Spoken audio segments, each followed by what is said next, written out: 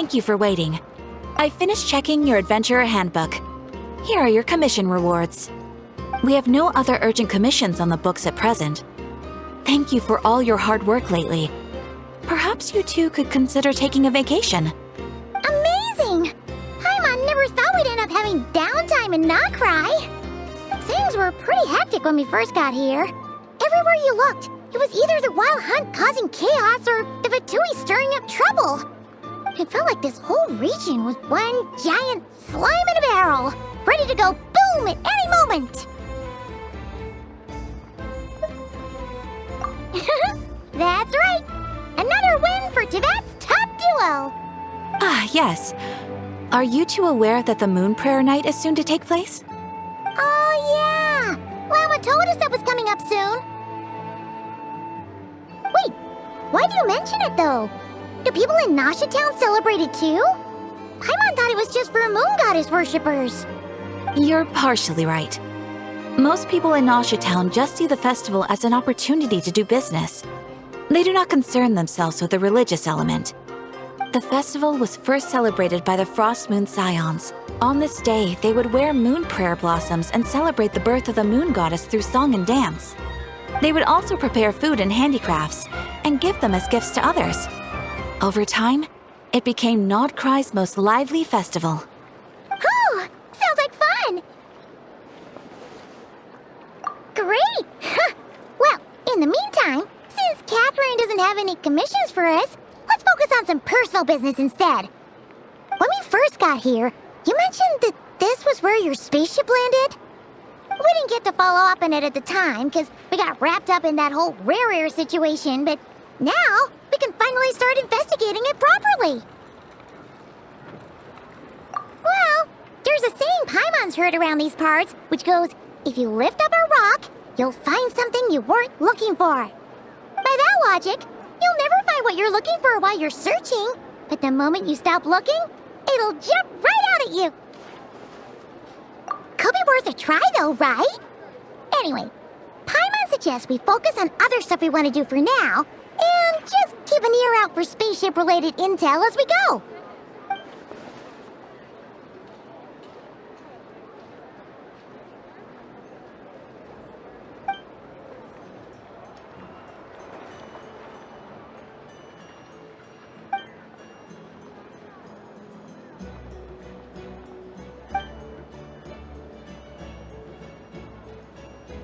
What's wrong? He looks super serious all of a sudden. Huh? Paimon gets why you'd be concerned about Columbina, but what does the doctor have to do with anything?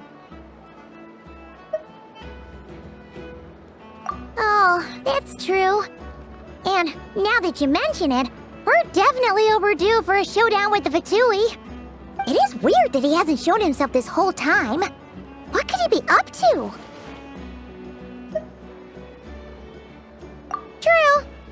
Paimon would much rather deal with Marionette anyway. She says the meanest things, but when it comes down to it, she doesn't seem like a bad person.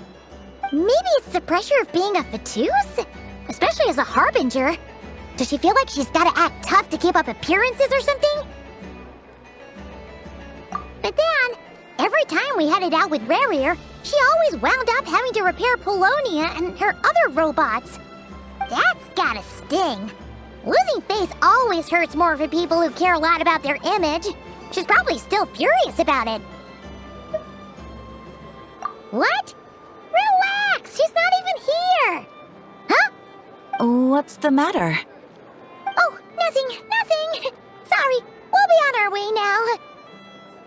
Where are we again? Oh yeah, Columbina? Right, yeah, let's go see Columbina.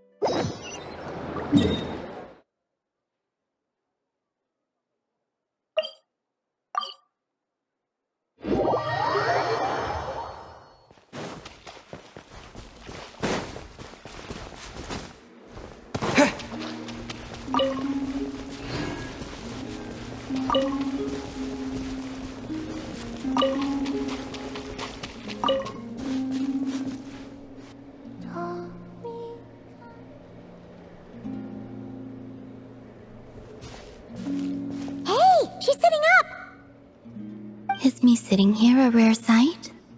No, we just thought you'd be resting. Perhaps I would have been, were it not for the sudden arrival of some unexpected guests. Not that I consider it a disturbance. After all, you are the only ones who are free to enter. Would it not be a little unfriendly of me to lie down while we speak? I didn't realize you put so much thought into little things like that.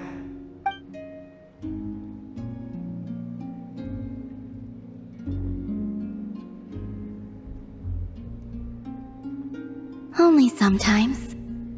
There have been moments lately where I think about you and your companions. They are warm, mysterious, and cozy memories. Very few of my past memories are anything like that. They say that travelers return home bearing bags full of souvenirs. But my luggage was empty, and I believed it would stay that way. Return home? So, you're still planning on returning to the moon? Yes. This planet continues to reject me, reminding me that I do not belong here. If I remain into that, there will come a day that I disintegrate. And I don't mean reduced to dust, or turned into food for the flowers. I mean, I will cease to exist entirely. Alright then. Well, we're sure gonna miss you. But it sounds like we'll have to say goodbye. How do you intend to return? The moon prayer night is soon to arrive. On that day, the moon will be closest to Teyvat. The Kuvaki in this land will reach its peak at that time. I merely need to grasp the tide, and with relatively little effort. Oh, Paimon gets it! It'll work like a slingshot! You make it sound like she's gonna get blasted up to the moon. If I did that, I suspect I would crash into the false sky. I will be using a much gentler approach. But I do like the analogy. It's fun. You see? She gets Paimon's sense of humor. In the blink of an eye, the time has come to part ways. It does feel that way, doesn't it? Time seems to fly fastest when you are enjoying it. I have always thought of myself as a wanderer on this earth, and it has never expressed any desire to keep me here. Yet, just as I plan to depart, it tugs at my arm. Is this a gesture of affection? Or is the world mocking me? Oh. Were you hoping I can answer that? Yes. You are a traveler, so you must have a lot of experience in this area. Then, what I would say is, enjoy the moment. That's right! Don't overthink it! Happiness is happiness and joy is joy! The point is to enjoy it, not analyze it! I see. Then what I would say is, even though I am very tired right now, I am still happy. I can't tell from the tone of your voice. Oh, really? You don't think I sound happy? I'm just kidding. I could tell you were in a good mood today from the moment we saw you. Ah, a joke. Albeit not a funny one. Anyway, I assume you're here about you-know-what. Give me your hand. Actually, it's not that. There's something else we wanted to discuss with you. Oh. Then, do you still want to give me your hand? Or not? Sure.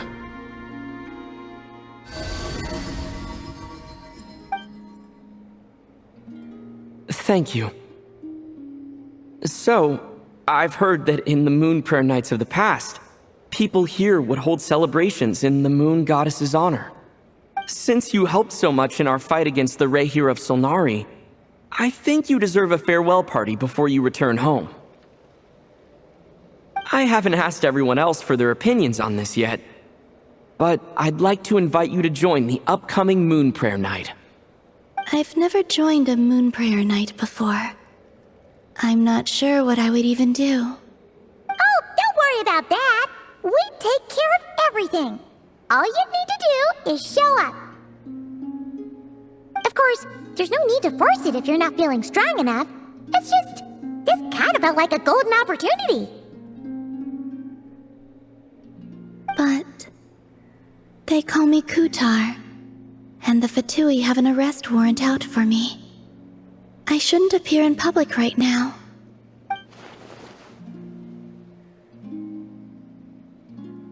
I'll make it work. You have my word. Yeah, we got your back. Well, he does. Paimon's actually not too sure what he's planning. All right, if you're sure. I will not refuse your invitation. I suppose it wouldn't hurt to pack a few more sights from this world into my suitcase before finally learning what my homeland looks like. Oh, if you see Lauma, please tell her that my answer to the question she asked me is neither yes nor no. Rather, it is, there is no need. That was kind of cryptic, but sure. Guess it's between the two of you. We'll pass along the message. Bye for now.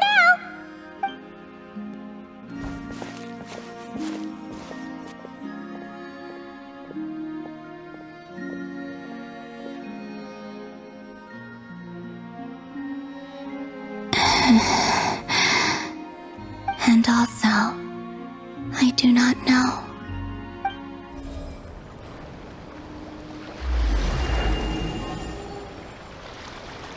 Since she's agreed to join the festival, let's go see who else wants to take part. Lauma's gotta be the person most familiar with the Moon Prayer Night. We should start with her. Also, what exactly is your plan to keep her safe? Not sure yet. I'll figure something out. What? Are you serious? And Paimon even gave you her vote of confidence back there! When did you become so sneaky?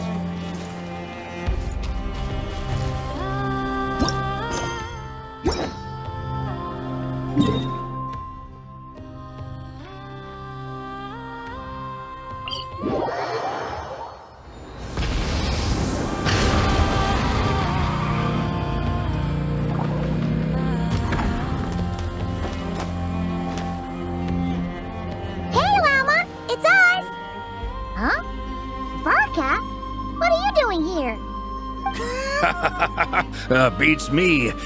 I had a bit too much to drink last night, and when I woke up, I was on Hisi Island. Mr. Varka is helping to oversee Nasha Town's preparations for Moon Prayer Night. He is here to go over some details regarding the decorations and custom cloth designs. Right, yeah, that too. What do you mean, that too? Yes. Celebrating this festival is a long-held tradition here in Nod-Krai. On this day, the crescent moon at the top branches of the verdant crest turns into a full moon, and the moon prayer blossoms bloom with a special radiance. Our people take these to be blessed omens. It's an especially welcome event coming off the back of all that nasty business with Khaenri'ah. Everyone got put through the ringer recently, and now they're looking to turn their fortunes around. The big shots in town all agree that a big, lively celebration is just what we need to rebuild people's faith in this place. No wonder Catherine said the people weren't so bothered about the religious element. That's right. It's become more of a local custom by this point. The celebrations have little to do with whether the religious stories behind this event are true or not. Even the Frost Moon Scions are eagerly awaiting the coming of Moon Prayer Night, despite now knowing that their past beliefs were founded on a falsehood. That's fair. It's a bit like the Lantern Ride in Liyue. It's a chance for people to enjoy themselves, not debate the existence of the Adepti. Oh, one other thing! We just went to see Columbina. We went ahead and invited her to take part in the festival this time. Hope it's okay. Wait, so... you mean she agreed to it? Huh. That's quite a surprise. Then, I suppose that she intends to return to the moon on that day. Oh yeah! It's kind of a complicated process, but Basically, it's like a slingshot. I understand. In truth, I had a feeling that she might make such a decision. Well, if Kuthar has decided to participate in the festival, we should prepare accordingly. Yeah, exactly. She was saying how it could be risky for her to show her face in public. We were wondering if there was any way we could hide her. Unfortunately, the people who carved the statues did an excellent job of capturing her likeness. It will be very challenging to hide a goddess whose face everyone is so familiar with. Darn! We may have bitten off more than we can chew here. Nah, don't sweat the small stuff. We can handle that. Huh? Are you saying you have a plan? Not as such, no, but the most important thing with a festival is to keep the mood light and your spirits up. You can't go preparing for a festival with those long faces. You'll never convince anyone to enjoy themselves. The Mondstadter spirit is strong with this one. As it happens, I agree with Mr. Varka. Let's start by making our appreciation for Kuthar the beating heart of the festive atmosphere. And who knows? Once we get the ball rolling, perhaps everything will just fall into place. Hey! Did you catch that? Llama said the thing! Or close enough, at least. I'm looking forward to the Moon Prayer Night already. We have a festival in Mondstadt called Windbloom, and you can always tell which couples are celebrating it for their first time by the smiles on their faces. Big, beaming smiles like their whole face is glowing. And I have a feeling we'll get to see that same smile on the Moon Goddess's face at this festival. Not quite the same, surely. Anyway, I'll take care of business in the city, but I'll have to leave the decor up to you and the Frost Moon Scions. No one else can capture that traditional aesthetic quite like you guys. But lastly, there's the final key element that brings the festival to life. Companionship. Before you leave, let me show you something that we've been preparing. Mr. Varka had asked to see it already, so you may as well tag along. Also, I have some further questions about Kuthar's decision.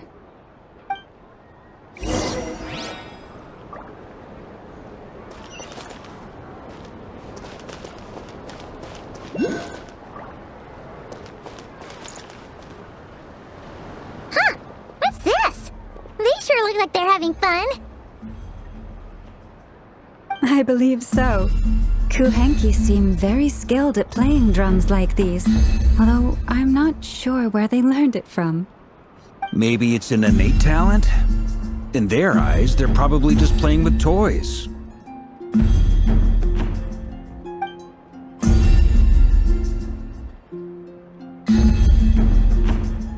Wanatar! You want to play too? Yeah. She looks more confused than anything. Maybe we can teach her next time if we get the chance.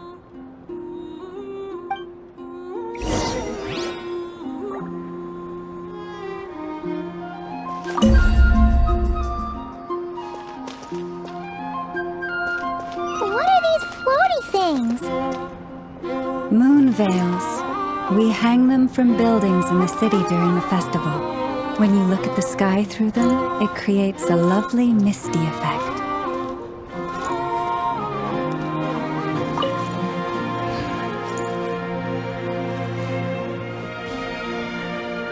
Everyone seems hard at work. They are preparing items for Moon Prayer Night. For instance, the sculpture being made over here, Mr. Varka and I were just finalizing the details of where it will be placed. Ah, there she is. I didn't know the finished article would be so large. Not to worry, though. All the necessary arrangements have been made. Just let me know once it's ready, and I'll get some people to ship it over. You have my thanks. And over here, we are preparing a very traditional confection. Oh, look at all these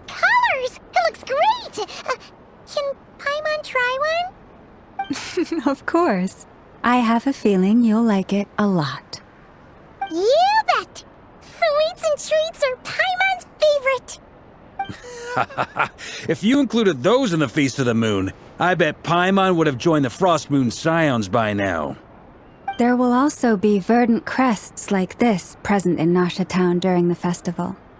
The timing of Moon Prayer Night is not completely set in advance. We make a rough estimate, then observe the changes in the verdant crests and moon prayer blossoms to guide us. As such, the wait itself is a fun feature of this particular festival.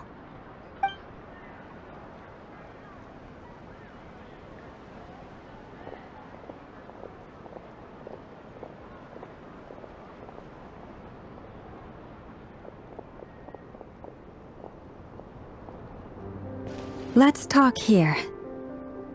To tell the truth, I am very surprised to hear that Kutar is willing to participate in the festival. I once asked her if she'd be willing to stay with the Frost Moon Scions. I could introduce her to everyone, and we could be a family to one another. She did not answer, but she has not appeared here since.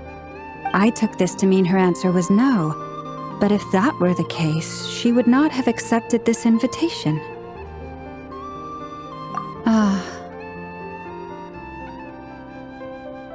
I see. Maybe she is right. Maybe the Frost Moon Scions of today no longer need a moon goddess. But my wish was not for her to come here and be worshipped as a deity. I simply wanted to offer her a place to stay. I'm sure she believes that showing herself here might invite Fatui intervention, and as such she does not wish to cause us trouble. But what really pains me about all this is that this is her birthplace. She ought to belong here, yet no one has been able to grant her shelter. I think I'm qualified to weigh in here. When someone's about to depart on a long trip, what they need is blessings, not burdens. We should wish her the best, not make the journey harder than it already is. Anyway, she's agreed to attend, hasn't she? All we need to do is simply respect her decision. I see your point. Yes, she will soon depart after all. Our job is to leave her with some happy memories. Besides, who's to say her journey to the moon is a one-way trip? It's not like she can't come back and visit if she wants, right? Paimon agrees wholeheartedly. Festivals are all about having fun, so let's keep it simple. All right, I'm gonna head back to Nasha Town soon. Want to come with? I'm guessing you have some other folks to visit there. Sure thing, let's go! Bye for now, Wilma! Thank you all. Goodbye.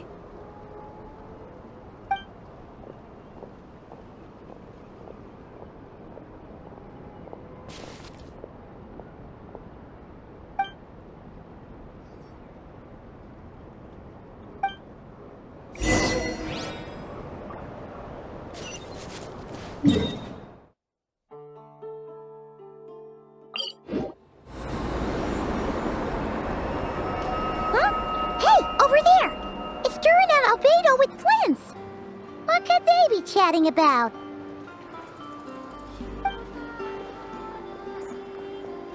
Your guess is as good as mine. Ah, Grand Master, and the Traveler and Paimon. Hello there. It's been a while. Perfect. We have some new volunteers for our investigation. Wait, let me guess. The righteous Lightkeepers are finally ready to hunt down the Abyssal Dragon? Haha, yes, that too. Yeah, right! Oh, wait! Why does everyone keep saying that too? Well, to be precise, the facts match, but not the causality. Wait, so I guessed right? Half right! Don't act so impressed with yourself. Maybe I can explain. We ran into Mr. Flint's north of Nasha Town. At that time, we just noticed a few abyssal creatures out in the wild, but the strange thing was, I didn't detect any traces of abyssal energy on them at all. On closer inspection, we realized that they were not real monsters, but something akin to reflections in the water, or perhaps a mirage. Huh? What do you mean? Like, you could see them but not touch them? Exactly. It was very peculiar. They roared and tried to attack us, but we could not make any physical contact with them. I think I've heard of things like that happening in Nod-Krai before, but I don't know much about it. Yes, it's a known phenomenon. Mirage-like illusions tend to appear in Nod-Krai in the run-up to Moonprayer Night. From a distance, they appear quite real. I myself thought that Misters Durin and Albedo were locked in battle with abyssal monsters when I first arrived. But after sharing intel and investigating a little further, we can confirm that these illusions are harmless. There is no great cause for concern. All the mirage stories I've heard are either animals, rocks, or small houses. Abyssal monsters, though? That's a first. It's a first for me, too. So I'm planning to look into it further just to be on the safe side. I intend to inspect a few more locations. What about you two? Any plans? Alice contacted me a few days ago. She'd like me and Durin to assist her with an experiment. But we lost contact shortly after receiving the message. I'm sure that comes as no surprise to anyone familiar with her. We don't know when the wind will blow, yet when the wind blows, we will know. That, in a nutshell, describes how Alice operates. Yeah, that tracks. Okay. Well, I suggest we investigate this mirage business in the meantime. It's piqued my curiosity, and I'm pretty sure I know someone who will already be 10 steps ahead of us. Well said. Right? Whatever's happening in Nod-Krai, she always seems to be the first one to know. Let's go see what she knows. We can invite her and her staff to the festival while we're at it.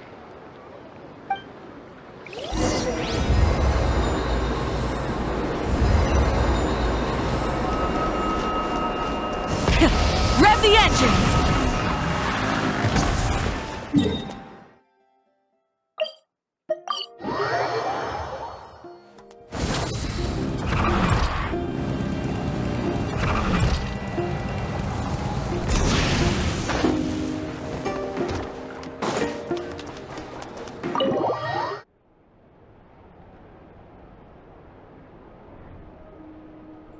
You're right, I have noticed.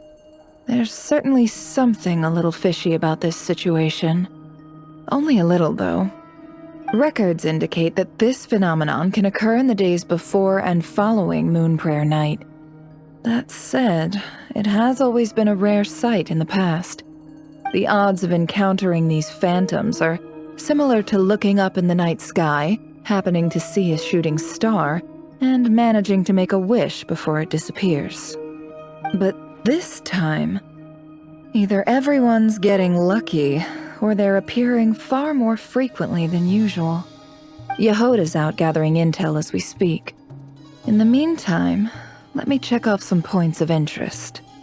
First, the Abyss. The ones we saw seem to be abyssal monsters. Indeed. But we have identified one location where many more of them have made an appearance. And not just monsters, but human phantoms too. Given the scale and nature of the phantoms, it's almost as if someone's last memories are coming to life. Or perhaps the memories of multiple people. Oh. So you mean the phantom monsters are hunting down the phantom humans? Exactly. The phantoms can interact with each other, but we have no means of intervening. In addition, some of the human phantoms would seem to be from the very distant past. This is clear both from the clothing they wear and the stories they tell. They claim to be from Hyperborea, a name which I've heard from Lauma before. If this is true, it means they must be from 6,000 years ago. Did Paimon hear that right? 6,000 years? It sounds like this merits further exploration. That'd be a big help. I'll leave it with you, Albedo. My knowledge of ancient history is non-existent. I used to doze off every time the pre-Knights Favonius era came up in class. It's quite a miracle that you were able to understand these phantoms' speech, given how long ago they lived. I suppose you're right. But I'll leave the archaeologists to ruminate over that conundrum. As an intelligence broker, my sole interest is in the value of the information I gather.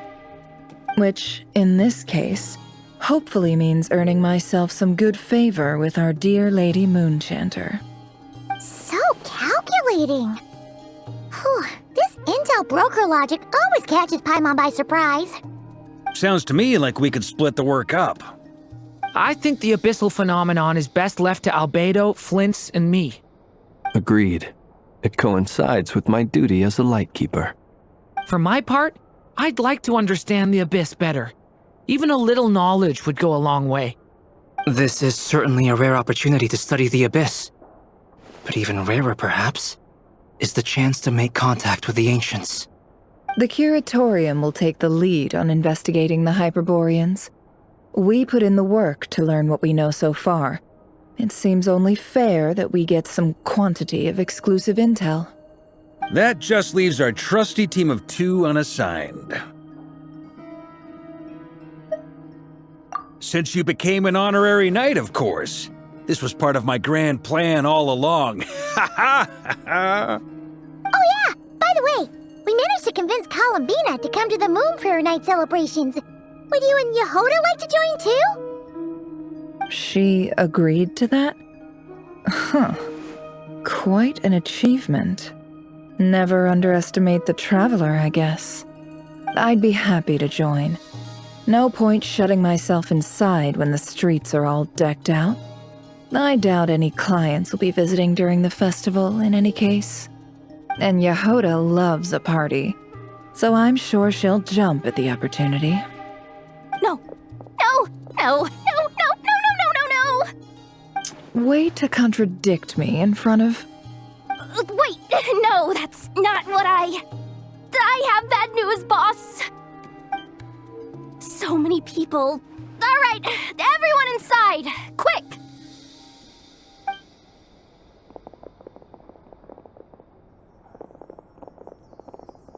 This is gonna sound crazy, but hear me out. I saw one of those phantoms at Star Sand Shoal, and it was some sort of flying ship. Like a spaceship? That's gotta be the one you came to Tibet in. You said you saw the same thing through the moon marrow, right? Huh? You already know about it? Ugh, I thought I was gonna blow people's minds. Turns out I'm the last to find out. Wait, back up. You came here in a spaceship? Now my mind is blown! What's it like on the inside? Was it like flying through space? I want to know everything! Yep, exactly. Huge discovery. You're the best. Second best intel broker in the world. After your boss, of course. Wow. Really? Well, I don't know if I'm all that, but... I guess that decides where we're heading next. Come on, don't look at me like that. I know the spaceship doesn't have anything to do with me, but you don't want to leave me as the only one twiddling my thumbs, do you? Please? Fair enough. You can tag along. In that case, let's meet back here to discuss our findings once we're done. I wish everyone a productive investigation. You too!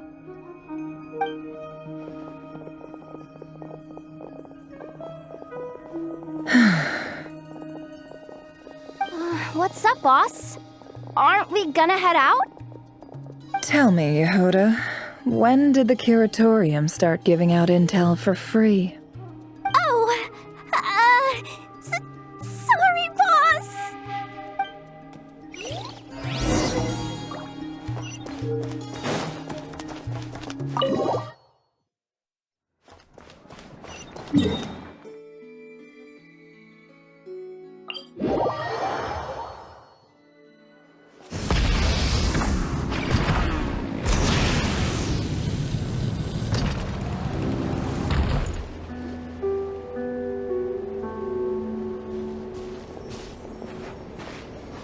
Well, what do you know? Yehuda was right on the money. This phantom really is your spaceship. But that's so weird.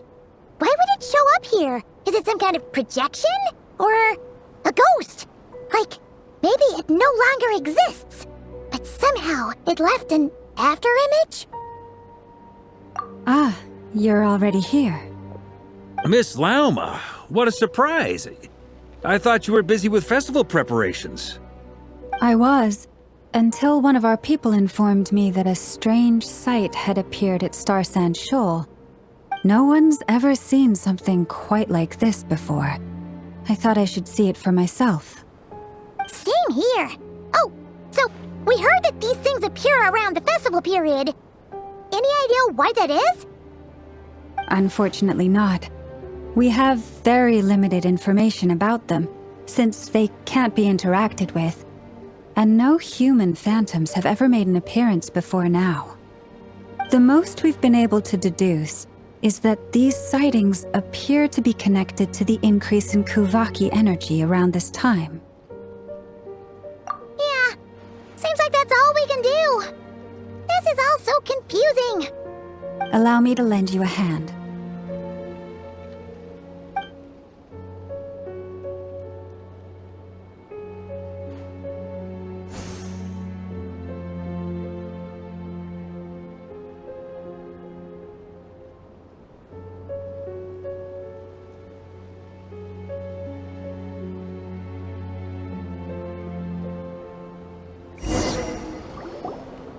Everyone, our friend here should be able to provide us with some information.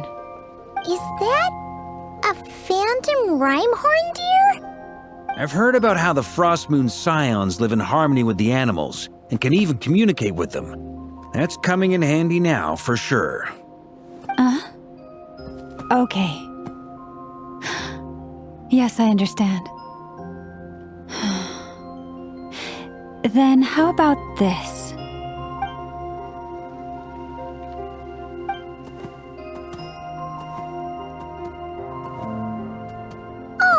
It's leaving. It appears to share our curiosity about this giant spaceship, so I asked it if it wouldn't mind investigating along with some friends. In return, I told it about some nearby spots where the wild fruit grows abundantly.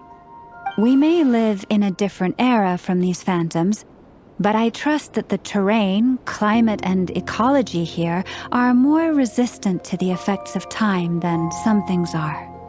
Let's give them a moment and hope for the best.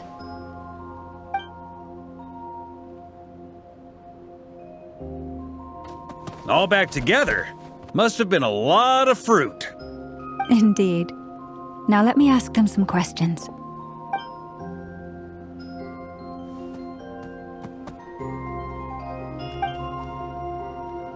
It did find a lot of wild fruit, enough for them to feast for a long while. This puffin circled in the air several times, but didn't spot anything out of the ordinary. Certainly nothing to do with the spaceship. Huh. Well, it definitely makes sense to get a bird's eye view. Indeed. Other than that, I was also thinking that the world these phantoms see is also different from ours. Oh, I get what you mean. The wild fruit exist in both times and spaces, but there might also be things that only exist in that space-time, which we can't see. Good point. Great thinking, Lauma. Blunthorn rhinos can use Kuvaki to shift great rocks, but this one says it couldn't get that ship to budge by even an inch. The sniffer mole tried too, but despite being a skilled digger, it could not get through. They say that the spaceship looks robust and undamaged. It seems completely impervious to any and all attacks. Whatever lies within is well defended from harm. So, just like us humans, there was nothing they could do about this spaceship either. Yes, still, they deserve our thanks. We are grateful for all your efforts, dear friends. Now go, and enjoy your feast. I've noticed some other human phantoms gathered nearby. Come on, let's go talk to them.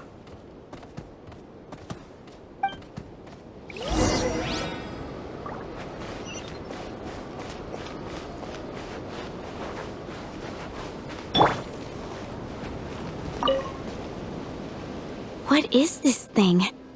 I've never seen it move, and there's no way to get inside. Goodness knows. My grandpa says it's been sitting here at least since his grandpa was still alive. What about his grandpa? Did he say anything to your grandpa's grandpa about it? Huh? I don't know. In all likelihood, it was here back then too. Hard to imagine something this huge could move. Guess that means that as far as they're concerned, this ship's been around a long time.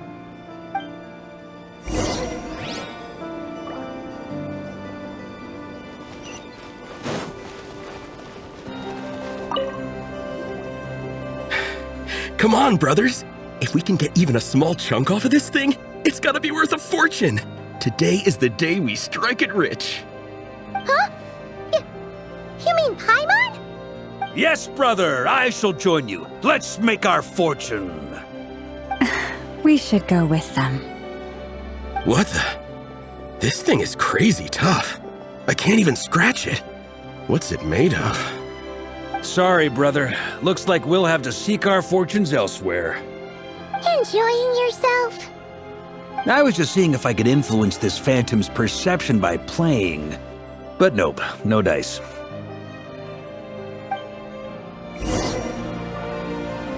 I'm sure we're all starting to build up an idea of what's going on here now that we've spoken to some of the people.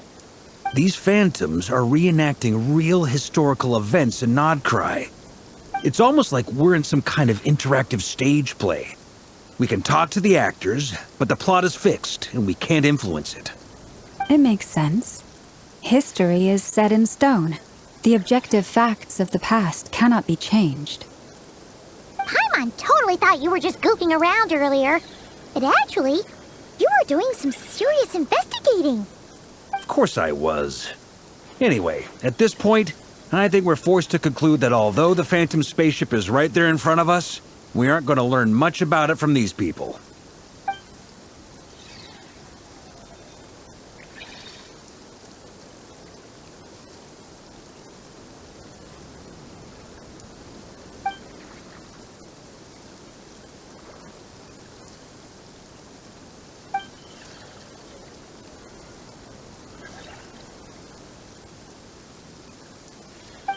Don't be discouraged.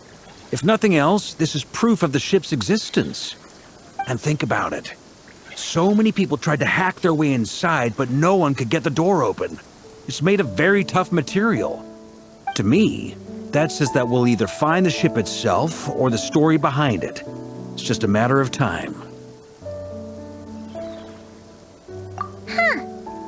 Every now and then, when Varka gets serious, he actually does seem like Grandmaster material for once. I wonder how the others are doing. Let's head back for now. Sounds good. Also, drinks are on me if Team Knights of Favonius is the first to finish. Wait, we have a team name now? Am I in Team Knights of Favonius as well? You're very welcome to join. We've even got a cathedral ready for you. Isn't that technically blasphemy? You wouldn't dare make a joke like that if Barbados was in earshot. Nah, I'm sure Barbados doesn't mind a little harmless blasphemy once in a while.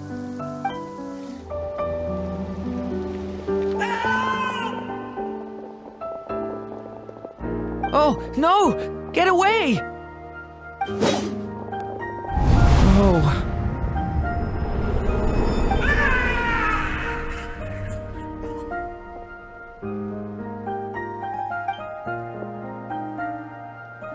I know it's hard to stomach, Mr. Durin. But as I'm sure you've noticed, there is nothing we can do to intervene in that which unfolds before us. But we have to at least try. And try you have. But are you aware of how many unsuccessful attempts you've made now? I wasn't keeping count. I'm afraid this is the 39th failure so far. Or the 5th if we're only counting this particular victim. There are no indications that these phantoms may be altered in any way. You seem to have calmed down a little. I'll make us a fire. You should rest and have some water. Feeling any better now, Mr. Durin? May I ask a few questions? Be my guest. What exactly are we witnessing here? What happened to those people? My guess would be that we are seeing Nod-Krai during the Khaenri'ah cataclysm. Would that be accurate? Khaenri'ah. That is correct. As you know, once the Abyss senses even the tiniest crack, it floods in and spreads like wildfire. There was a time in the distant past when it permeated all of Nod-Krai, causing immeasurable harm. The people paid a terrible price to heal this land. Then, 500 years ago, the whole of Teyvat suffered an abyssal disaster. Once more, Nod-Krai was dealt a devastating blow. I see.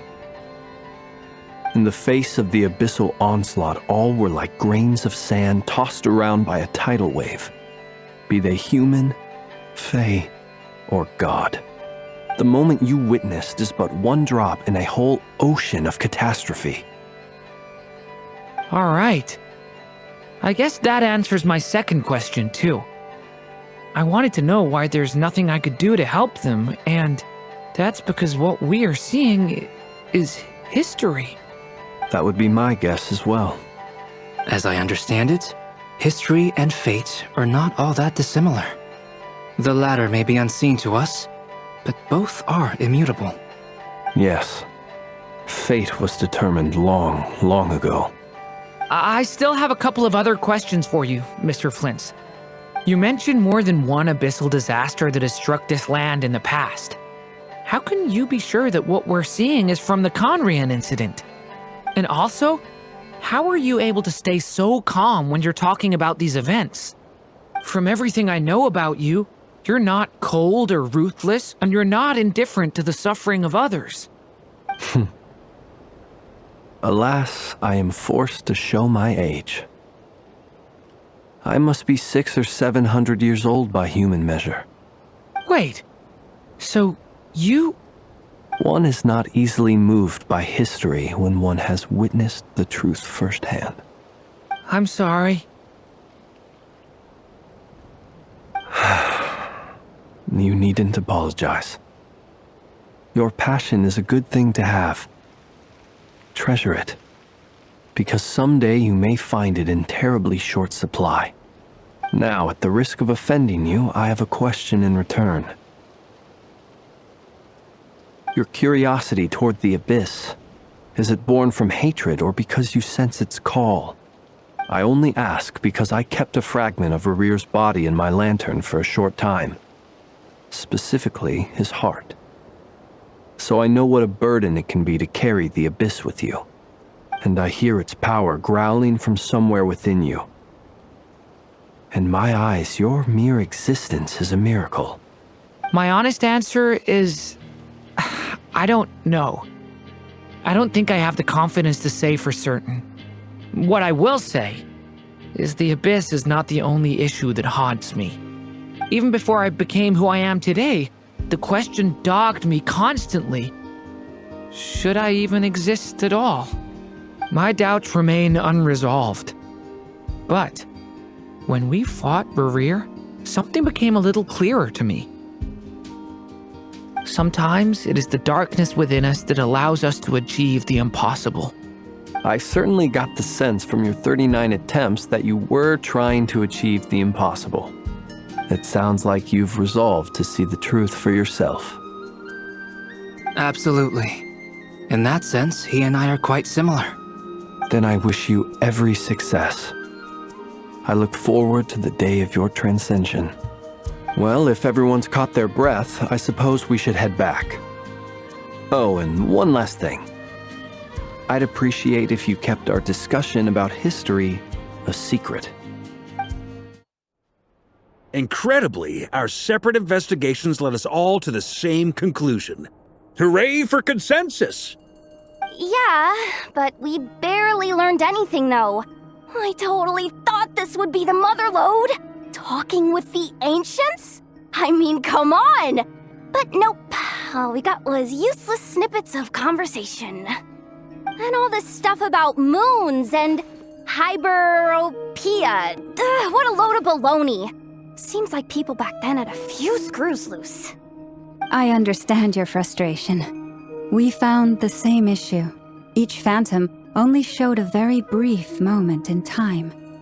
There isn't much value to be found in these miscellaneous fragments of a civilization's history, no matter how glorious it may have been. If there's a silver lining, it's that these phantoms are harmless to the present reality. They shouldn't get in the way of the festivities. Paimon agrees. And not just because it's the first thing she understood in this whole conversation. You look disappointed, Nefer. Is something the matter? What do you think? We all worked our tails off, but the only one to gain anything from it was you, Lady Moonjanter. Well, please do share the Hyperborean records with me. I will gladly inscribe them in our people's documents. Oh, duh! Yeah! That was it! Hyperborea! Hyperborea. I'm serious. Only an expert in the Frostmoon Scions and their history can turn these records into valuable research material. The alternative is to let them gather dust on the Curatorium's storage shelves until the pages turn yellow. Nefer, you're wise enough to know that cooperating and sharing the profits is the best course of action here. Well, that goes without saying. Sure, let's do that. Huh? But didn't you say we aren't supposed to give out intel for free? Sorry. Shutting up. Now is not a good time to push Nefer's buttons. Anyway, back to Moon Prayer Night. I'm thinking that we should prepare something a little special, aside from the usual decorations and so on. You mean a parting gift? Can't go wrong with food. Although, does food go bad on the moon? Perhaps a lantern would be a better choice. It might be dark up there. It could prove difficult to light a lantern on the moon. Magical stones might serve that purpose better. What about a clockwork mecha model from Fontaine? I've got a whole bunch at home.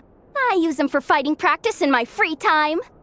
None of these sound like things she would be even remotely interested in. But we don't interact with her enough to know what she likes. Yeah. It would really save us the guesswork if someone could find out what she's into. Wait, what the? Traveler? They're all looking at you.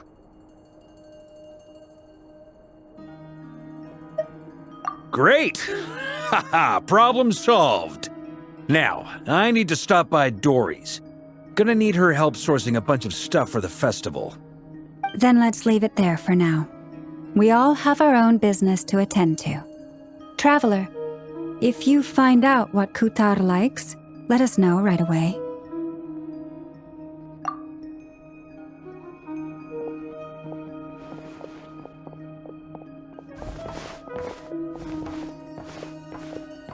Is something the matter?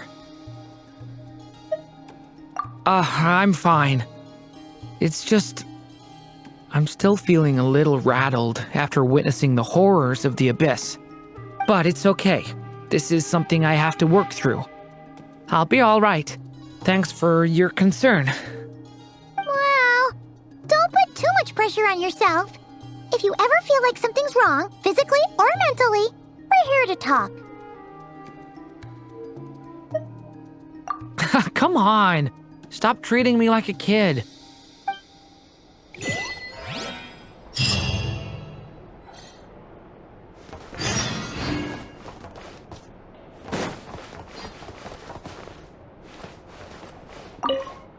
You should get going.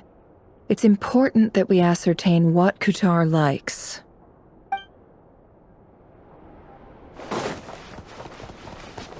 Which is why we need a lantern guaranteed to work on the moon. Yes, I have a few ideas, but the lantern itself is the easy part. The real issue is how little we know about the lunar environment. Wait, you two are serious about this? Let's just say I'm intrigued by these shining magical stones that Mr. Albedo has mentioned.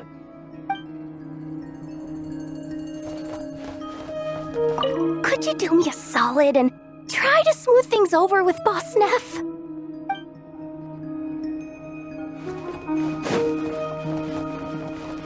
Miss Lauma, would you accompany me into town? I think it'd be best if you saw the Frost Moon Scion's decorations for yourself. Very well. Let's go.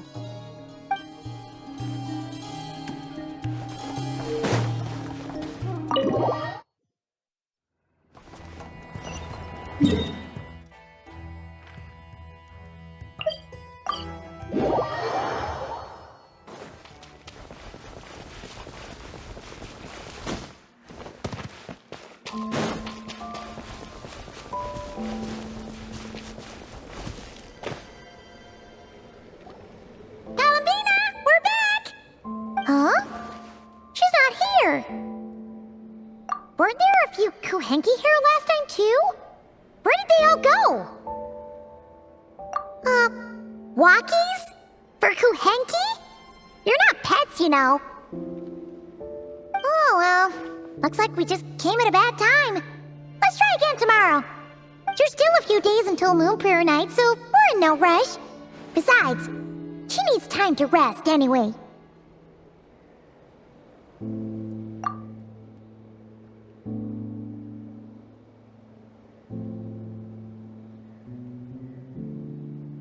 Columbina! Are you back yet? Oh, how strange. Looks like she still isn't here. Right? It's not like her to spend so much time outside, especially since she's worried about attracting unwanted attention. What about Luonatar? Luonatar, you there? Hey! Do you know where Columbina went? Sorry, didn't understand. But if you know where she is, could you take us to her? Yeah, that's even stranger. What about him? Oh, that's not good news. They change color when Columbina gets weaker, right? And they look super pale right now. Good idea. She might know what's happening.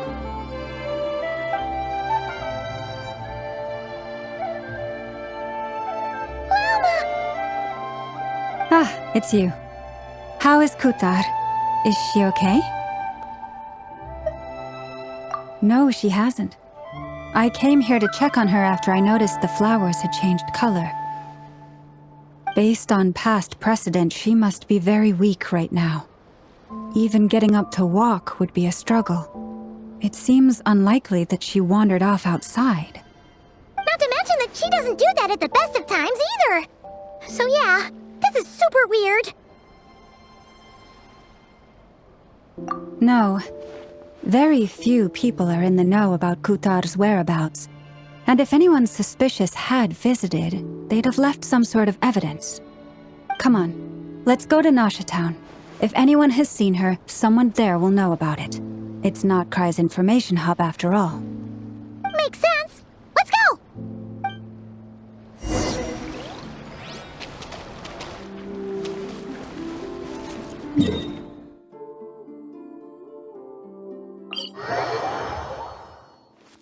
Full throttle!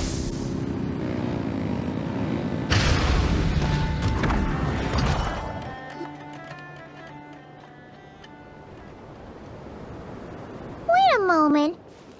Is it just Paimon, or is this stall kind of suspicious? It's never been here before, right? No, I don't recognize it.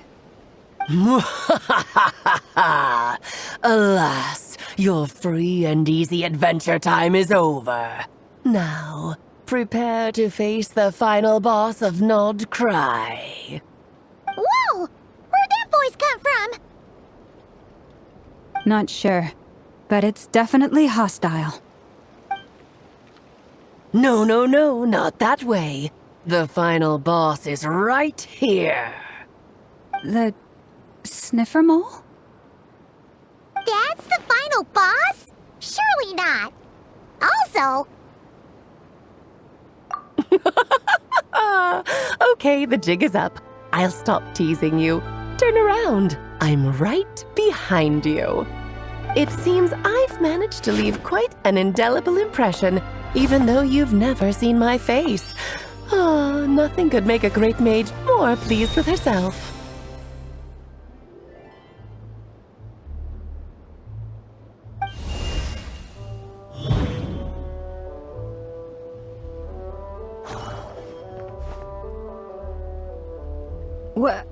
What is going on?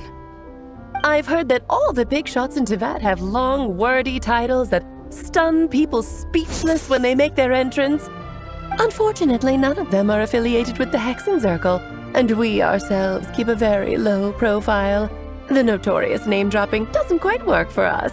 Still, I, for one, think I'm really quite amazing. So that didn't stop me from coming up with a title anyway. Alice!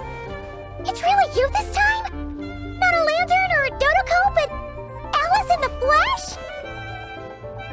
Oh, that's right. So, what do you think? How does it feel to finally meet me? You look like... What is that supposed to mean, I'm the mother of Klee, Teyvat's #1 cutie. How old could I possibly be? So she's a friend of yours? Kind of. This is actually the first time we've seen her in person. I see. Madam Mage, that was, quite a powerful entrance. I certainly won't be forgetting it anytime soon. It's okay, Lauma, don't force it. Paimon will do the honors. This is Alice from the Hexenzirkel. She's a friend of ours, and of Arcus, too. That's right. She's a good person, just kinda unpredictable. Well, what is the human heart if not unpredictable? If we could not do as we please, how would we differ from machines? I am Lauma, Moon Chanter of the Frost Moon Scions. It is a pleasure to meet you.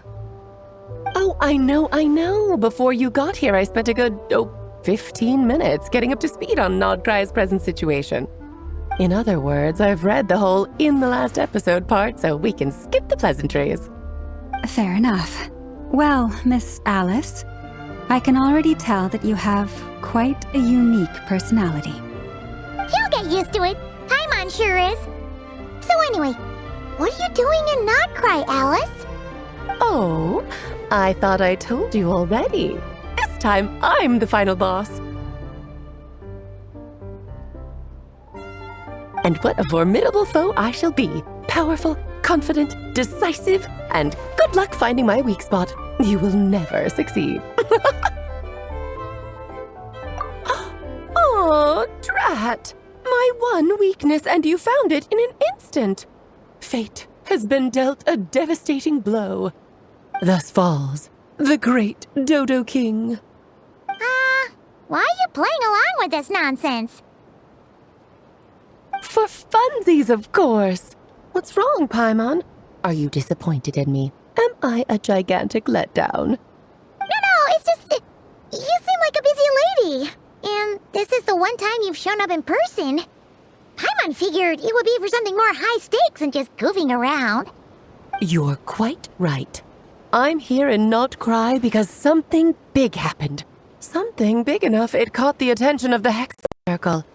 It concerns the 3 moons, Tevat's borders, and of course, the moon goddess you are currently searching for. Kind of. Why don't we discuss this over a pot of tea? My main reason for coming on this trip to Tevat was, of course, to have some fun. But I do technically have a job to do as well, namely, maintaining the stability of Tevat's borders. I'll skip over the complicated parts, but to sum it up, abyssal energies are all that lie beyond Tevat's border. We'd find ourselves in a real pickle if they ever made it through. And the phantoms you've been seeing are a sign that the border has been disturbed. No wonder they tend to show up around Moon Prayer Night. Is it because the real moon is now so close to us that its power can cross the border? In part, but only a negligible amount passes through. Just enough to influence the verdant crests and so on. And as you've noticed, there has been an unprecedented number of phantoms appearing this year. The influence of the moon beyond the border cannot explain this. No, there is another far greater factor at play. The trilunar syzygy. A trilunar syzygy? Eons ago, before the heavenly principles came to Tevat, it was the then 3 moon goddesses who controlled the laws of this world. Oh, that's exactly it! The 3 goddesses split these powers amongst themselves, promising never to consolidate them into one singular body. This was meant to keep the world stable. But, fast-forwarding to the present, the eternal moon's marrow is with you, while the iridescent moon's marrow, which should never have appeared in this world, has been retrieved. Add that to the presence of a moon goddess in the flesh and... the power of all 3 moons is gathered here in Nod-Krai. There hasn't been an event like this since the War of Funerary Flame. And it's having a noticeable effect on Tevat's borders. Because I wish to give my darling daughter a peaceful, sunny environment to grow up in. Is that a good enough reason? Kinda sounds like you're dodging the question, but it does make sense. Well, that's one reason anyway, and the most important one. The others are a little complicated to explain. For instance, cleaning up after dearest Miss R. Albedo could tell you more about that if you're curious, but right now, I have a more important question to ask you. Why are you collecting the moon marrows? I see. Nicole told me about that legend once. Nicole? You mean Niche Anne? Oh, so you remember. Yes, of course. That was a story about fate, her area of expertise. But back to the story of our dear moon goddess. I'm afraid her intended method of returning to the moon is unlikely to work anymore. What does that mean? She may be missing, but she hasn't gone anywhere. She has disappeared.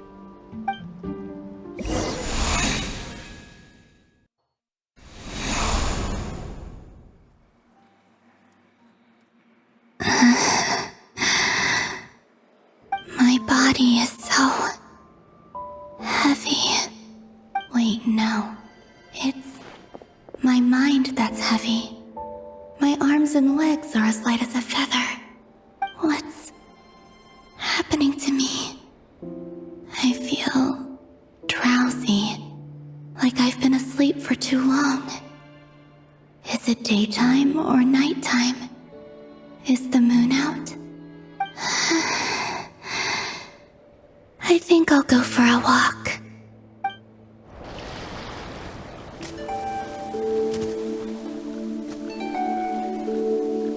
Are you out for a walk too?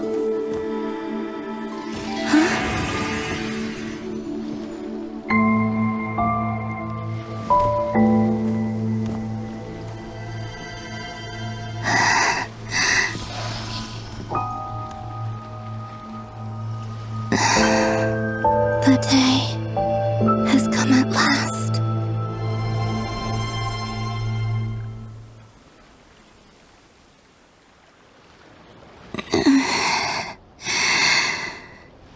Have I grown so weak that I can't even sustain my physical form? But Moon Prayer Night is nearly here. I was so close to returning home. Death is near. Is this how it ends for me? Will I return to the moon after I disappear? Or... I don't want it to end like this. So far, at least, I still exist.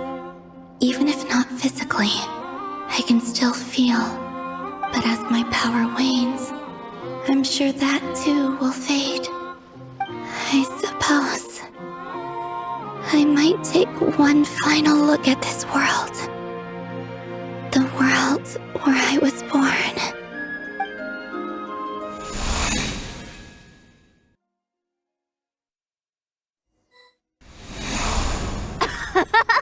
Come on! Come on! Wait for me! The Frost Moon Enclave. How much it has changed since I was born. These decorations, they're so heavy. It's times like this when you kind of wish men could be priestesses and acolytes. How fascinating. I've never had the chance to be privy to people's private lives in this way. In the past, people would get so solemn and serious the moment I showed my face. Like they were frozen stiff. Karina, Lametti, it's time to eat. Coming! I want to watch them a little longer.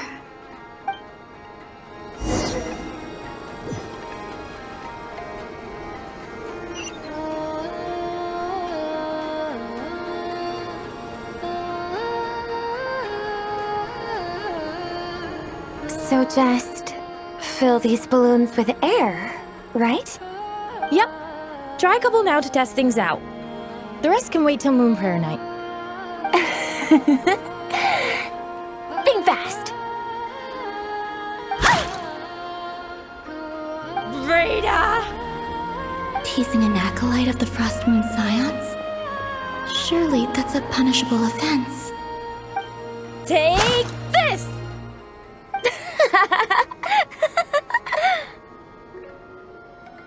Huh? All right, enough horsing around. Lady Lauma gave us a task. We should get back to it. The task is just to check that the balloons don't leak, right? Doesn't matter if we fill them with air or water. Yeah.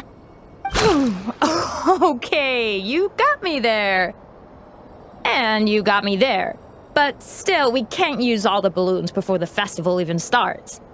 We won't use all of them. And as long as Lady Lauma's trusted acolyte doesn't snitch, this can stay as a little secret between friends. A couple more can't do any harm, right? Oh, you menace.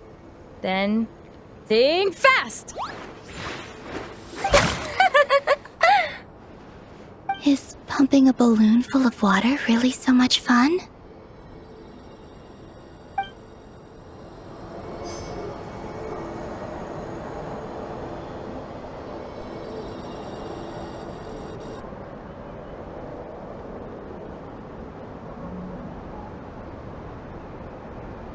I'm sure you're both tired from playing all day. Come on, eat up. A plain, humble meal. That has always been the way of the Frost Moon Scions. Huh? How come Lamatti got a midsummer berry dessert? Oh, I always get Lockaberry. I don't mind sharing. You can have a bite of mine if I get to have a bite of yours. They're sharing food? I've never shared food with anyone before. Even at the Harbinger tea parties, everyone just ate off their own plate. And when I couldn't finish my food offerings from the Frost Moon Scions, they'd leave the leftovers out under the moonlight for the animals to claim. Hey! That was 2 bites! Oh, then you can have another bite of mine. Oh, you too. Oh, don't fret now. Here, have some of Granny's too.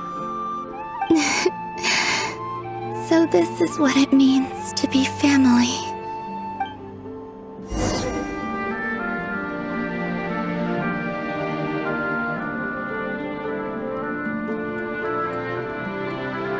I'm seeing so much that I'd never usually get to see. They'd never act like this when I was around.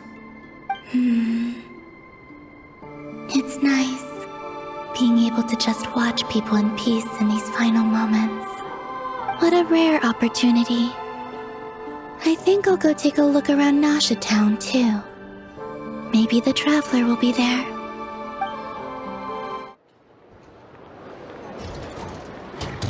After the War of Funerary Flame, the Moon Goddesses were no longer recognized by Teyvat. They lost the whole foundation for their existence. That's why the Moon Goddess's strength is fading. She cannot withstand the world's rejection of her. To be more pedantic about it, the Moon Goddesses did something to offend the heavenly principles, and that's why they were ousted. Something of a recurring theme in Teyvat's history.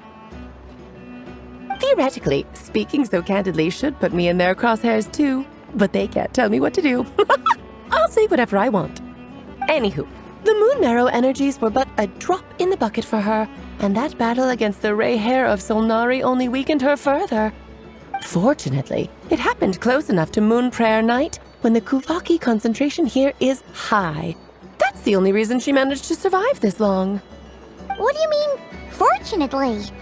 You said she disappeared. We're too late. Ugh, what a headache. I thought this was all common knowledge. I guess I have some more explaining to do. Okay, buckle up. It's time for another lecture.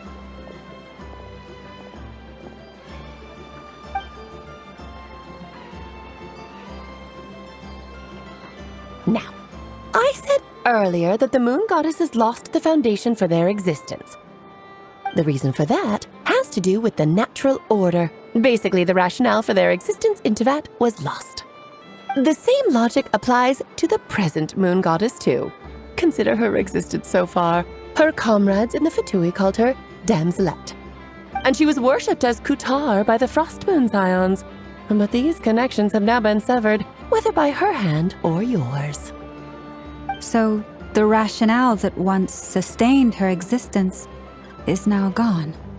Wait, we did that to her? Oh, well, strictly speaking, yes. But let's not start pointing fingers, shall we? I'll only end up as the big bad villain, and that's not the kind of final boss I want to be.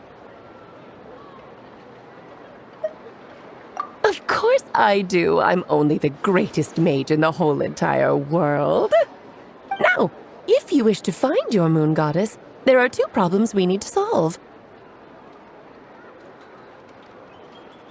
Firstly, we'll need to strengthen the connection between her and Teyvat, at least enough to sustain her until Moon Prayer Night.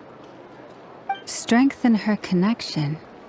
But does that mean I'll have to rally all the Frost Moon faithful behind this?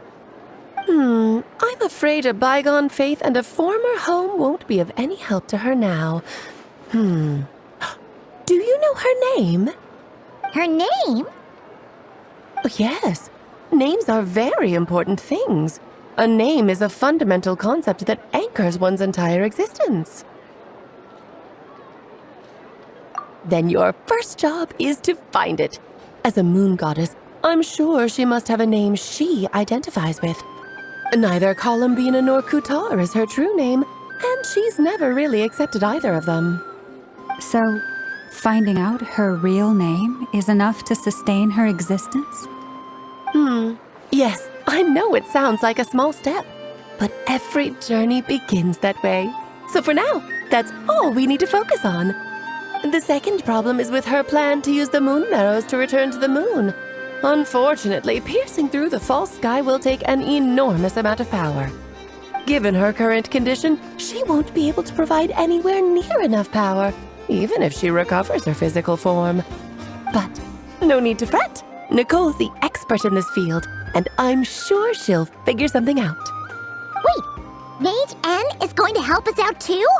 That means we've got 2 Hexacircle mages on the case. This is turning into a pretty big deal. Actually, this is more of a side quest for me. Like you said, I'm a busy lady, so I can't stay for too long. I'll have to return to Teyvat's border soon. That's the upside you get for looking out for my little Klee. Hopefully that will incentivize you to carry on keeping her company in the future. Anyway, jokes aside, you'd better get moving. It will take quite a miracle for the moon goddess's consciousness to hold out till moon prayer night. Oh, I suppose I might as well tell you where Nicole is before I leave. Off you go now. Time to meet your new friend. Oh, yes, and a little suggestion. Don't forget to mind your heads. What? I wonder how Durin's doing. I should really go see him before I head back. You really are super busy. I most certainly am. There's so many children I have to keep tabs on just in Mondstadt. Durin, Albedo, Venti, Varka. Klee didn't make the list, huh? Of course not. Klee is my pride and joy. I have no qualms about her, because she's the best child in the whole wide world. Yep.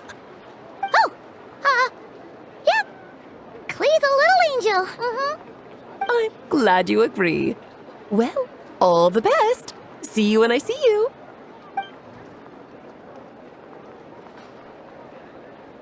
She left in a hurry. Yeah, she didn't pack up her stall. Should we handle it for her? I must say, I'm now very curious about her daughter. Klee, wasn't it? What's she like? That's a long story. Come on, we'll fill you in as we go.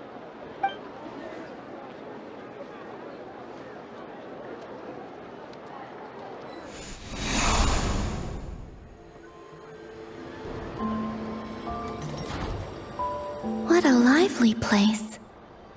I've never experienced Nasha Town like this before. Hey, you old geezer! Your hammer's rusted through! Who are you calling old geezer? Are they quarreling? I'm looking right at him! You've really gone downhill since giving your daughter free rein in the workshop. Can you even swing a hammer anymore? It shouldn't take you days just to fix a single chair! You might as well use that hammer to massage my back for all the good it's doing. Don't run your mouth, or you'll get a back massage that'll put you in bed for the rest of your life. Look, the materials haven't arrived yet, all right? You know how busy it gets in the days before moon prayer night. I'll bet you send all the materials to your little princess. Blood's always thicker than water, huh? All right, you've made your point, Uncle Koski. As soon as the materials arrive, fixing your chair will be the #1 priority. And Dad, if you've got time to chat, why don't you lend me a hand, See? Lolka knows what the score is. I guess they're friends. But the way they spoke to each other was so ugly. Then again, it wouldn't be the first time I've seen something like this. Columbina!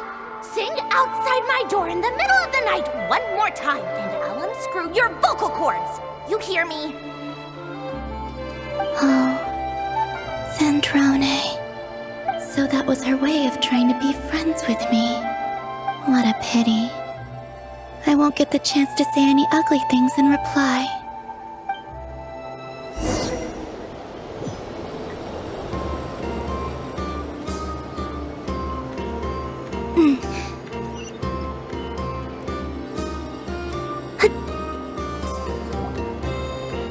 Hey, have you decided what to give her for Moon Prayer Night? I sure have. She's gonna get the surprise of her life when she's least expecting it. Then I'll whip out the ring and pop the question. The surprise of her life. What a fun turn of phrase. Cool, I get the picture. You can spare me the gushy details. Ooh, looks like we have a customer. Hello there, ma'am. Would you like some Moon Prayer Night candy? Huh? Is he talking to me? Can he see me? Here you go.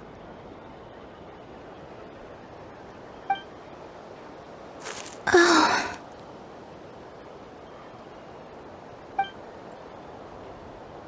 Come back anytime. Right. Now, where were we? I don't know why, but I still held out hope.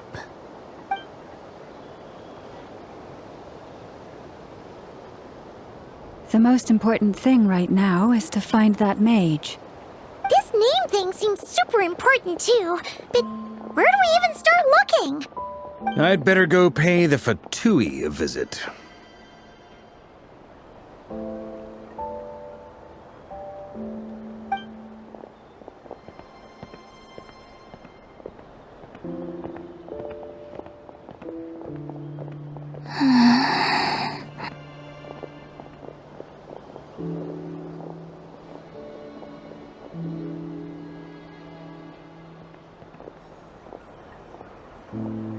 Columbina?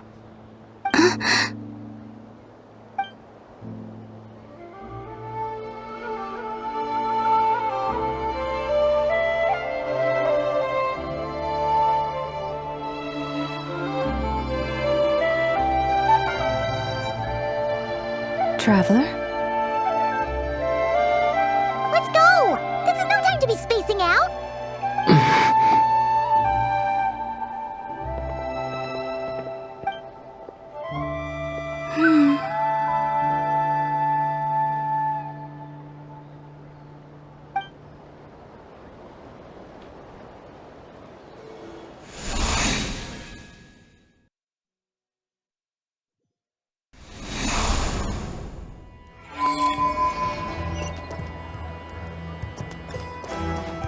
Try and stop me!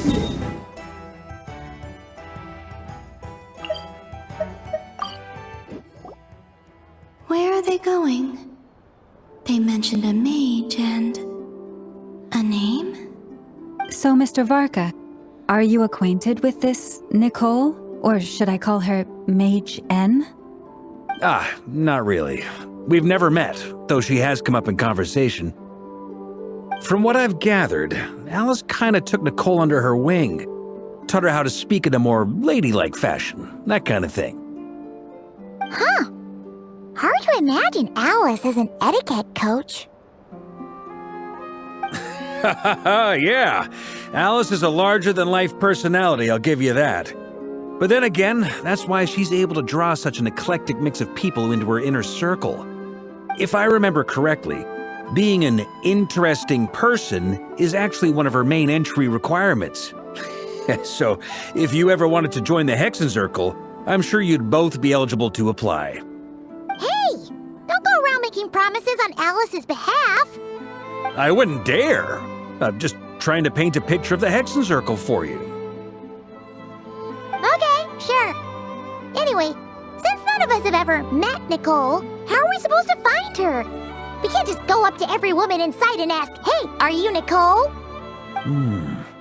Maybe something she's wearing will give it away?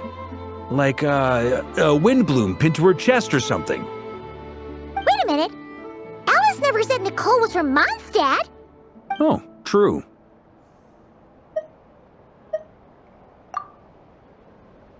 That would be This young lady, then?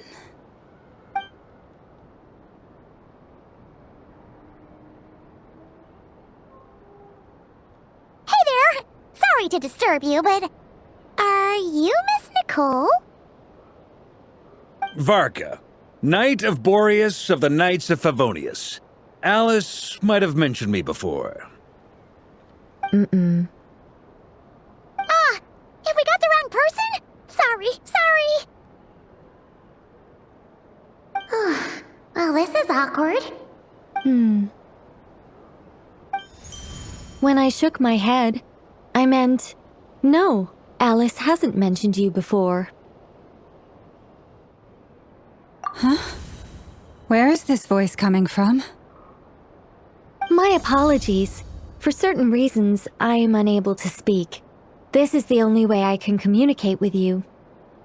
It might take some getting used to, but I hope you can understand. Hey, it's fine. I'm more shocked by the fact that Alice never speaks about me. As for you two, we have crossed paths twice before, but it is nonetheless a pleasure to finally meet you. It's really you! Thanks for all your guidance in the past! You're quite welcome. This time, things are different. We have reached the unwritten pages of the story. You might say that we stand at the crossroads of fate.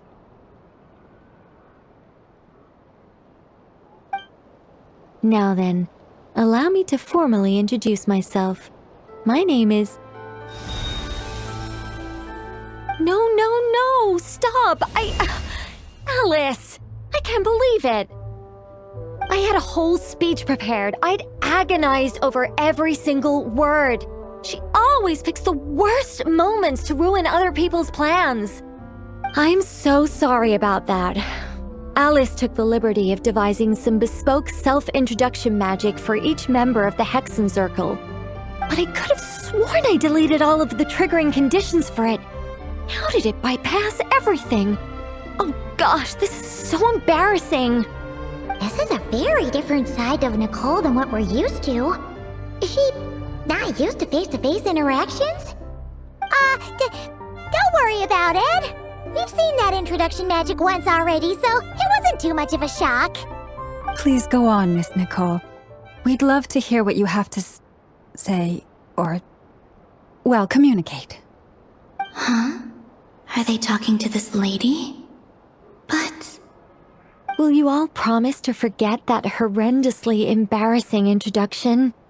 Sorry? Embarrassing? When?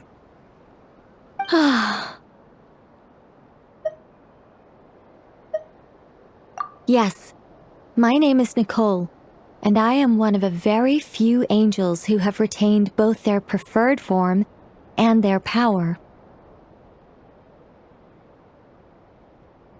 The Traveler and Paimon should be no strangers to this concept. There is another of our kind in Natlan. They call her the Lord of the Night. Right! Paimon remembers her! Yes. Well, I have retained more of my power than she.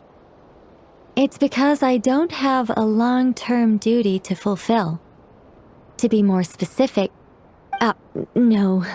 We'll be here all day if I get into the specifics. Moving on. If I'm not mistaken, you are here because you wish to learn how one might reach the moon beyond the sky. That's right. Is that something you can give us any guidance on? Yes, I do know a way. It began with the Hyperboreans, who lived after the War of Funerary Flame. Blank looks. Maybe I should start with the background of the war. Or maybe not. It shouldn't be an issue. I'll fill in the gaps for you when we have more time. Anyway, after that war ended, the three moons retreated to beyond the false sky. The Hyperboreans were humans I once aided. They accepted the civilization and creations bestowed upon them by the angels. But despite accepting many blessings of the angels, Many among them still held on to their faith in the moons.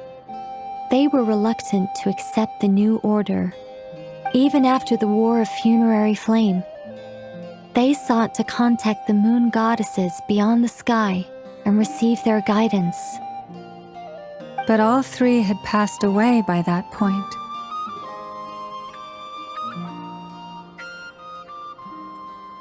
This mage has a unique method of communicating. Is she talking about the moons? Yes, but they did not know. And so, still they prayed for the moon goddess's mercy. After building titanic structures that consumed vast amounts of Kuvaki, at last they glimpsed the moons and heard their voices. But of course, they were gravely disappointed, for it was then that they realized the three moon goddesses were dead. Oh, that's such a sad story. It is. Humanity was in a very sorry state at that time. The angels who had once aided them were gone, and the War of Funerary Flames had left them homeless and destitute. Just a second, I gotta ask. How relevant is all this history to the task at hand? Well, I mean, it's... Okay, it seems we've drifted into irrelevant narrative waters. It's been a while since I've had the chance to speak inside someone's head. As soon as I got started, I lost control and the words just flowed out like a waterfall. What I'm trying to say is... Right, yes, that's it. The relevant part is the ritual created by the Hyperboreans. The fact that they bypassed the false sky and saw the true moons implies that they successfully built a connection between Teyvat and the outside world. Which means, with enough Kuvaki and a sufficiently stable connection, it should be feasible to send one person over the border. Okay, so they built some kind of portal? Yes. A portal. Yes. Is something wrong? You sound disappointed. I just didn't expect you to summarize it so well. It turns out I could have said all that in one word, if only I'd managed to think of it. No, please, it's fine. This is invaluable knowledge. I'll be sure to record and preserve everything in writing. Oh, really? Well, in that case, I suppose I could backtrack and add some more detail. I did gloss over a few things so far. Whoa, time out. Let's summarize what we've got first. The Hyperboreans were the last ones to use this method, right? So we somehow need to find whatever structure they built and make sure there's enough Kuvaki to power it up. Luckily, we have the moon marrow of both the eternal and iridescent moons, so we're all good for Kuvaki. Which means the key issue we need to focus on is finding the place. Am I right so far? Yes. Although I expect the structure is long gone by now. That said, what if we could take advantage of the phantoms to travel back to a time when it still existed? Well, travel back isn't quite accurate. It's more like we'd be creating a handshake between 2 points in space-time. We wouldn't even have to pick a time when it still existed. It could just be a time when it still appeared in phantom form via projection, or we could project our own phantoms, fold them together, You look lost. Was that too hard to follow? Yeah, things got a little, technical there. Paimon's brain is reaching capacity. All right. Let me think about how to put this more simply. Okay, got it. Over the next few days, I'll search for phantoms that we can use. Once I find one that meets the criteria, I'll let you know and we'll regroup. By completing certain rituals, specific individuals will be able to enter the phantom and make it to the Hyperborean structure. If everything checks out and it looks feasible, we'll just need to wait for Moon Prayer Night, and we can send the moon goddess back home. I'm really skimping on the detail here. Is this making any sense at all? I think so. For now, we'll just wait to hear from you. Yes. Basically, yes. Great. Counting on you. In the meantime, we'll focus on finding the moon goddess's name. My name? Are they looking for a way to stop me from disappearing? Excuse me, Miss... Go on, Miss Nicole. This conversation was a little all over the place. I didn't catch your name. I am Lauma, of the Frost Moon Scions. Ah, I did wonder. I noticed that you listened very intently when I spoke about Hyperborea and the moon's history. If you'd be interested, I'd love to visit you this evening and go through it again in greater detail. Also, if you were serious about making a record, it would be too risky to simply write down the raw details as is. I would suggest some tweaks. Maybe rewrite the stories as fairy tales or fables, perhaps even prayers. Anyway, we can cross that bridge when we come to it. So, see you later then? Oh, and no need to prepare anything. Just a cup of tea will do. See ya! She seems friendly. It's just... It's so nice to find someone who's actually willing to listen. I've been dying for a chance to finally go through all this systematically from start to finish. Any longer and I'd probably start forgetting it. Now Paimon gets why Alice told us to mind our heads. Ha ha ha ha, what did I tell you? A lot of quirky people in Alice's orbit. Now then, the next order of business is, where do we start looking for the moon goddess's name? Maybe the rest of what Nicole has to say might give us some clues. Once I've heard her out, I'll summarize the salient points and share them with you all. I'm also inclined to review our other documents. Yes, our faith was first established by our Hyperborean ancestors, but many of the more factually accurate records are from after Kuthar's birth. Sounds like we're gonna follow Columbina's journey through Devat, huh? In that case, we'll start by heading to the Frost Moon Enclave. Sounds like a plan. Take this with you. I'll see about getting in touch with the Fatui. It'll probably just be Arlecchino and Sandrone again. They're the only ones who would want to help. Thank you, Mr. Varka. Ha ha ha ha ha, don't mention it. Honestly, I'm more comfortable dealing with the Fatui than prying into the details of a young lady's childhood. Catch you later.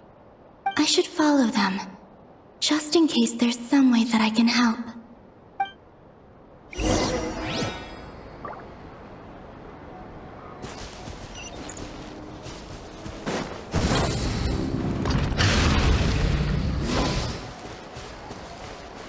Full throttle!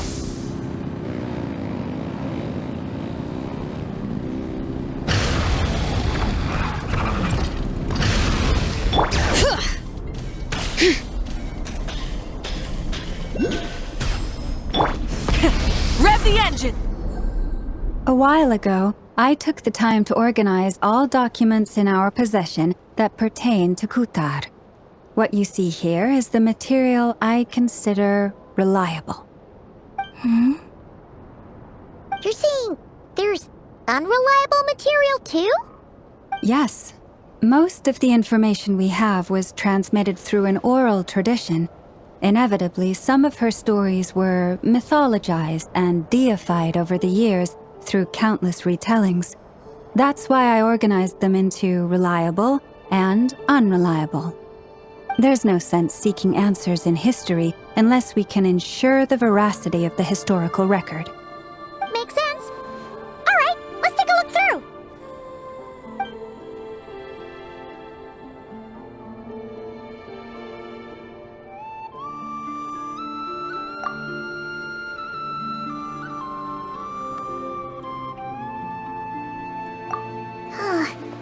Almost all these records refer to Kutar instead of Columbina. although neither of those is her real name. Paimon's not sure what point she's trying to make. What we can gather from these records is that the Frost Moon Scions worshipped her as a god, placing impossible expectations upon her. I cannot fault them for their earnest faith, but for all their devotion, worshipping her day in, day out changed nothing. I imagine that none of it resonated with Columbina. It wouldn't surprise me if, even back then, she had already begun to reject the name Kutar and everything it represented. Lauma speaks the truth. When I heard them call upon Kutar with hope and expectation in their voices, they may as well have been calling upon somebody else.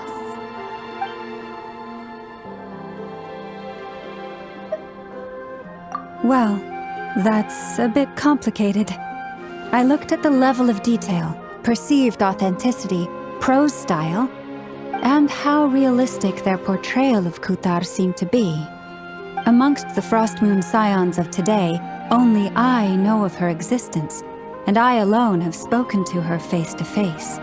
As such, I know that there are certain things she simply would never do. That being said, I have sensed some changes in her lately. Changes? Me? Seems like this is getting us nowhere. For what it's worth, why don't we check the unreliable sources too? Sure. Give me a moment.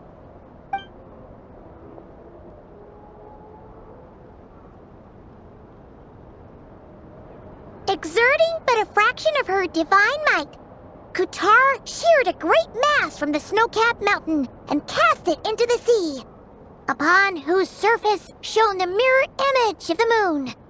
Thus was formed the island of Hisi. Yeah, right.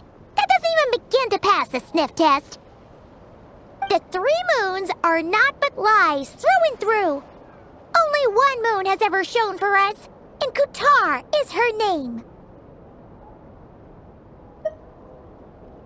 The vast majority of ancient texts are filled with fanciful tales like these. I trust you understand my criteria a little better now. Kutar did not speak, merely gazing into the distance in silence. And where her gaze landed, this was her prophecy. Clearly, whoever wrote this text never even met Kutar. Otherwise, they'd know that her eyes are always closed. What about you, Traveler? What are you reading? Come on, let Paimon see. The child wished to build a wooden nest with which to shield the fledgling bird from the cold. But being so young and lacking in strength, the child could not snap the branches from the trees. Kutar was passing by. Upon seeing the child, she summoned forth the Kuhenki, who built a beautiful nest for the child. I remember that. Not knowing the meaning of Kutar's divine intervention, the child dared not to respond, and thus ran home to call their parents. But Kutar was gone. The moon chanter declared the event a miracle and took the nest as a relic, placing it on high for all to see. The child was named as one favored by the goddess and was greatly respected amongst the people. Yet, no further miracles were bestowed, and this matter was forgotten in but a few years. Huh. Any thoughts after reading that? Yeah. Columbina probably just wanted to join the kid in making nests. Ah. I'd originally considered this a fabrication, because Kutar did not perform any similar actions in subsequent records. But now that I think about it, it does seem like something Columbina would do. It's just that... She didn't know how other people would interpret her actions. She was probably worried about making things difficult for people. And so, she gradually stopped joining in. Yes. Oh, that's so sad.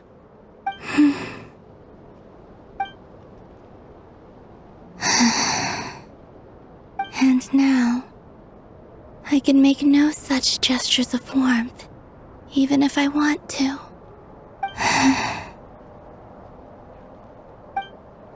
Still no name. That's a bit of a shame. But we did learn some interesting stories. That's gotta count for something. Varka said he was gonna set up a meeting with Arlecchino and Sandrone, right? Let's go back to Nashi Town and see how he's doing.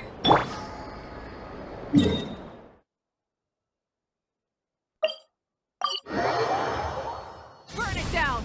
Try and stop me!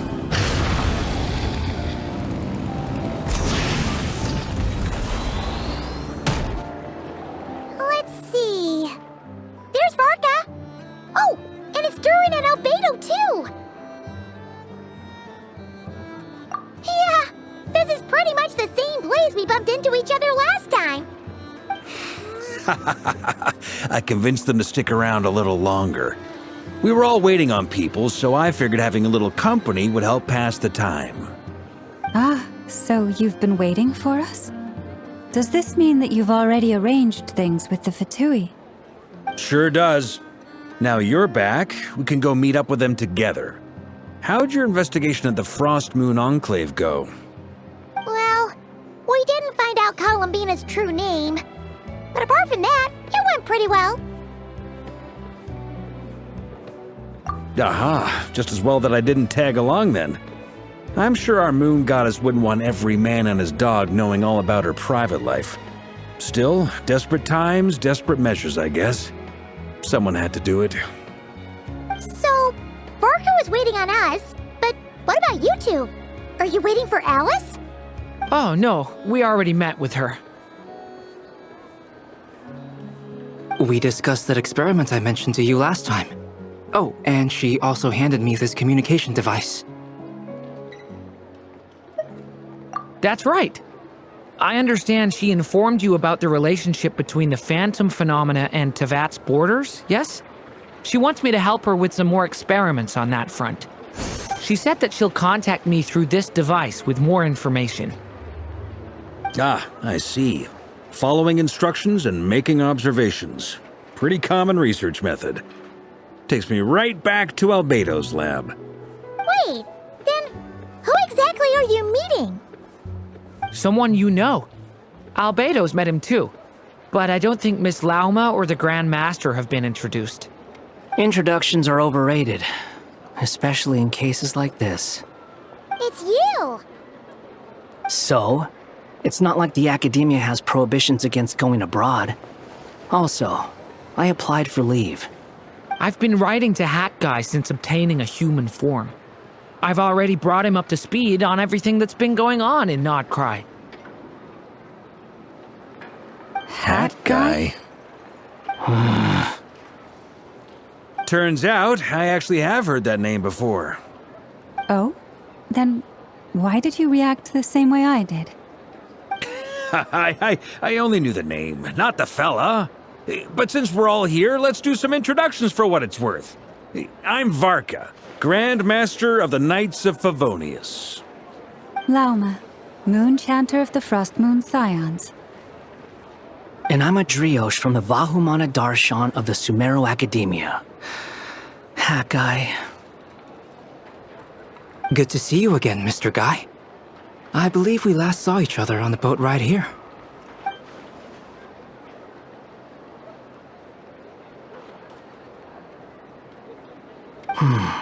Mind you, the only reason I came here is because there's someone I want to look into. Who's that? The Doctor, also known as Dottore, second of the Fatui Harbingers. From the tone of your voice, it sounds like there's bad blood between you. I was reviewing our archives and noticed that a lot of information about him was missing. Left a bad taste in my mouth. That's all there is to it. Dottore, or Zondik, as he was then known, once studied at the Academia, but he got kicked out before he could graduate.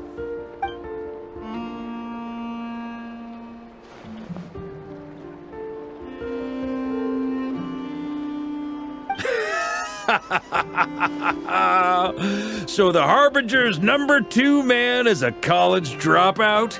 How embarrassing for them. Last we heard, he was planning something. We actually heard that a few times before, even coming to Nod-Krai, but we haven't seen a trace of him since we got here. He only appears when something interests him. For all we know, he might have left already. But the fact he did something here at all is worth noting. It'll fill a couple extra lines in his file. Why does it sound less like a file you're writing and more like a criminal record? Anyway, we were just about to meet 2 of the other Harbingers. Want to come along? You might learn a thing or two about him there. Sure.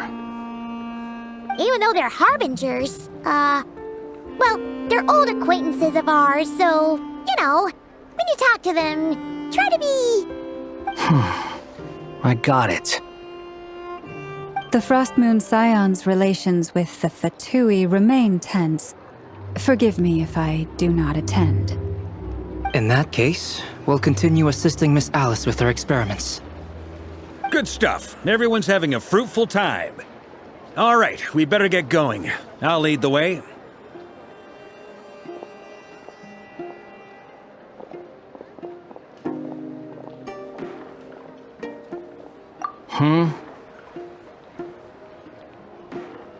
Well, yeah, that's obviously part of it.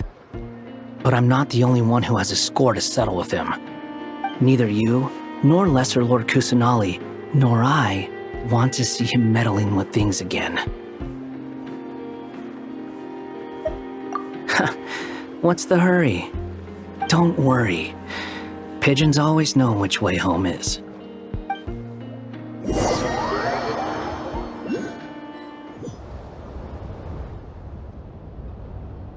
You made it.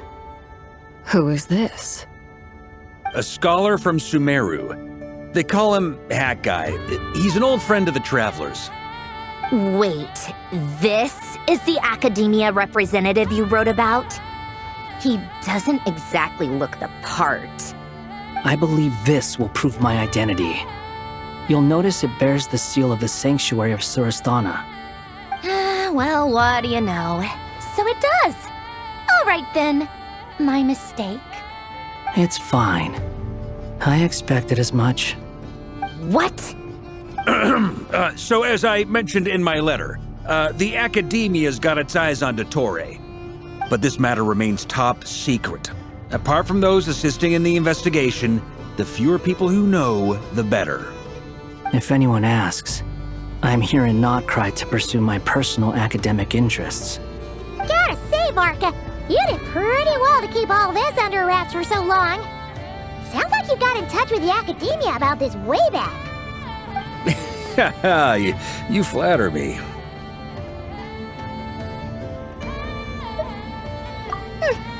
Where do I even start? Remember that time we fought Rerir at Star Sand Shoal? He sure let me have it then, didn't he? I'll bet Dottore had that all sketched out, with me as his convenient little pawn. He could not care less about us if he tried, but hey! The feeling's mutual. Does Dottore really strike you as the sort who values his relationships with his colleagues? Fair point. Definitely not. Which is why I always keep my guard up whenever he starts making suspicious moves. To that extent, our motivations align.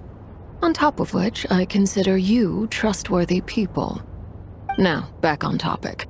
In the wake of the Re'hir of Solnari episode, Sandrone and I grew suspicious about Dottore's complete inaction during the entire affair.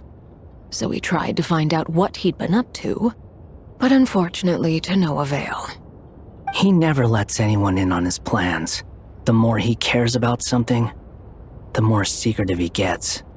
Indeed. Perhaps he believes that by keeping a low profile, he can avoid trouble. But that trick isn't going to work on his colleagues. Yeah, I mean, he's been researching the ancient moon's remnants. And he's been trying to get his paws on the moon marrows. Only an idiot would believe he doesn't have something more planned. With this in mind, I returned to Snezhnaya and relayed my thoughts to Her Majesty the Tsaritsa, entreating her to have him recalled. That's pretty direct. Did the Tsaritsa agree? Yes. I made it abundantly clear that the Fatui's business in Nod-Krai is almost concluded, and we do not need 3 Harbingers in this territory. Her Majesty concurred. Accordingly, Dottore has returned at her orders. I imagine he's continuing with experiments, which no one besides he would ever have any interest in. Common sense might mean nothing to him, but he's not stupid. He knows that no good can come from opposing the Tsaritsa. Smarts alone won't get him all the way. He needs the Rooster's resources and Regrator's Mora, both of which the Tsaritsa can strip from him by waggling a finger. But doesn't he have a track record of publicly following orders while going against them in private? He probably has it down to a fine art by now. Wouldn't put it past him. We worked together on a research project once. Only briefly, but it was enough to show me that we're fundamentally different people. He has no interest in doing things methodically, stage by stage. His thoughts jump all over the place, and the moment his curiosity is satisfied, or he gets the results he wants, he disappears. The only similarity we share is that, once we set our minds on doing something, we will see it done, whatever it takes. Well, we definitely saw some of that in your battle with Rerir. You got so competitive. Ugh, do not remind me. Then I believe we all concur. Dottore will not simply give up. Fantastic. Now this is turning into a whole day of unpleasant memories. Ugh. Are you talking about the moon marrow stuff? He also strikes me as the kind of person to disregard experimental regulations, ruin all the equipment, and go way over budget. Then leave the first person he can find to deal with the fallout. Exactly! This one time, he was running some high-temperature experiment and the substance exploded. But does he care? No! He orders his subordinates to open the device so he can observe the results, which causes the gas inside to leak out. That gas was poisonous! If I hadn't been there, who knows how many people might have died. And after all that, he left while I was still cleaning up after his mess. What a waste of time, he said. Waste of time? The nerve! He wasted my time! You've been bottling that up for a while, huh? Hat guy, I must say, you seem awfully familiar with internal Fatui affairs. Especially when it comes to Dottore. Thank you, Lady Harbingers, for providing such valuable information. I have no other questions for now, so I'll be on my way. Wait, what? You're just gonna leave? You're welcome to join if you want. Ugh. Just when Paimon thought he'd finally mellowed out. He makes quite the impression. I'll say. I've met tons of headstrong people, but not many of them would join me in bad-mouthing Dottore. Anyway, back to the main agenda. Barca, you said that Columbina has gone missing? Or rather, disappeared. Yeah. We're working on building a connection between her and this world. The simplest method is to find out her real name. I've actually asked her that question before, but she said she didn't know. Considering our relationship, I doubt she was lying to me. As far as I recall, she was never dispatched by Her Majesty to claim a gnosis or anything like that. The Tsaritsa's plans had long contained a place specifically for her. I always thought that was weird. What could she do that the rest of us couldn't? Knowing what we do now, it's probably something related to Kavaki, right? More than likely. When she first arrived, Columbina would often go to Her Majesty and ask when she could start the task assigned to her. But Her Majesty always gave the same reply. The time has not yet come. So she spent her days in Snezhnaya doing basically nothing. The Tsaritsa has summoned a beautiful blind maiden to be a harbinger, giving her the third seat by virtue only of her enchanting voice. It was a dumb and stupid rumor, but the reality of the situation made it hard to refute. And what happened after that?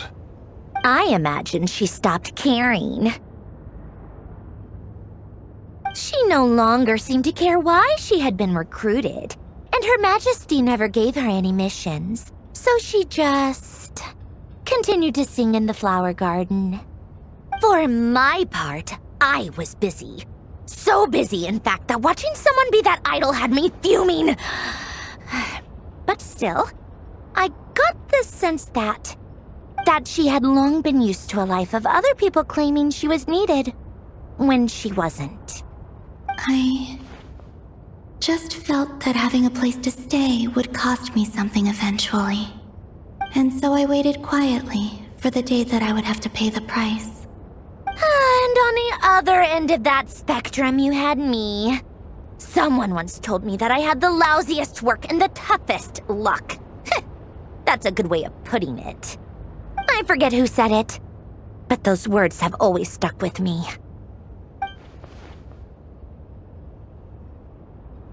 But you've done your job exceptionally well all this time.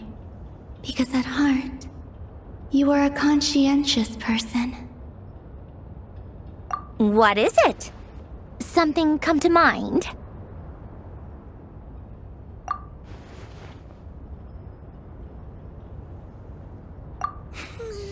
That makes sense.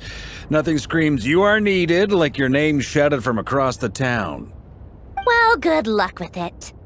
But if you ask me, Columbina is still the most shoutable name. I'm just so used to it now. After all the arguments we've had, I can't be bothered trying to remember another name for her. Nor I. Sandrone. Harlequino.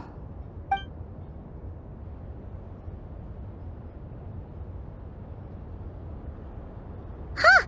It's a Sealy! Does that mean Nicole has news for us? Ladies, I thank you for your hospitality. If the chance ever comes up, I definitely owe you both a drink sometime. I'm sure it will. You can make your own way out. Heck, you've been here enough times, you probably know your way around better than I do.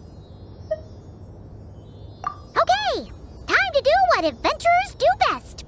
Follow that Sealy! Here you are.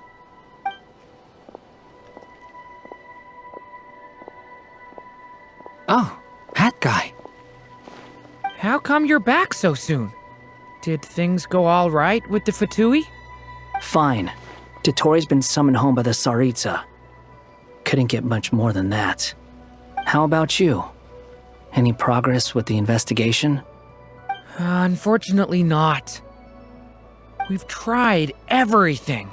Different phantoms, different locations, different points in history. But the results are the same each time. Abyssal monsters roaming the land. People crying out in despair, with no hope of being rescued. Every time I see it, I can't help but think, is this what it was like in Mondstadt when Dragonspine Durin attacked? And if I fail in the task I've been given, will I create yet another tragedy? That's just meaningless speculation.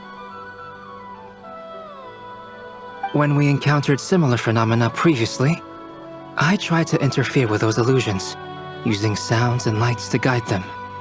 However, we could not change their fates. At most, we were able to extend their existences. The events of the past are like fate that has been written into Irminsul. There isn't a living thing in Teyvat that can escape its past. But Miss Alice instructed us to try to find ways to change the outcome that these phantoms face. It's an impossible task. Can't you just refuse? Since she asked us to do this, I feel like it can't truly be impossible. Or if it is, well, mages can make the impossible possible. I could not have been born as Durin otherwise. But you also said that your past 39 attempts were fruitless. That's true. But you're still going. Yes.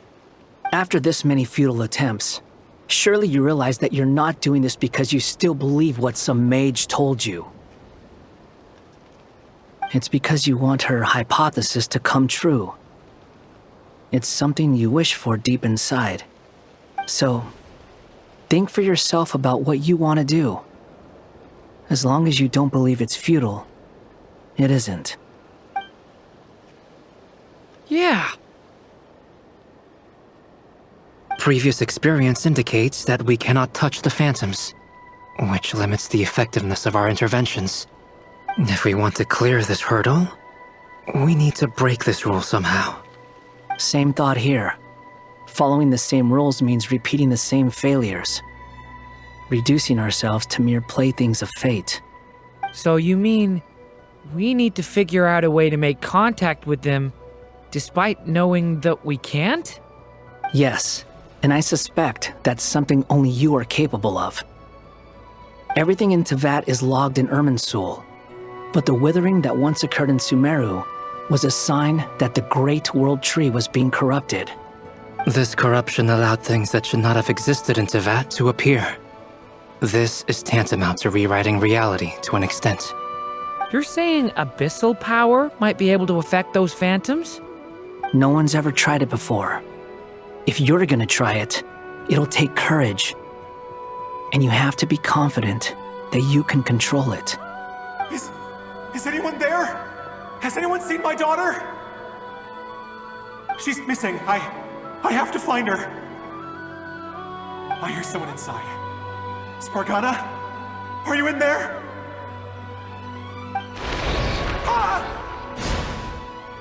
If I can use my abyssal powers to warn him that there is danger here, maybe it'll change his decision. Maybe he'll stay away. Yes. The important thing is not the nature of the power, but rather how you use it. To intimidate and obstruct. Sounds about right for the Abyss. Well, let me try. I should be able to influence that thing. Have you seen a little girl? What? This isn't the time for that! Just run!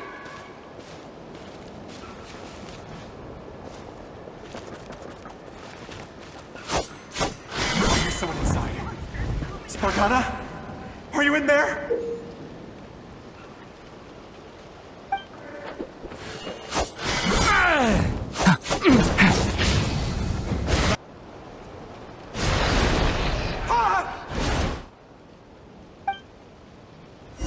Have you seen a little girl? What? This isn't the time for that! Just run!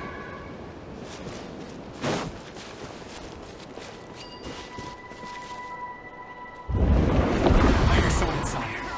Spargana? Are you in there? What is this? Looks dangerous. I should get out of here.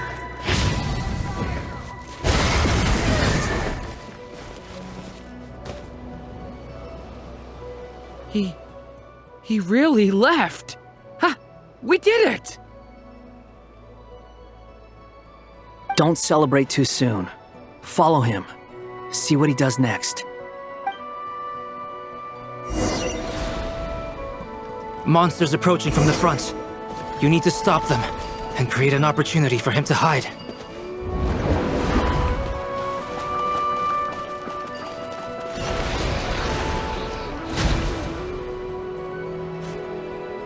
Help me!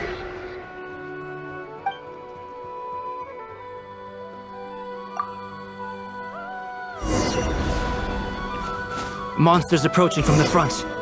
You need to stop them and create an opportunity for him to hide.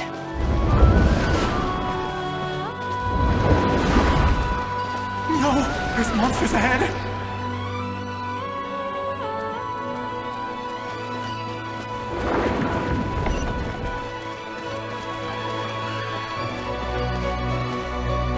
Wait, is that the barrier I saw earlier? Why is it appearing now? It's as if someone's controlling it. The monsters are gone. Is it safe now?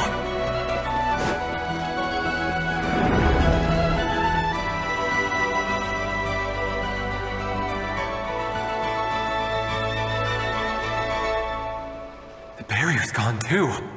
How odd. Anyway, I guess I'll keep going.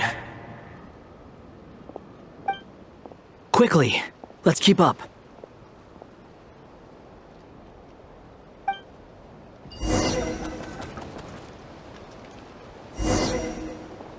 Wait, there was someone else here? Don't go any further. We've got anti-monster traps laid out everywhere. But my daughter must just be up ahead. I have to go. This way's blocked.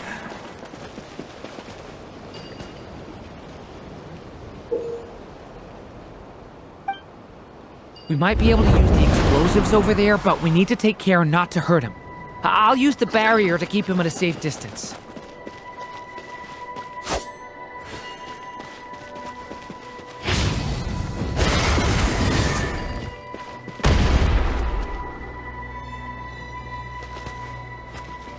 This barrier seems to be helping me somehow.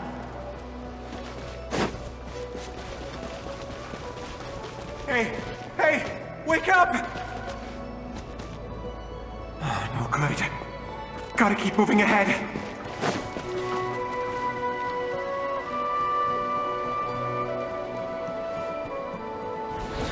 So many monsters! There's still a chance, Durin. Use the traps.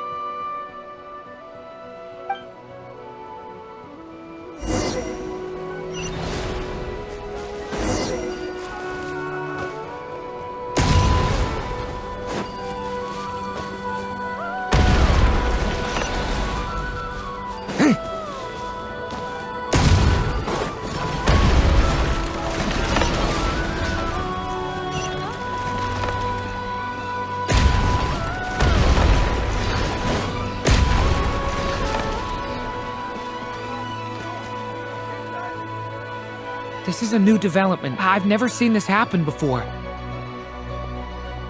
We might just be able to save this person.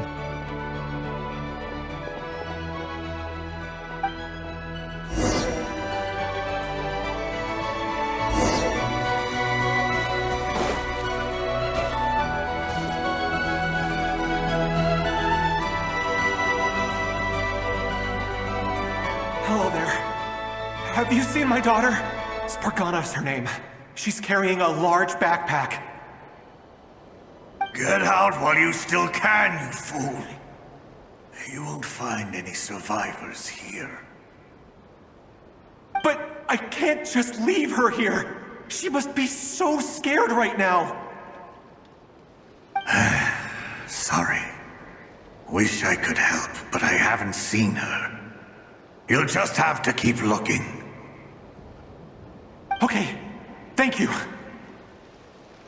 If I do find her, I'll get her to shelter and come back for you. Don't bother. I've got nowhere left to go.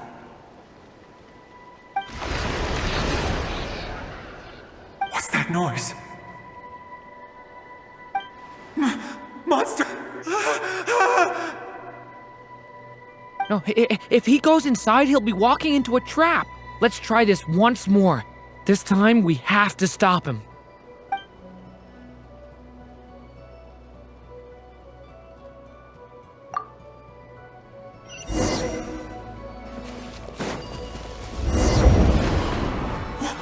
Why? How will I know where Spargana's gone like this? You know what? I'll trust this strange barrier. It's gotten me this far after all.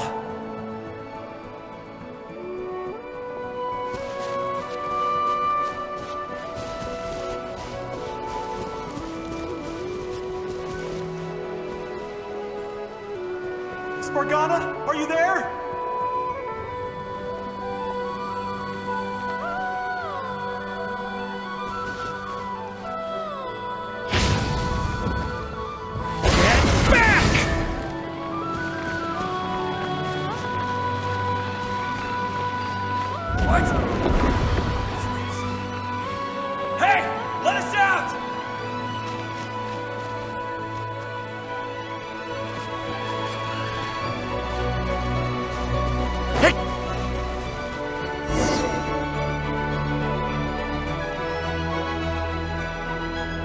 Huh? That looks like one of my daughter's books! Thank you! Thank you! Yes, it's one of hers for sure. That's her name on it right there. She left her backpack here.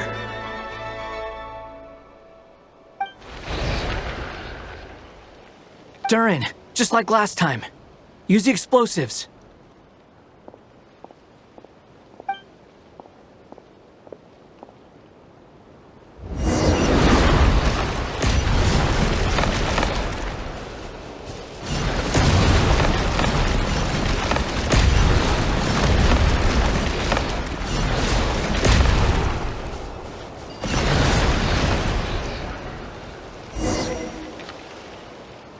It won't work. There's not enough left. If he makes it in, he'll die.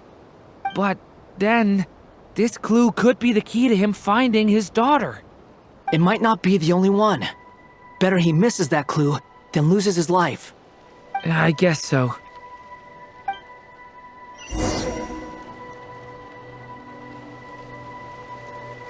Stop him, Durin. We can't let him get any further in. That's my daughter's book! She's passed this way! Why? Why won't you let me go in? I've searched and searched and searched just for this! But how will I find her without any clues? I no longer have anywhere else to go.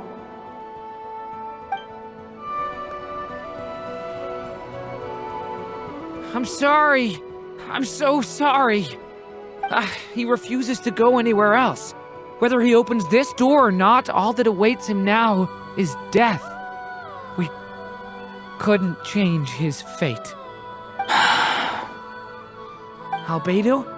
Hat Guy? Let's try one more time. I don't know how we're gonna do this, but I don't want to give up either.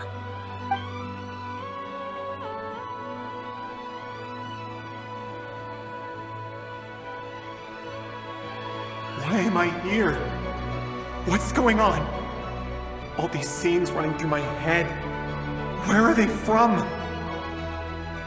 Huh? What's going on? His reactions have changed. How many times have I... What's happening to me? Huh? Wait. Who are you? You can see us now? I feel like I always could, but that I only just realized you were there. I'm sorry, I don't know how to describe what I'm feeling. But you were the ones guiding me using that marked barrier, right? I haven't done anything yet, but those monsters, those deaths, they feel like memories. Like things I really did experience. I won't find my daughter. In fact, I'll ultimately die trying to find her. Isn't that right? Well, no, it isn't. Yes, it is. Even so, we're trying to find a way out of this. You've not seen my daughter either, have you? It seems she really isn't here.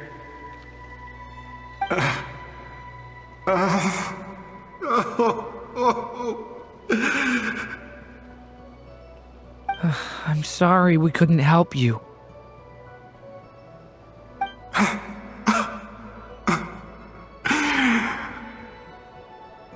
I'm just tired. Maybe this is destiny. Maybe it doesn't matter how hard I search. How long do I have left? Experience says 15 to 20 minutes. 15 to 20. Thank you for all your help. Let's rest a while. You look exhausted too. Now's not the time for you to start pitying us.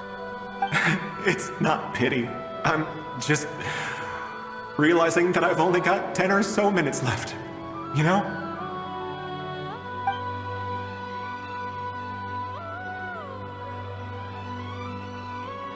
You say you're from Mondstadt, yes? A place with windmills, where people enjoy limitless freedom? And you're from Sumeru, where they've built an academy into a giant tree? Yes. It seems you've never heard of either place. Those names are unknown to me, I'm afraid, yes. Have you heard of Hyperborea? I have, but I heard that it was destroyed in the distant past.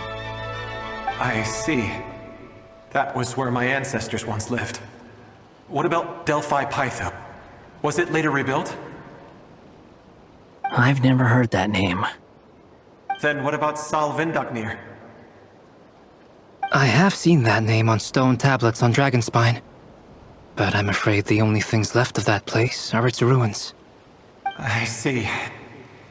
Sure enough, there was no way to turn this around, huh? I'm sorry. I was the one who asked to chat, but it seems like we're too many ages apart. There's barely any common ground to start from. It's all right. We did hear something new, at least. From how you speak of your lives, things must be going all right for you, I guess. They are. Mondstadt is a place of freedom and happiness. There's a lot of good people in the church and the Knights of Favonius, and even outsiders find that it's an easy place to feel at home. We have festivals a few times a year. Everyone gets together to drink, sing, and be merry. Sumeru is a lot more uptight. Not really the kind of place where you can relax. It's a nation fraught with problems wherever you look. But if all you want in life is to seek knowledge, I guess it's pretty much paradise. That's wonderful. In other words, after this all-devouring black tide passed, humanity did not merely avoid extinction, but rose to build prosperous civilizations anew. I mean, I can see you all right now. That must mean the future isn't a total mess, right? That's true. Well, time's almost up. Let's part ways, I think. Might be best if you don't waste too much time on me. The chances are slim, I know, but I'd like to spend these last few minutes looking for Spargana. If things work out, I'd love to tell her about what I've heard. May we meet again. Well, or not, most probably. In that case, may your wishes come true.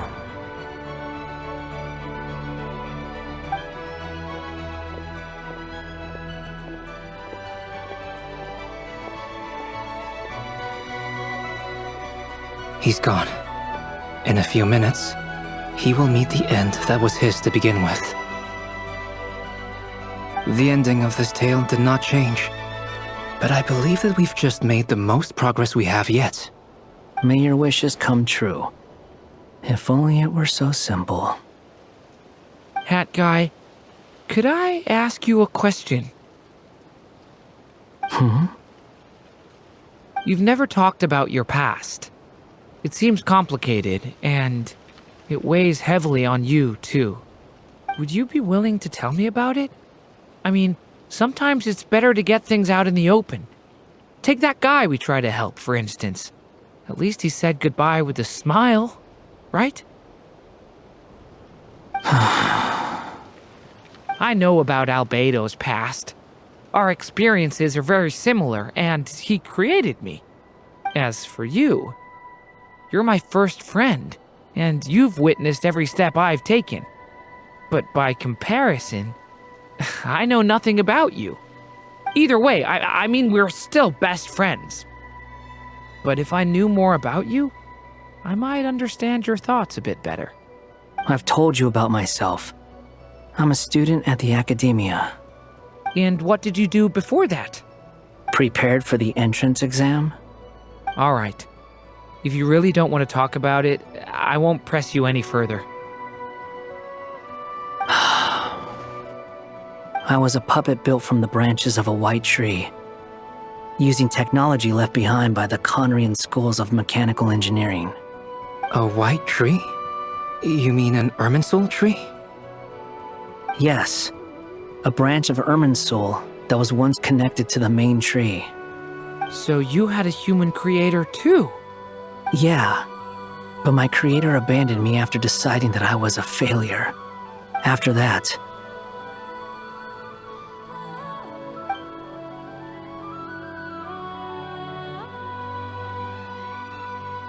Durin, resisting the influence of the Abyss, suppressing the urge to destroy, trying to do the right thing. None of these things are easy, but no matter how hard they are, trying to rewrite past wrongs is far harder. You asked me if you would create a new tragedy if you failed. I told you there was no point speculating about that, but the real answer is, yes, you absolutely will. That guy. But at least you've got people here to help steer you away from the wrong path. So, just keep aiming towards the light. I will. I promise. All right, break time's over. Hello? Durin speaking. Hello, friends, it's me. What have you been up to, I'm detecting some unmistakable fluctuations here at the border. The amplitude isn't particularly high, but they're completely different signals from the ones before, and the scale is comparable to those I've detected previously. Alice, we were unable to save that person. However, he appears to have retained a portion of the memories gained through that cycle, and was able to hold a conversation with us. I see. Well, that is rather odd indeed. It definitely merits further attention. Could I trouble you to keep trying the same approach? I need to gather some more data. Counting on you. I should probably have Nicole come and check this out as well.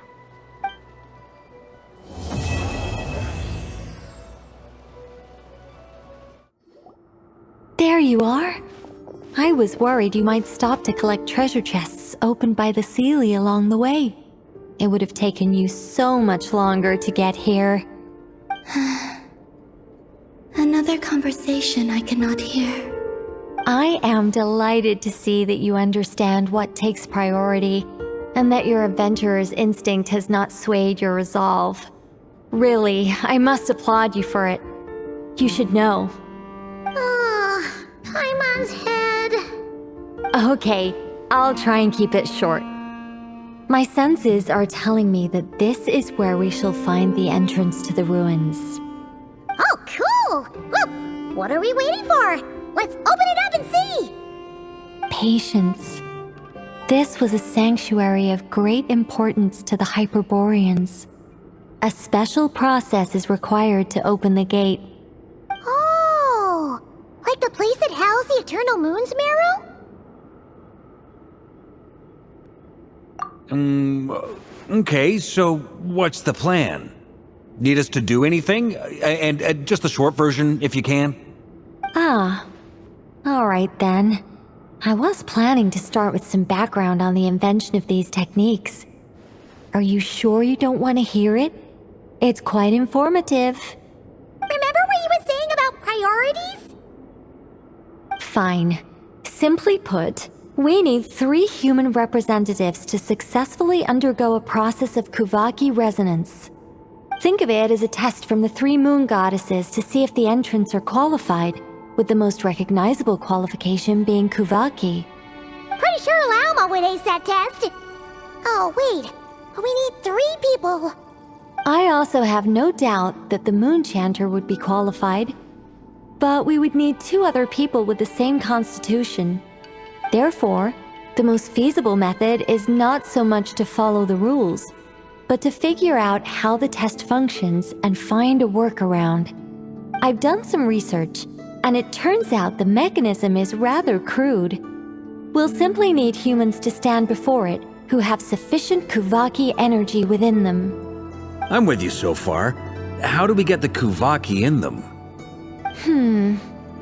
The easiest way would be transfusion. Take some Kuvaki from Nod-Krai's soil, put it into the bloodstream, and get it circulating in the body.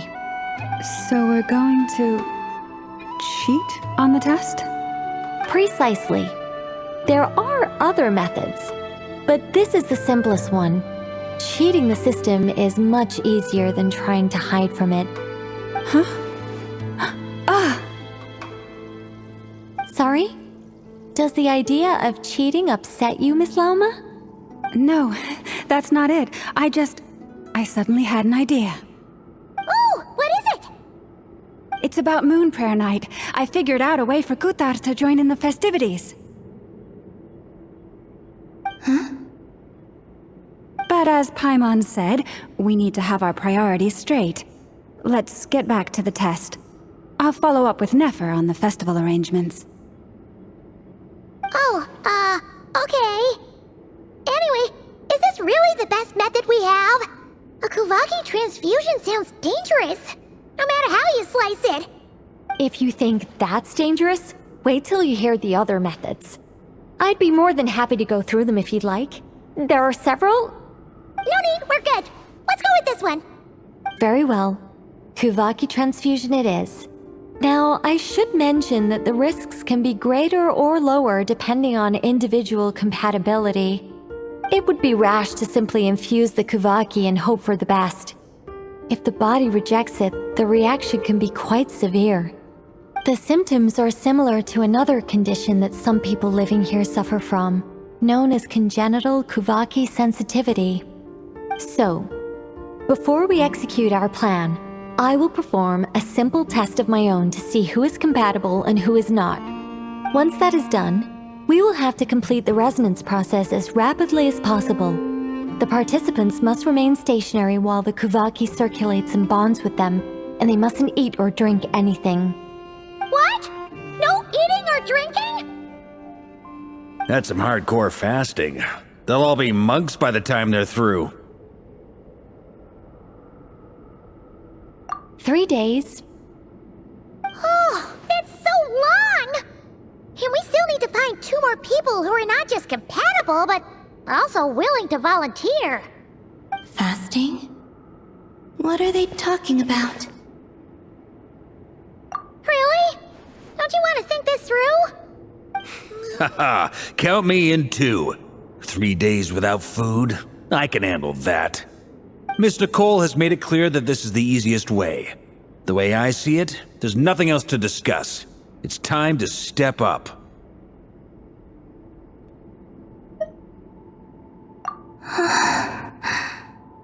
Yeah, you're right. In that case, Paimon volunteers to be captain of logistics. She'll keep the fires lit and grab some spare clothes to keep you comfortable. Then we'll start with you first, Traveler. Please step forward.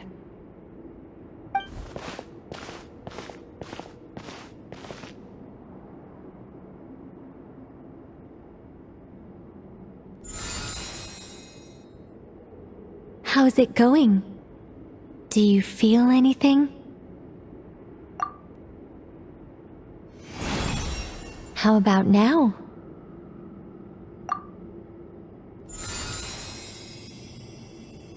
And now?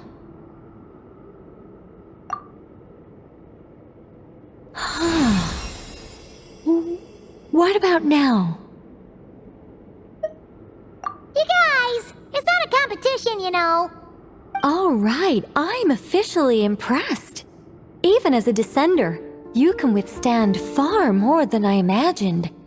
It's like I summoned a giant stone titan to arm wrestle you, and your arm hasn't even moved an inch.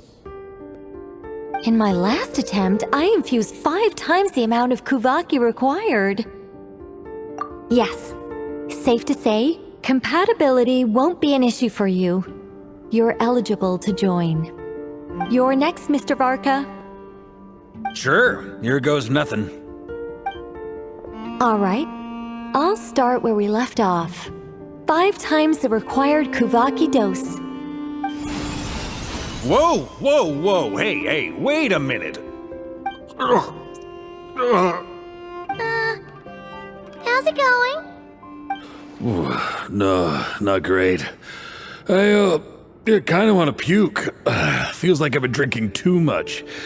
A few bottles of wine and a big stein of Dark Horse with some hard liquor from Liyue mixed in. You think this is funny? I just lost to a young lady in an arm wrestling contest. I'm never gonna live that down. My apologies.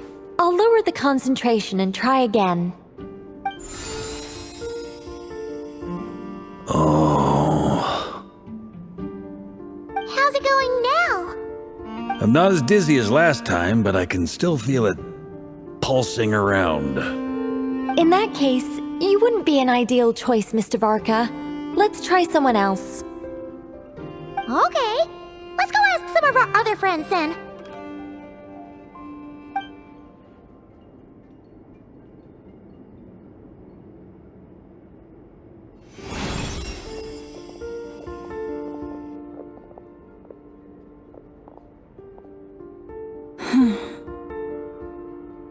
No surprises here, Miss Moonchanter. You're perfectly compatible. You may join.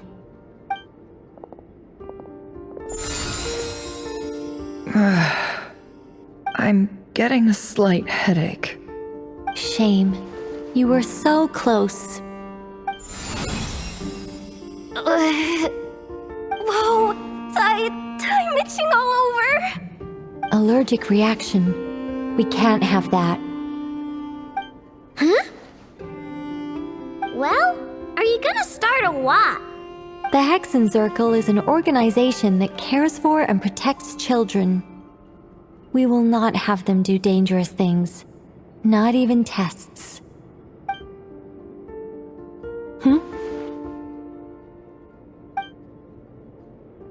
Is something the matter? The candidates have to be human. I guess that rules me out too. Huh. Everyone except the Moonchanter got beaten. Guess I don't need to feel so bad after all. I mean, looks like this isn't gonna be as easy as we thought. Perhaps I could ask for volunteers among the Frost Moon Scions. I'll see about talking to some trusted Lightkeeper colleagues. Itlua springs to mind. In fact, I think we had some former Frost Moon Scions join our ranks recently. Can you give me the scientific explanation for how the test works? I can probably make some kind of test bot.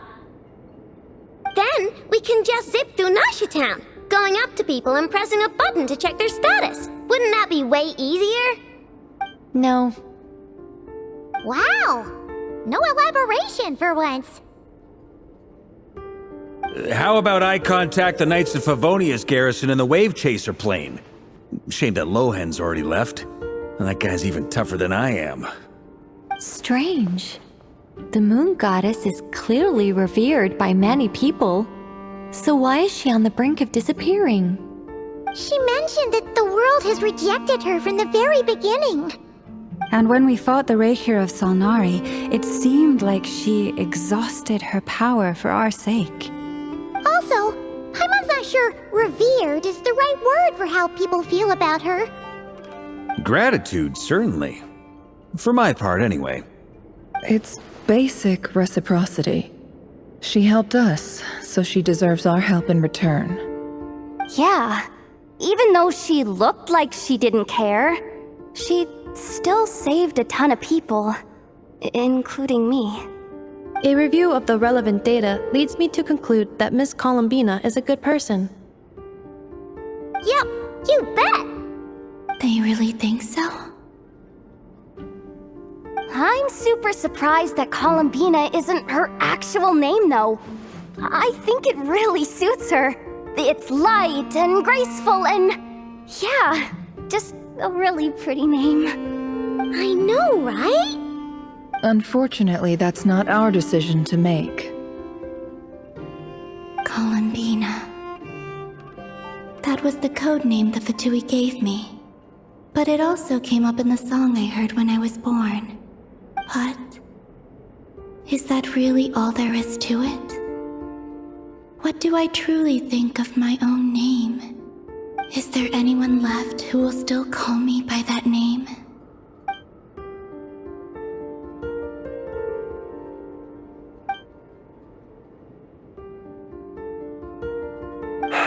Moon Prayer Night is getting closer by the day. We're running out of time. We need to look for other candidates. Then allow me to try. Huh? What are you doing here? You contacted your friends via the Adventurers Guild. Sandrone has been keeping an eye out for something like that, so she informed me. Since I have the ability to accommodate a moon marrow, I should prove to be a suitable candidate. Arlecchino. When can we begin? I see. We can begin right away.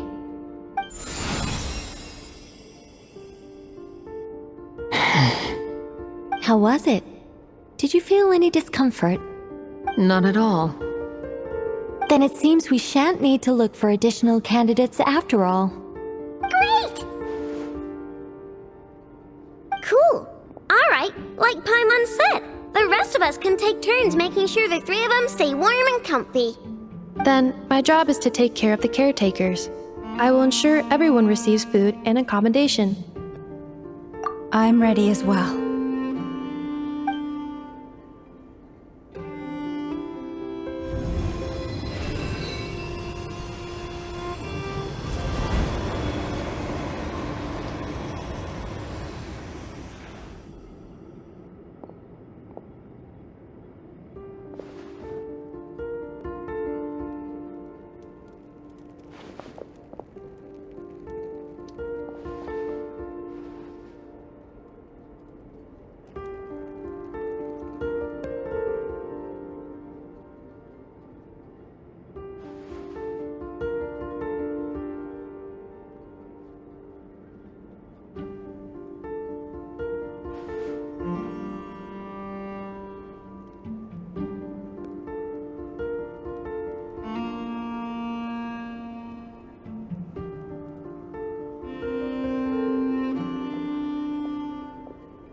The work is done.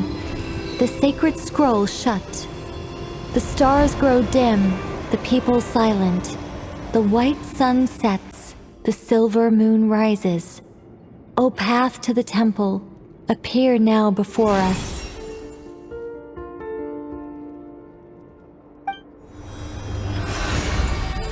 Wow! It really opened! So that's what all this is about. They've been trying to open this gate. Come, let us enter. It might be best to eat something first. Take care to chew properly and swallow slowly. It will give your body time to readjust to the digestion process. They will head in soon. They will need to enter this gate.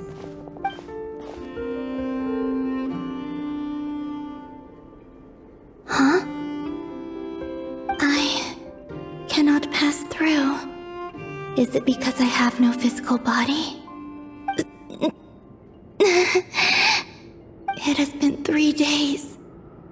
My strength is all but completely faded. Can I really hold on until Moon Prayer Night?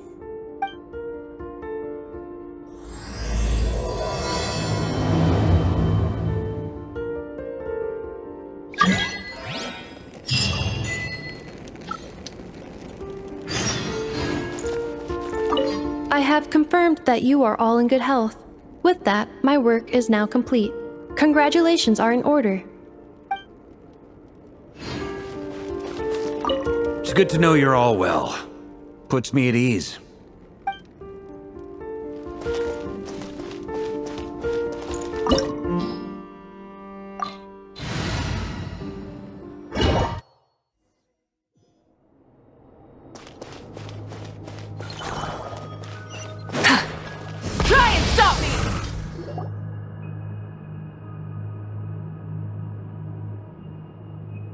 Are these people...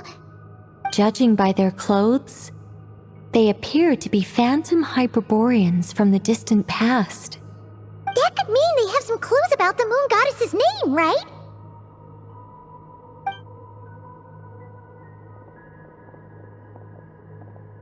Hey there! Could you tell us what the moon goddess's name is? Sorry. That's probably a weird question, huh? How do we explain this?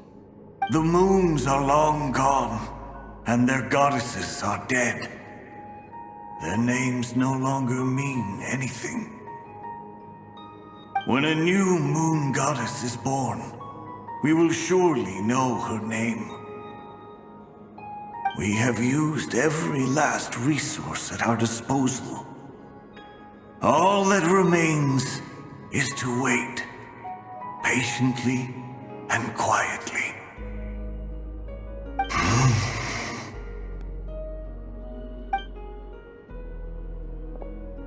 Were the people of the past all this devout?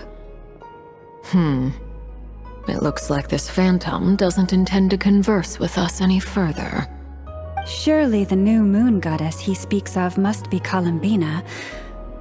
Alas, Kuthar's birth came long after the age in which he lived.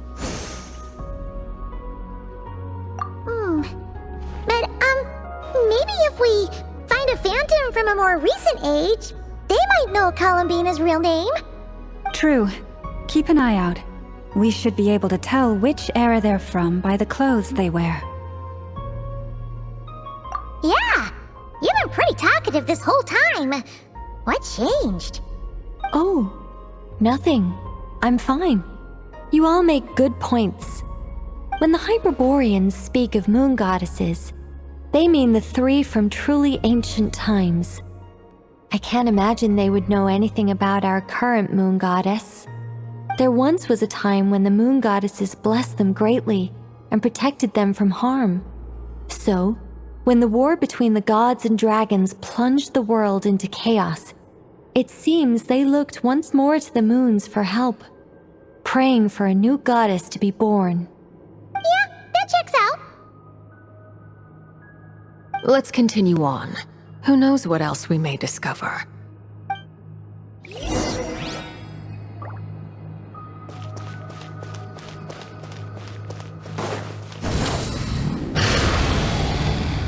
There's a door blocking this path! Not a problem. Try this.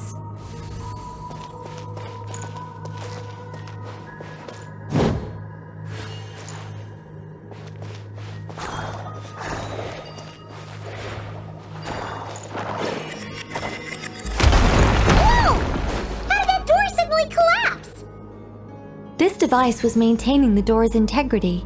Remove the core, and the device stops working.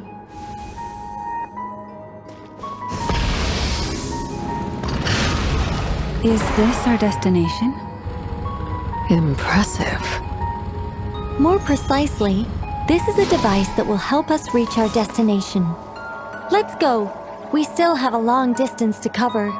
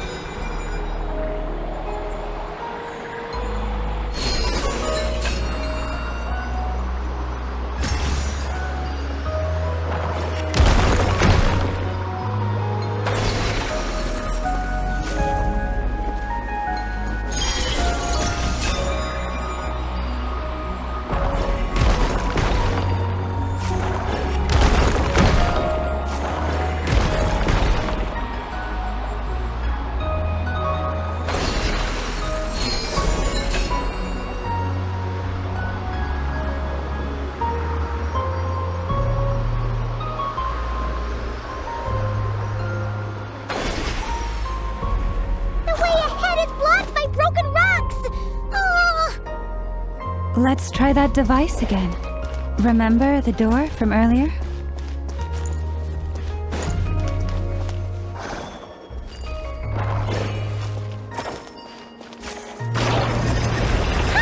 So it works in reverse, too!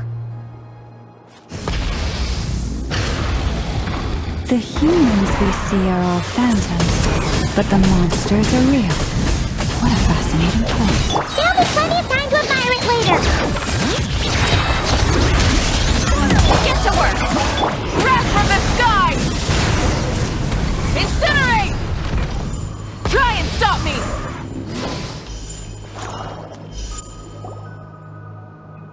Ooh, there's a whole bunch of artwork in here. Seems pretty old.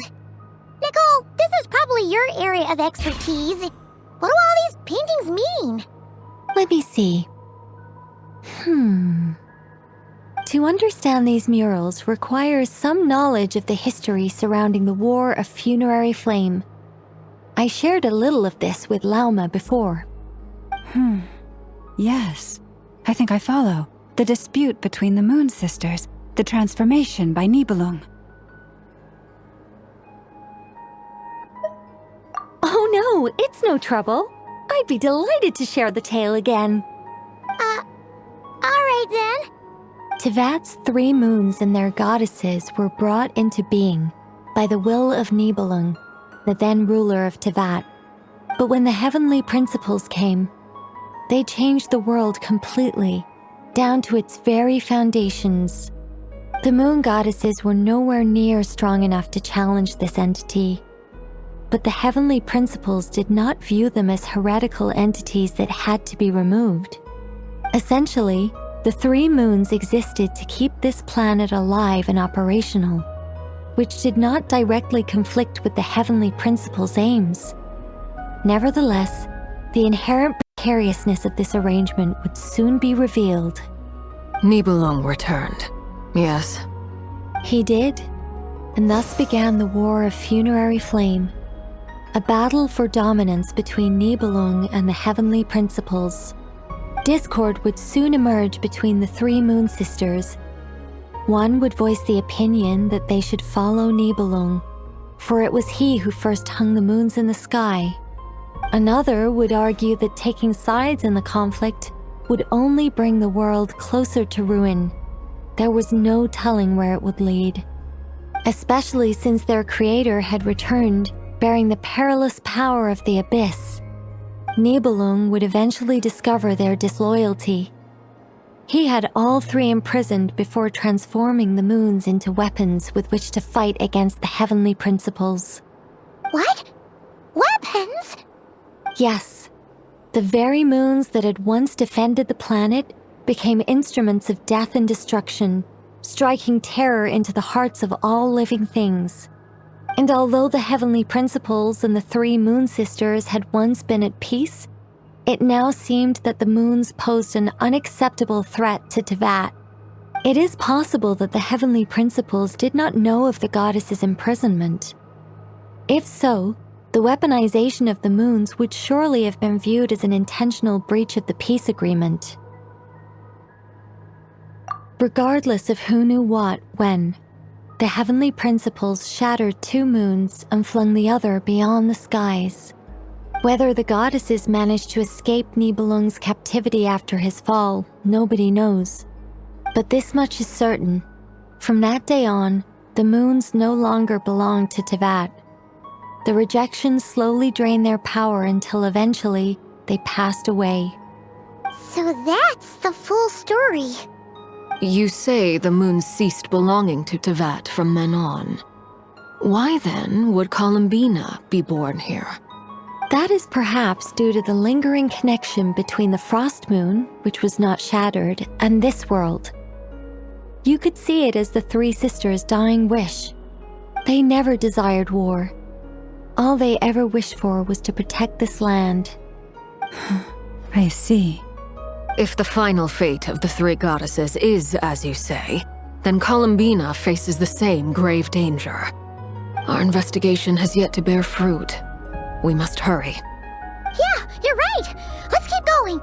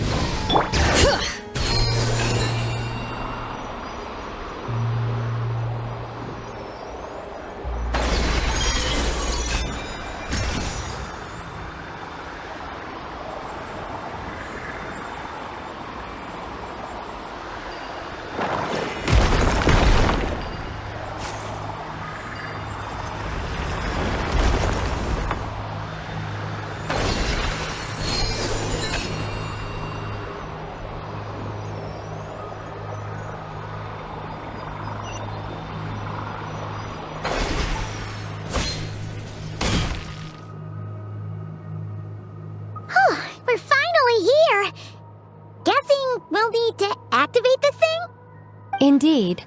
I was a little worried about that at first, but as we got closer, I sensed that the Kuvaki within it flows unimpeded. It should be functioning normally. The only issue is how to activate it. It's looking a little worse for wear. What about the cores from some of the other devices we've seen? Can we repair it using those? In all likelihood, yes. I imagine that would have been the Hyperborean's backup plan. Let's look for some cores.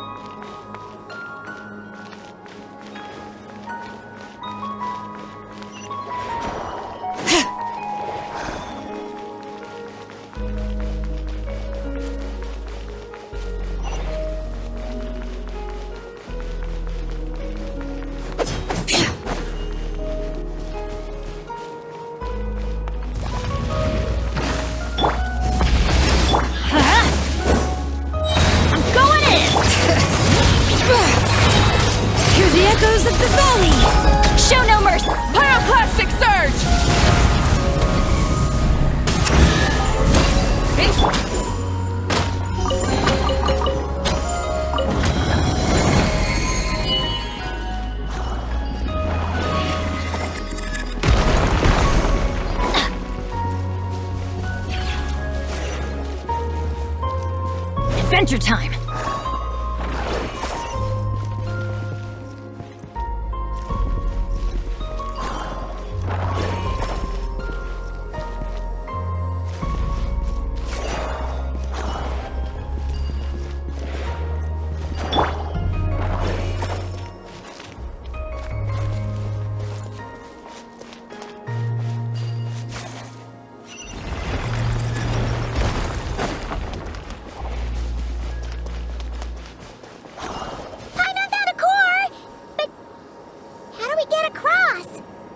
Walk up, then jump down.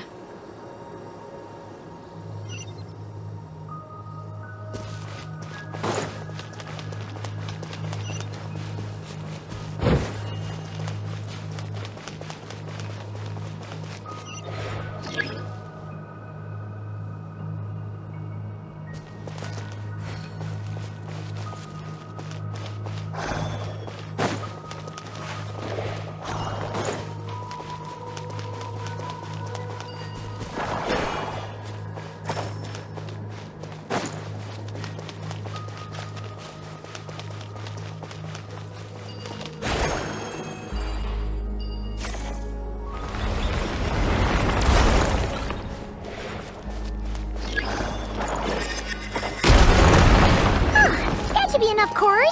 Let's head back.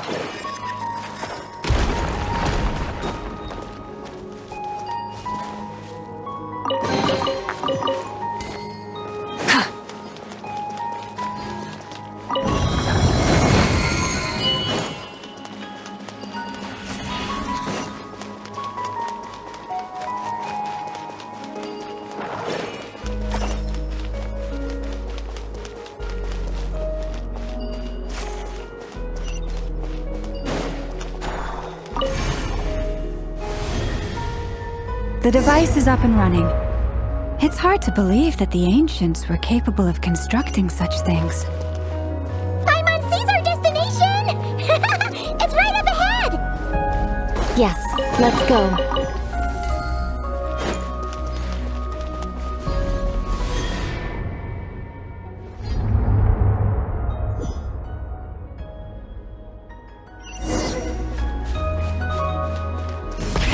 Rev the engines!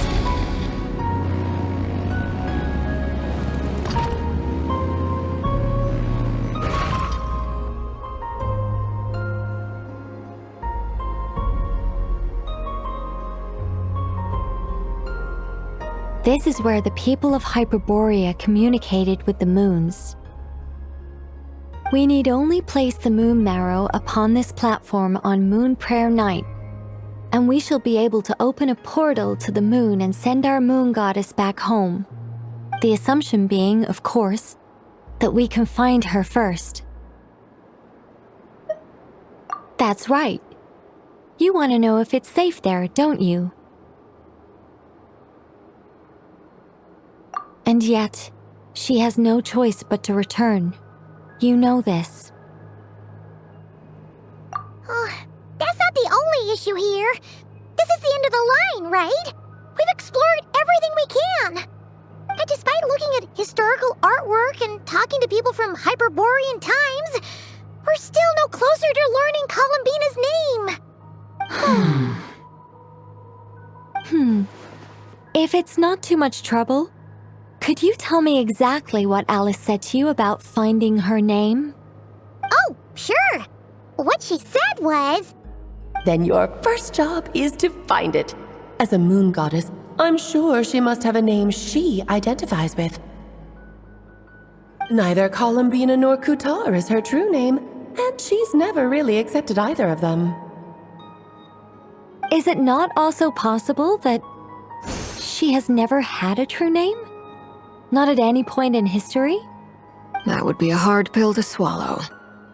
But at this point, we may have to accept that that is the truth. No one knows how she came into being, and she certainly doesn't have parents in any sense that we're aware of. Perhaps she was never granted a name at all.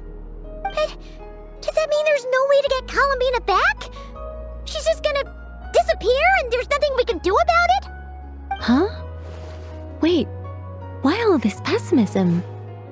Was it the way I phrased this question? You all seem to be taking this in completely the wrong way. Well, just because she's never had a real name in the past doesn't mean she can have one now. What? Think about what Alice said again. She never once said that you'd have to find a new name, did she? Are you saying what I think you're saying? Yes. Names are anchors that connect us to the world. If she doesn't have one already, then all we have to do is create one, no? It's like... yes. Traveler, when you first arrived in Teyvat, do you think you would have turned around if someone behind you shouted, "Hey, Tumaini"? But what about now? I understand what you mean. Life is a long journey. Even the friends and family by our side can change over time. When people call you by different names, what matters isn't so much the words themselves, but what they symbolize. And of course, whether that resonates with you. Lumine. So, close your eyes and picture the moon goddess in your mind. If you were to call out to her in this moment, what would you say?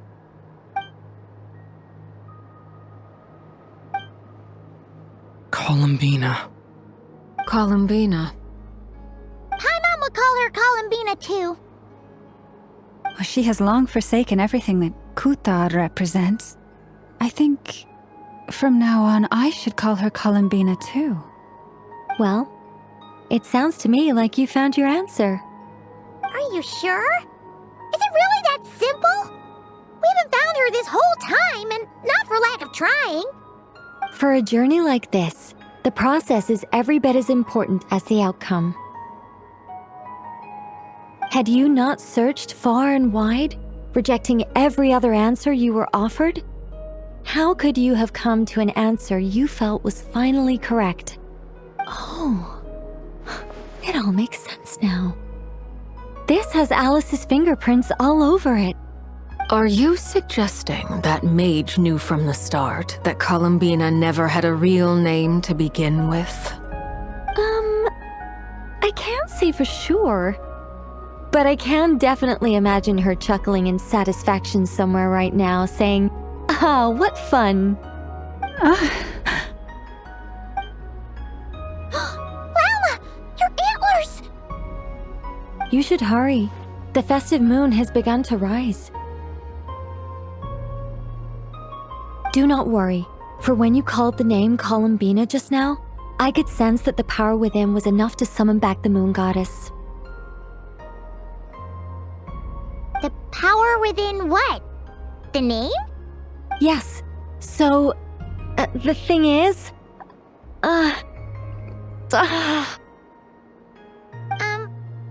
What's wrong now? This is so annoying. I really want to explain how that whole thing works. Starting from the founding principles of Teyvat and...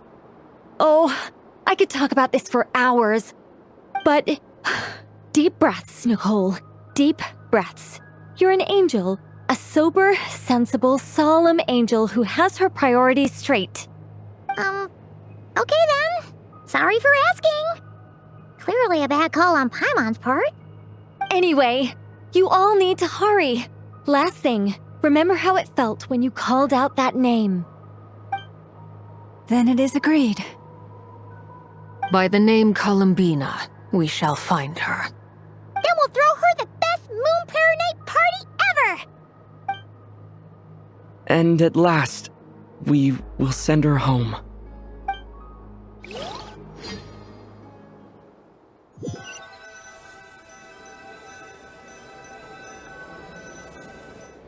I can barely move anymore. My consciousness is fading away. Have they come back out? I'd love to see them one more time.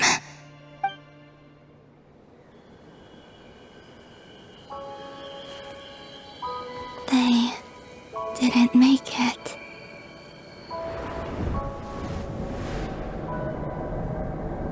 Could you tell me your name? My name is... Columbina!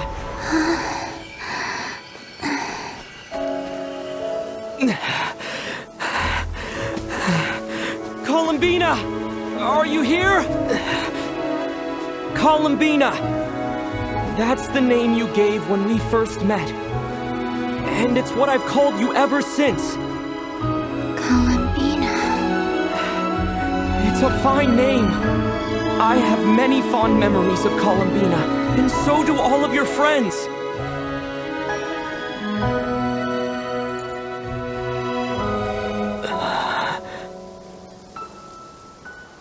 If you like this name...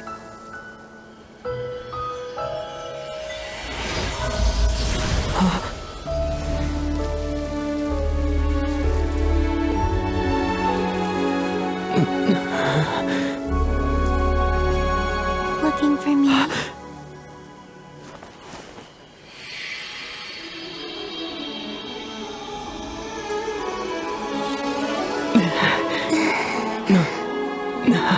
I like it. You can carry on using it. My name is Columbina Hyposelenia.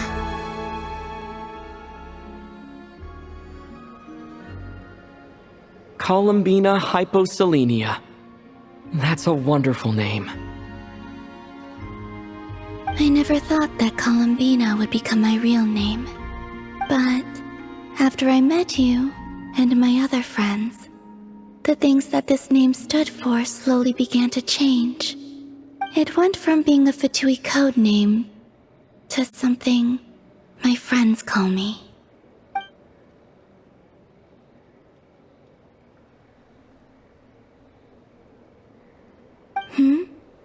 What is it? Why aren't you saying anything? I'm just so happy for you. Thank you.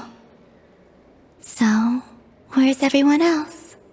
We can go and meet them very soon. Everyone went to different places to try calling your name. Great.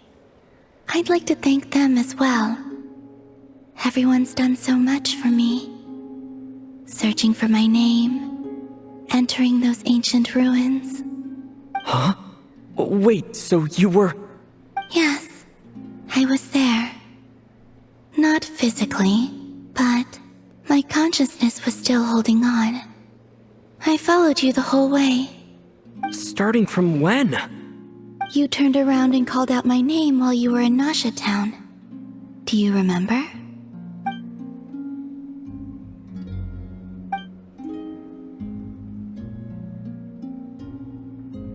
Let's go.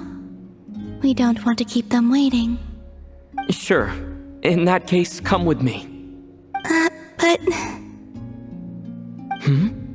Before that, could you call my name one more time? Sure. Come with me, Columbina Hyposelenia.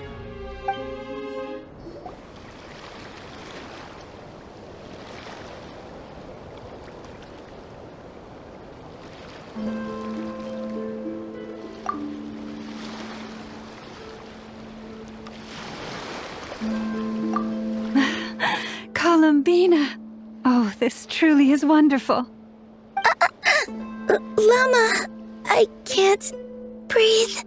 Ha-ha! Just in time for Moon Prayer Night. It's good to have you back, Miss Columbina. Yeah, we were worried sick. Thank you, my friends. With your help, I now have a name that belongs to me. Columbina Hyposelenia. Where's the second half from? You added it yourself? That's right. It means... Born beneath the moon. Yes. And by extension, it can also mean born beneath this world. A fine name. Now, as much as it pains me to interrupt this beautiful reunion, I feel obliged to remind you that the Moon Prayer Night celebrations in Nasha Town have already begun. Don't you want to enjoy the festivities? There's so much to see and do. And some of the ambient lighting and entertainments were sponsored by the kind souls in the Hexen Circle. Nicole? Why'd you turn into Dodoco? So you're Miss Nicole. Thank you for helping us, and for helping me find my name. It's nice to finally hear your voice. You're quite welcome. Guiding lost people to hidden treasure is what we Seelie do. And if you ask me, spiritual treasures are far more precious than material ones. Chests are all well and good, but this was what it's all about. Ah, so satisfying. Anyway, I had to go help Alice. It seems like she ran into some trouble. That's why I couldn't be here in person. But don't worry, we're with you in spirit. We'll be celebrating right along with you. Keep an eye out for the Hexen Circle's festive stalls in Nasha Town. I think you'll like what we came up with. Alice said she even managed to rope B in this time. The Frost Moon Scions have also prepared various attractions. I believe Aino, Nefer, and their crew are setting things up as we speak. On that note, Nefer, about that request I made. It's all in hand. Yehoda is on site to ensure that everything goes off without a hitch. Wonderful. In that case, Traveler? Huh? Come on, Columbina. It's time to celebrate the best Moon Prayer Night ever.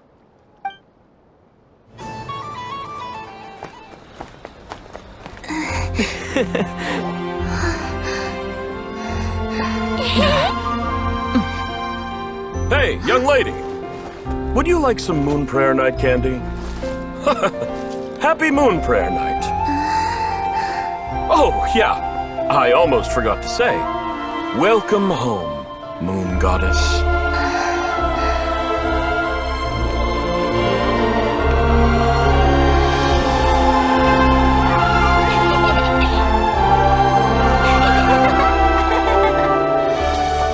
Welcome home, Moon Goddess. Welcome home, Moon Goddess. Welcome home, Moon Goddess. Turning Nasha Town into her home is a festive gift. A rather brilliant idea. Perhaps this is what Nod-Krai, Columbina's home, should have been like all along.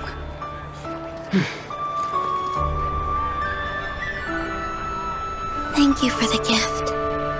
I like it a lot.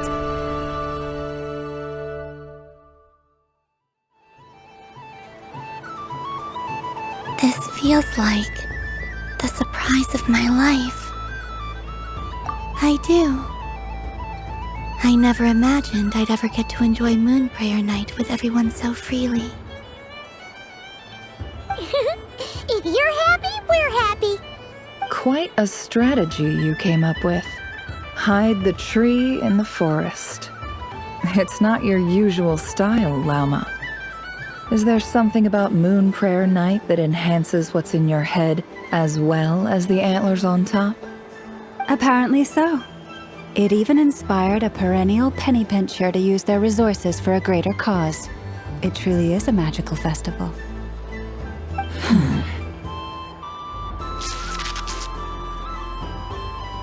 I see it now. This bickering is actually a sign of a strong relationship. Huh? What's everyone doing here? Oh! Miss Columbina, you're back! Yes, I'm fine now. Thanks for your concern. How's your progress with Alice's assignment? Very well indeed. I've never heard her sound so excited. Not like this. This time her excitement seems more serious. Seems like she's had a major breakthrough. She said she'll contact us once she knows more. In the meantime, we're free to relax and have some fun. Enjoy the time off while it lasts. I have a feeling that our next task won't be so simple.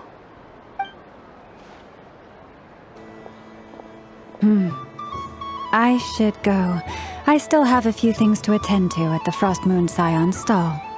And I think I'll take a look around. With any luck, this once-in-a-year festival will come with once-in-a-year opportunities. Hold up a second. Where's Varka? I believe he made a beeline for the flagship the moment he entered Nasha Town. Ah, that's Mondstadters for you. They know what they want when festivals roll around. Goodbye for now, Columbina. I hope you have a wonderful night. I will.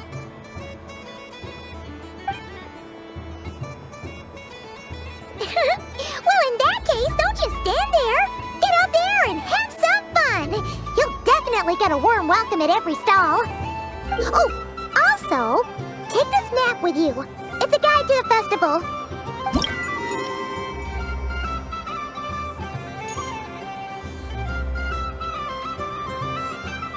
The Frost Moon Scion stall is over here. Lauma's invited a whole bunch of cute animals to celebrate too. Over there is the Hexen Circle section. Alice seemed more excited than anyone about this festival, so she insisted on making it a grand affair.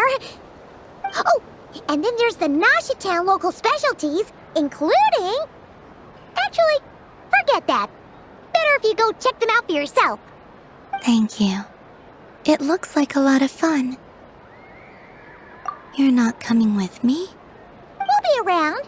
But don't you want to browse by yourself for a bit first?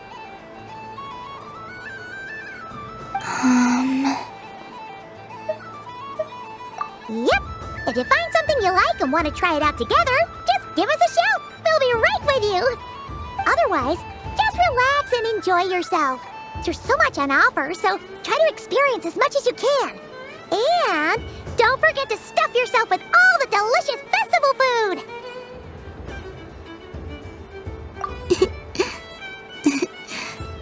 All right then. Off I go.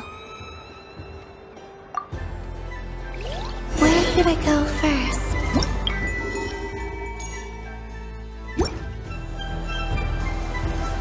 This must be the mage's stall. It feels like I've entered a fairy tale. Ah, how lovely. There are so many attractions here. Since I rarely get out.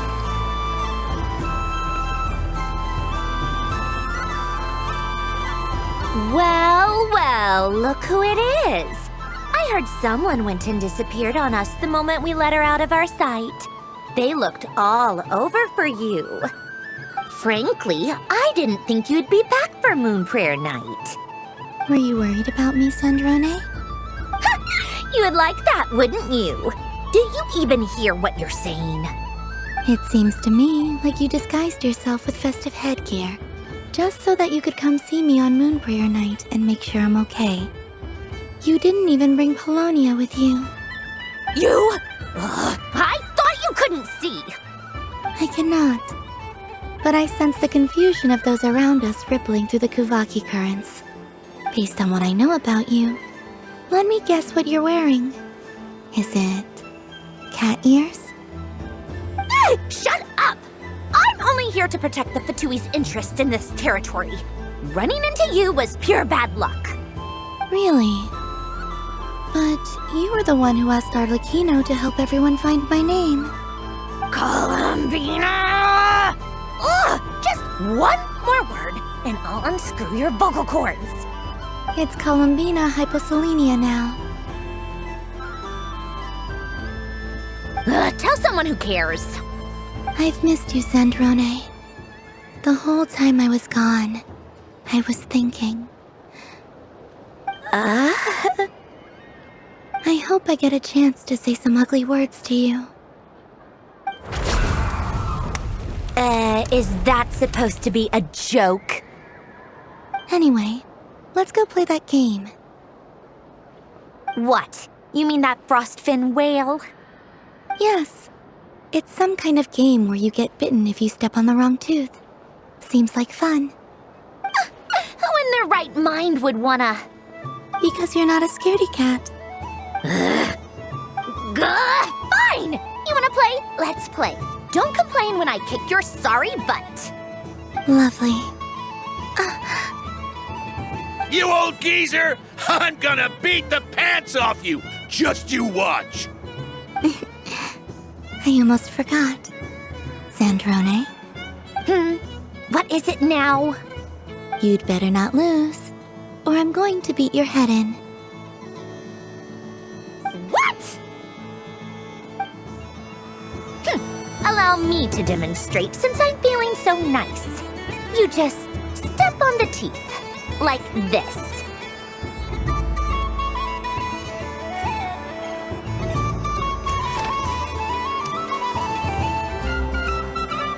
Which should I pick?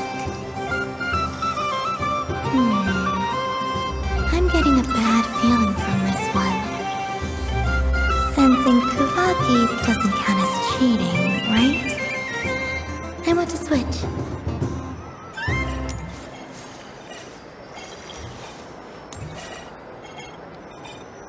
Your turn, Sandrone.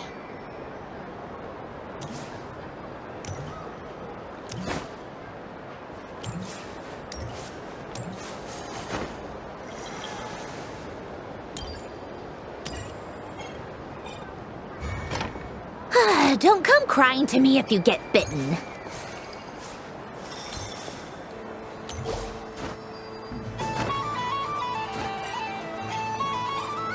There are less and less teeth remaining.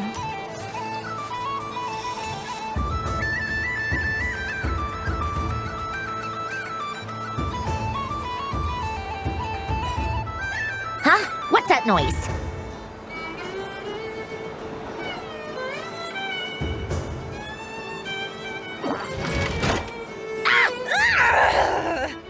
I think you might have picked a bad tooth, Sandrone. Shut it! Do you need any help? It seems like you're stuck. No! It's just a blasted toy! How is its grip this strong? Stop laughing! All right. Well, you lost. So just like I promised. Hey! What are you doing? Are you seriously? Hiya! Why you? Oh, just you wait! Rematch! Are you all right, Sandrone? That was quite a strong bite. Are your clockwork parts? Quit your fussing! I don't need it! All right. I'll go first this time.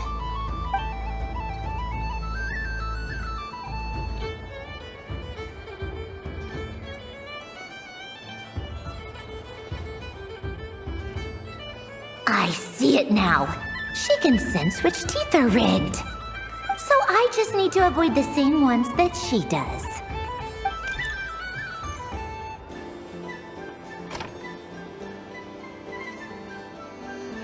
This one... Seems fine. She avoided that one then? Now I've got you. All right, my turn.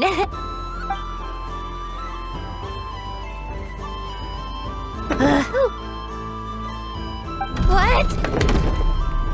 Looks like you lost again, Sandrone. Wait! There's more than one bad tooth! Bunk.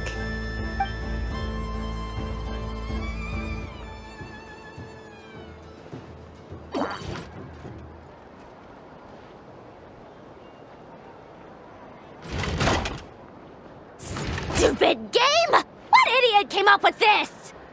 Are you alright, Sandrone? You said some nasty things just now. Oh, I'm peachy. Should I let you bonk me on the head as well? Ah, forget it! Come on, bonk away. It can be your consolation prize for losing so badly. I told you, forget it! Gah, you've always been so annoying. Singing right outside my door, inviting yourself to my tea parties, going AWOL. And now you're off to the moon or something. Of all my days with the Fatui, the times I spent with you, Arlecchino, and Rosaline, they were my favorite. I will not forget them. Just as I shall not forget this moment. We'll always be friends, no matter where we are, right? Who'd want to be your...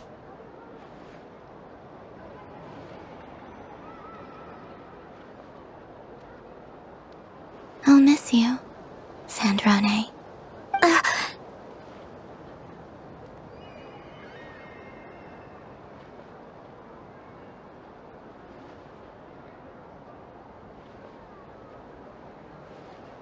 Goodbye, Sandrone.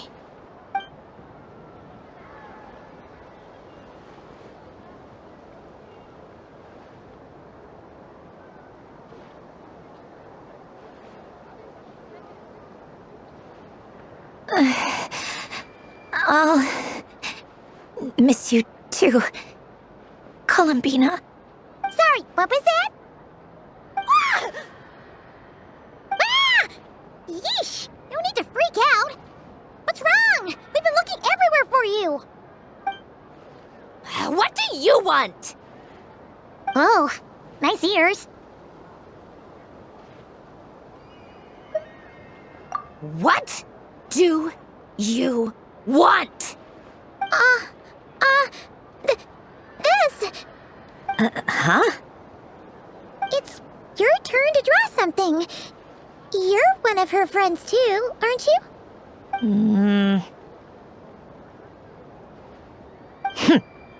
Doesn't know how lucky she is.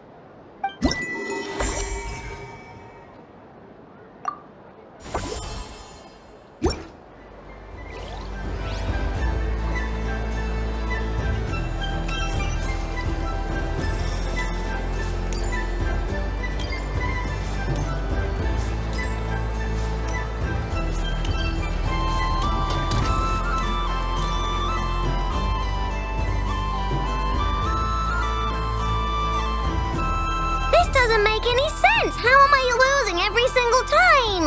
Wait, Inepha, you're cheating, aren't you? Yeah, that must be it. I am not cheating, I know. Uh-oh, sounds like Inepha's turning into a big baloney bot. I think it's time for some serious maintenance. Moon Goddess, help me. Miss Columbina, I know, is attempting to cheat. The cheater? You're the cheater! How dare you throw it back at me?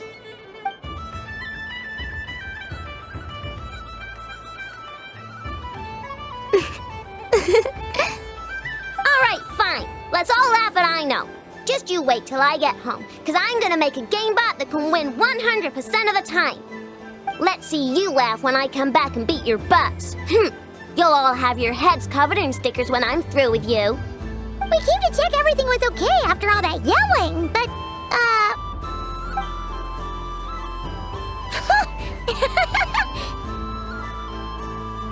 Whatever it is, it sounds like cheating is allowed. Kuhenki concentration. Each player starts with differently colored kuhenki. Each round, they draw one kuhenki from their opponent. When a player has two kuhenki of the same color, they make a pair and can be discarded. Any that can't form a pair must be kept. The round ends when a player can't form any more kuhenki pairs, and that player gets a sticker.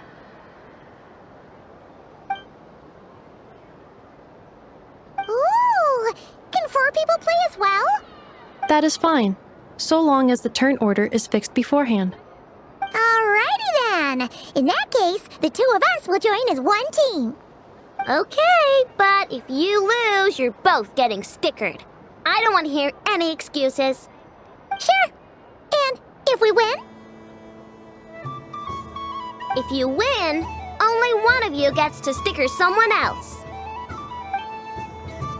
I have taken to calling this. I know logic. Hey, lay off me, alright? Okay, so we're starting the game from scratch again, which means all my stickers so far don't count. Looks like Luonatar is the Kuhenki of honor for this game. Anyway, let's go clockwise, starting from Inefa.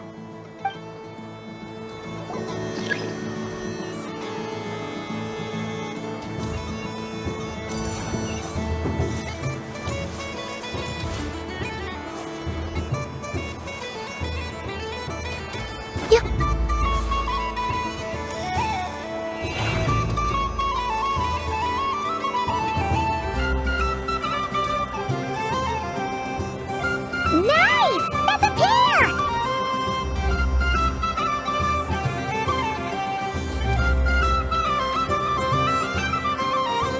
Go, go, fly!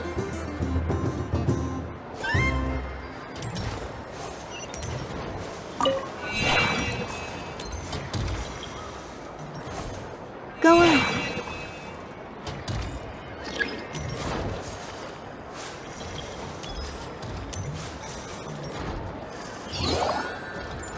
I have a pair.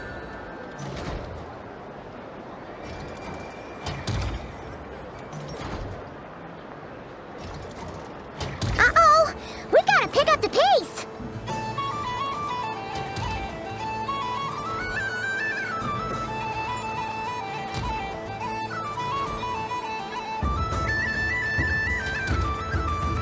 Phew, that was too close. I thought I was gonna lose. Let's see who's gonna be the unlucky one.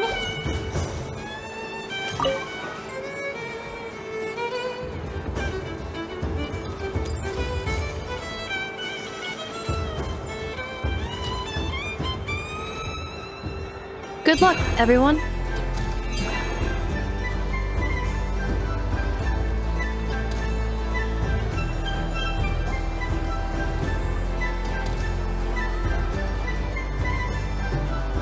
Let me pick a good one.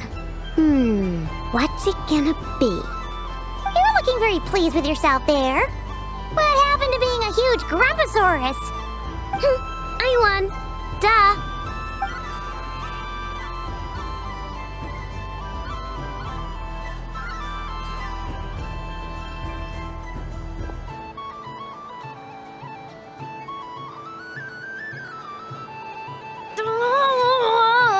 Me again? Don't fidget too much, Aino, or the sticker's going to fall off. I don't care. If it falls off, it falls off. If a pair of Kuhenki get discarded, why not a pair of stickers? Huh? Huh?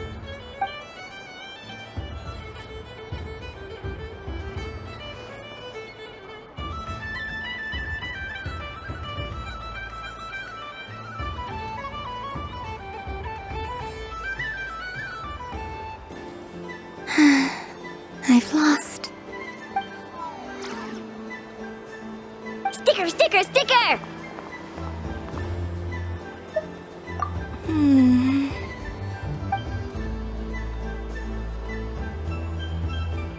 Cute! You think so? Shame. I can't see it for myself.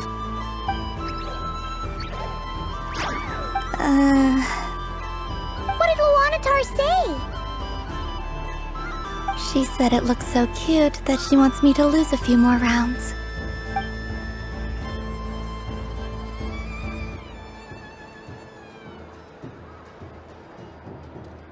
Who put these stickers on Paimon's eyebrows? Ugh, she can barely see! Alright, now, I think we got enough evidence to prove that there's a serious problem here. Yes, I agree as well. The culprit is... Ineffa! Culprit? What did I do? Quit acting dumb, Ineffa! You're not wriggling your way out of this one. I've been watching you. Not only did you remember whose side Luanatar started at, but every time someone drew a Kuhenki, you were logging it and calculating every last possibility. Which Kuhenki pairs were gone, who had what color Kuhenki in their hand, even our facial expressions. You were keeping track of it the entire time. Exactly! What Arno said! Putting aside the fact that running calculations is not against the game rules, do you have any evidence to support your allegations? But that's not against the rules either. So she admits it. She certainly does. Alright, everyone grab a sticker. It's time to get Ineffa back. But... Take that!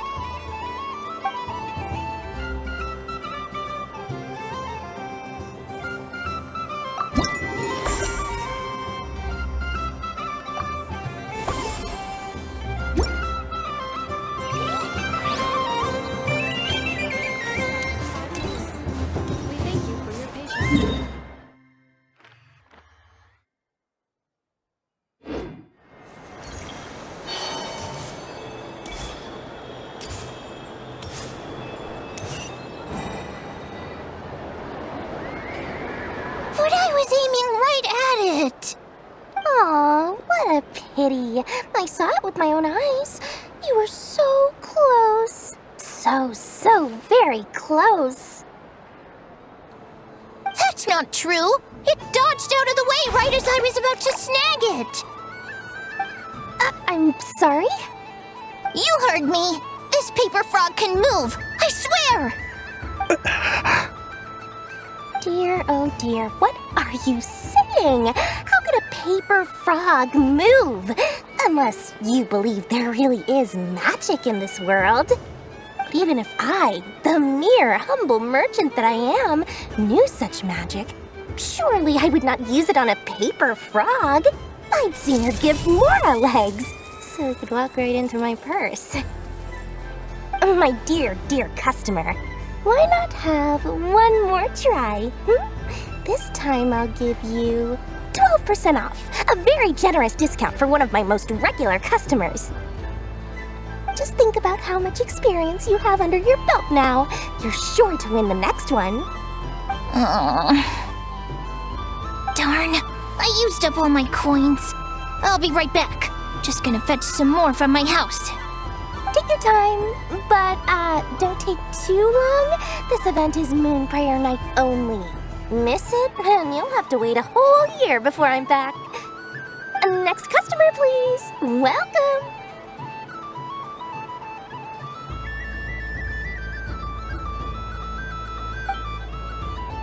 Hello.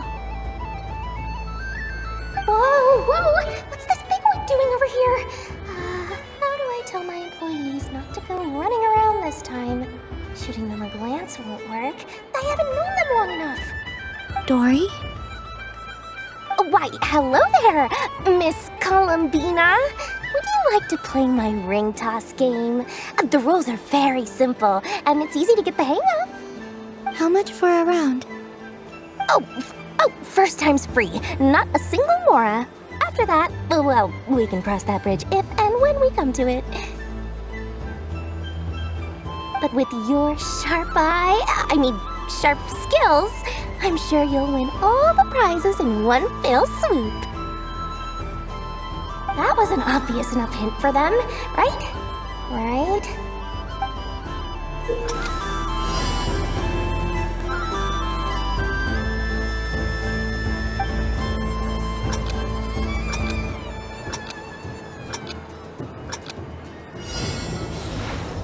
Here comes the ring!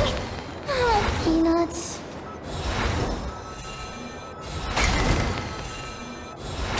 Change tracks. Roselle, should we move or not? Just a tiny bit. All right, then I'll... Oh, sugar plums, not the clock hands. How do I move the legs again?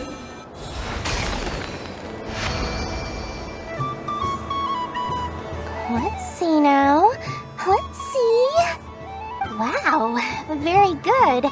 That's the highest score we've had all night. And here's your prize. Now, how about another round?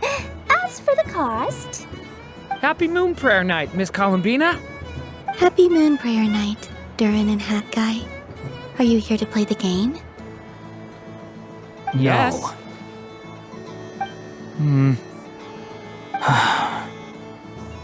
You said we were just coming here to say hello. I did, but then I recognized a few more people as I got closer. Do my eyes deceive me? Is that... It's our little dragon! He's all grown up! Someone's popular. Well now, since you came all this way, why don't you try out this lovely game we have going? First try is free! He'll have a go. I'll pass. It's only one free try per customer. You can't give your try to him. I'm aware. How has Elder Almond been lately? He's in great shape. He goes for a run in the forest every morning to stay fit and healthy.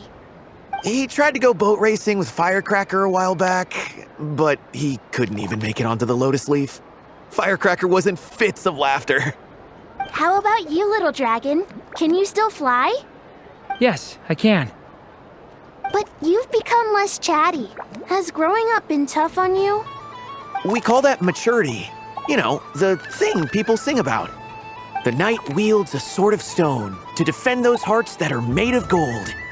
Stone is very heavy. That's what keeps them from talking too much.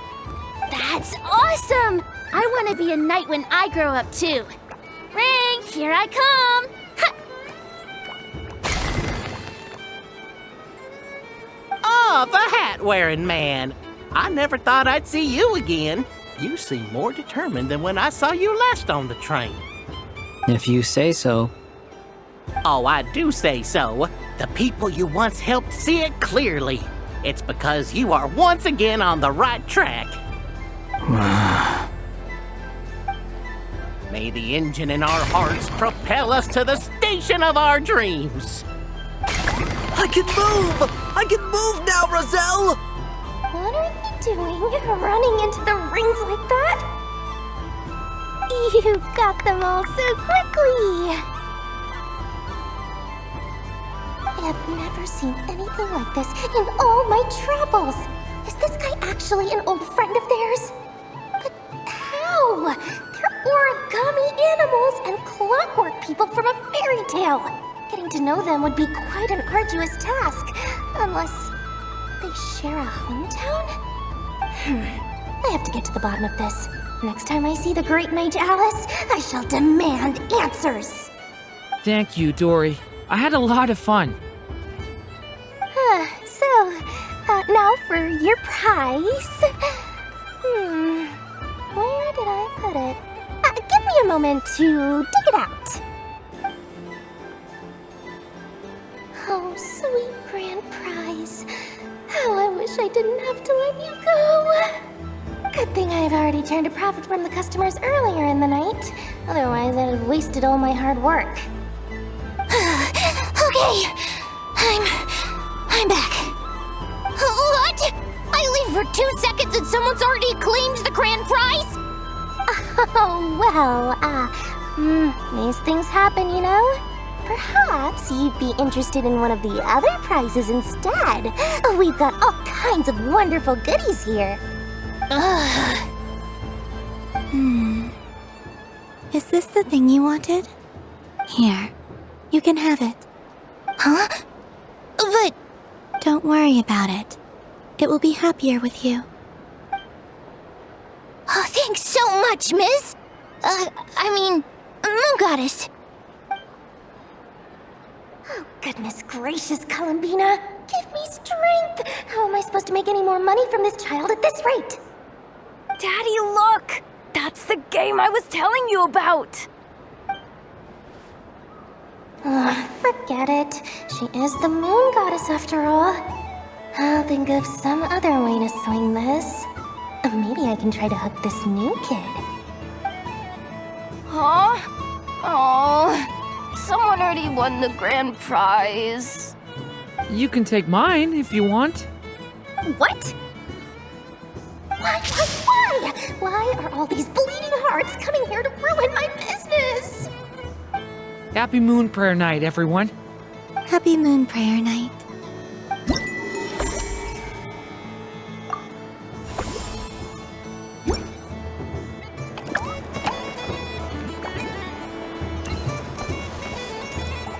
What's this?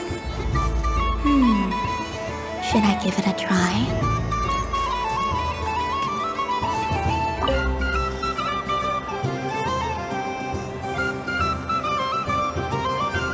I wouldn't say it's unfair, exactly. I mean, your voice goes right into people's heads. How would you explain that to the kids? You can't just explain it away as magic. Is something the matter? Ah, Miss Columbina! No, nothing you need to worry yourself about. Impeccable timing. Stick around for a second, Miss Columbina. I need your input on something. This self-proclaimed Knight of Justice has yet to give me a satisfactory answer. I, for one, would like to hear your verdict on the matter. Hey, now, I left the flagship just to help you out, Miss Nicole. What's going on? So Alice and I are both using long-range remote control spells that work on similar principles, allowing us to attend this festive fair in Dodoco form. Sorry, let me backtrack a little. While similar, there are some key differences. Alice, being a great mage, wanted her Dodoco to reflect something of her own charm and mystique. So she adjusted the way its tail moves when it spins around. An entirely gratuitous move, in my opinion. I hardly see how anyone is going to notice that. If anything, I'd say that anyone who stares intently enough at a Dodoco's tail to notice such a small detail is someone we ought to be highly concerned about. I only say this to emphasize that my question has nothing to do with tails. Now that we're clear on that, why is Alice's Dodoco permitted to interact directly with the children celebrating Moon Prayer Night, while mine is not? Your voice speaks directly into people's minds. See? Exactly what I said.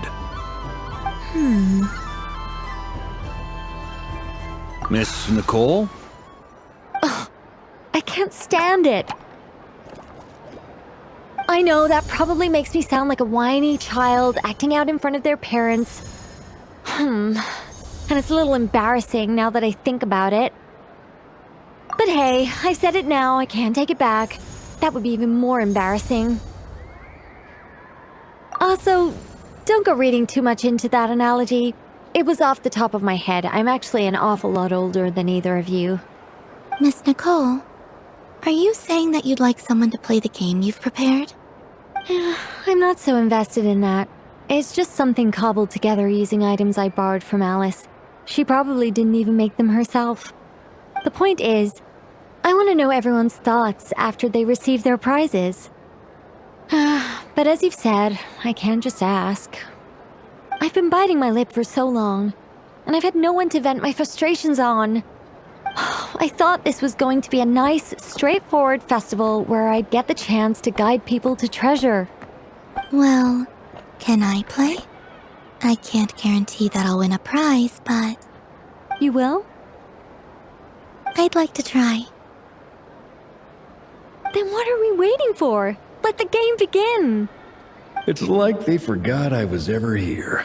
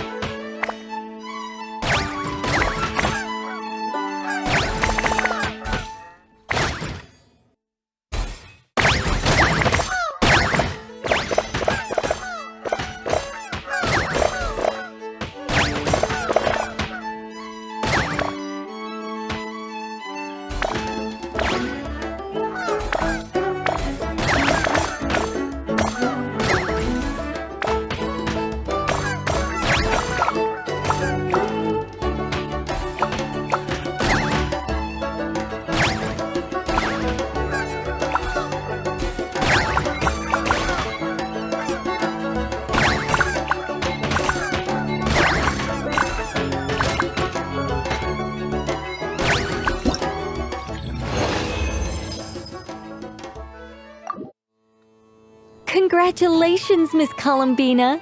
With your great wisdom, you have overcome every obstacle in your path and conquered the great challenge posed to you by fate. Fate? Well, something to that effect. If you'd prefer something more poetic, it could be the icy winds or the dawn. Anything you like, really. You could even go with the challenge posed to you by Dodoco, if that's what you're into. Anyway, you can take or leave my suggestions. Moving on. All my hopes are now resting on this. Can I open it now? Stop teasing me! Please, I'm begging you. No more talk. Just open it.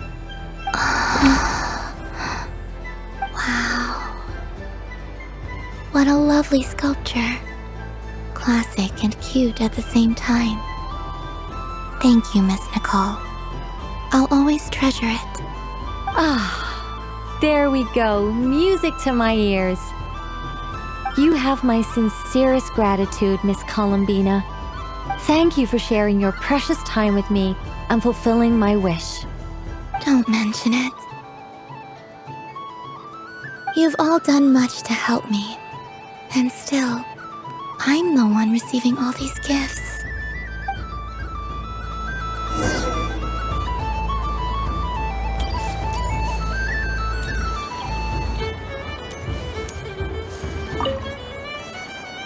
A soft and furry creature that bounces and jumps. Welcome home, Moon Goddess. This one talks too. Allow me to introduce myself. I am a Dodoco from a distant archipelago, the most mischievous of all my Dodo brothers and Dodo sisters. When the going got tough, I powered through, and when I met obstacles, I boomed them away. That sounds like a lot of fun. Doesn't it just? Oh, but then the trouble started. Recently, I found a lovely beach, the same beautiful jelly color as my hometown, and so I dove in to have a look, only to find it overgrown with seagrass and nasty little spiky fish everywhere, looking to turn me into a Dodoco kebab. I made it back to shore by the skin of my teeth, but my tail was sorely hurt. Couldn't you just boom them away? Oh, I wanted to, believe me. But I've heard that you, Moon Goddess, can understand animal speech. The last thing I wanted was to cause a gigantic fuss and get taken to court by a school of spiky fish. I'd be driven out of these waters for good, and my winter holiday would be ruined. And so, dear Moon Goddess, I was wondering if you might lend me your allegiance. Are you roping me into a crime? Oh, let's call it a once-in-a-lifetime carefree adventure. Does that sound better? All the festival goers tonight are dressed up as the Moon Goddess. But there's nothing to say that the Moon Goddess can't disguise herself as a Dodoco, is there? Besides, this is your home. You should be free to be whoever you wish. I'm afraid I'm not well acquainted with Dodocos, Madam Mage. Oh, that's quite all right. We Dodocos are innocent, happy creatures with a free-spirited nature. Many, like myself, are mischievous troublemakers. Others are lazy souls who like nothing better than to lie down on a nice rock and take a nap. In our eyes, every creature who yearns for happiness and freedom is a Dodoco. But perhaps in yours, we Dodoco are a fluffier and more mischievous breed of Khaenri'ah. Yes, that is a much easier image to follow. Oh, wonderful! Then let's play! Grab onto my tail and follow me into the sea! Time to settle some scores with the bad guys!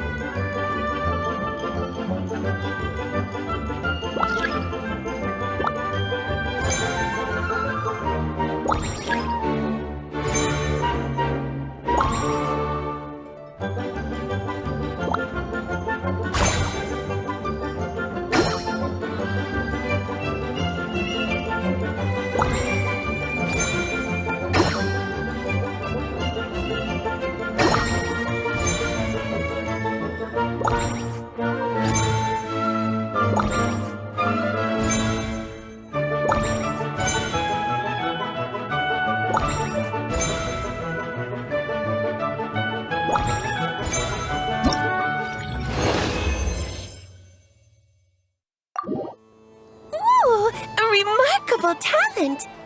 So, what do you make of it? The use of Jumpy Dumpties doesn't come as naturally to me as Kuvaki, but their unpredictability makes it fun. I think they call this novelty. Indeed! And how did it feel blowing those pesky nuisances away? Not bad. Any guilt? What do you mean? Oh, wonderful! Lovely answers to all 3 questions. You've passed the safety test. Now I can give this special bomb to you as a souvenir. Remember, if you find any meanies living on the moon, you can use this to boom them into oblivion. I will.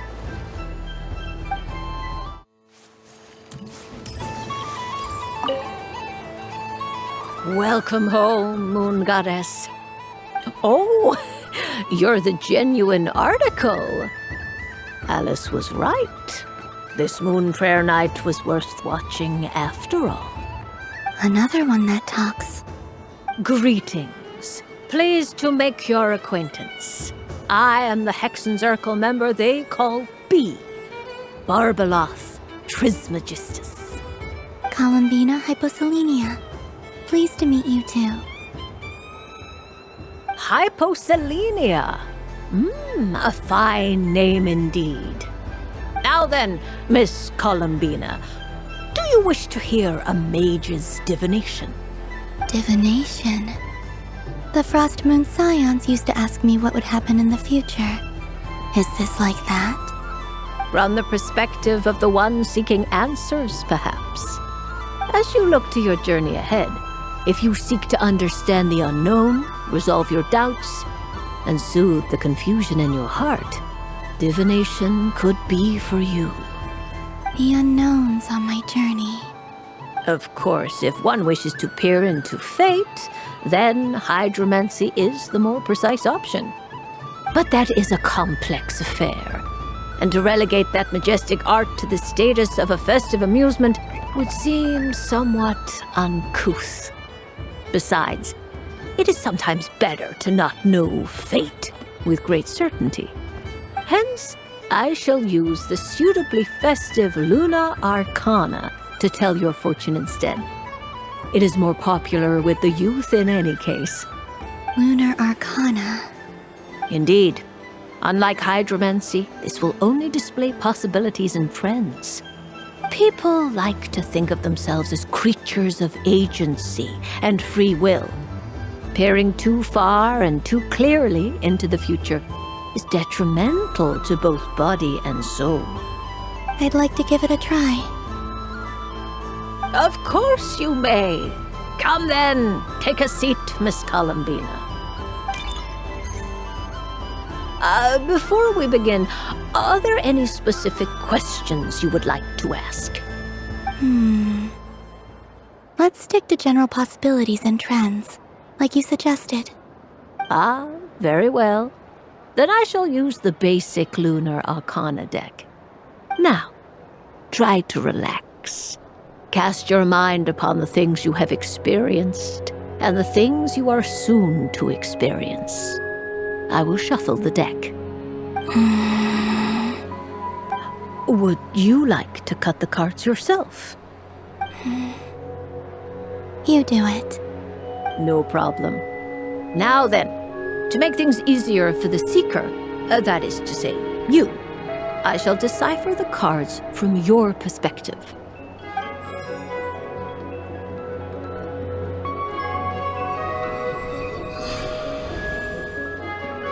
Please, draw the first Lunar Arcana. This represents destiny and is the foundation for the divination as a whole. Now, draw your second card. This will stand for the past, the sum of all your experiences that have come before. And now the third Arcana. This is the present, your interpretation of the current moment. Finally, the last card. This shall speak of the future, which...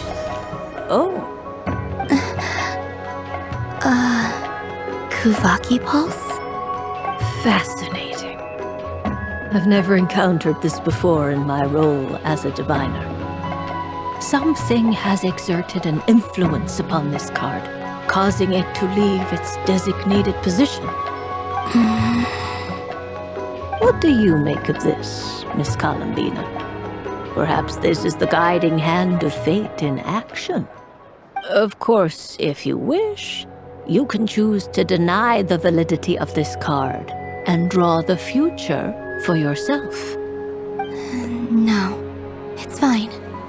Let's go with this one. A bold decision. I must say I'm looking forward to the results. Well then, let us flip the Lunar Arcana in sequence and see what emerges. Sure.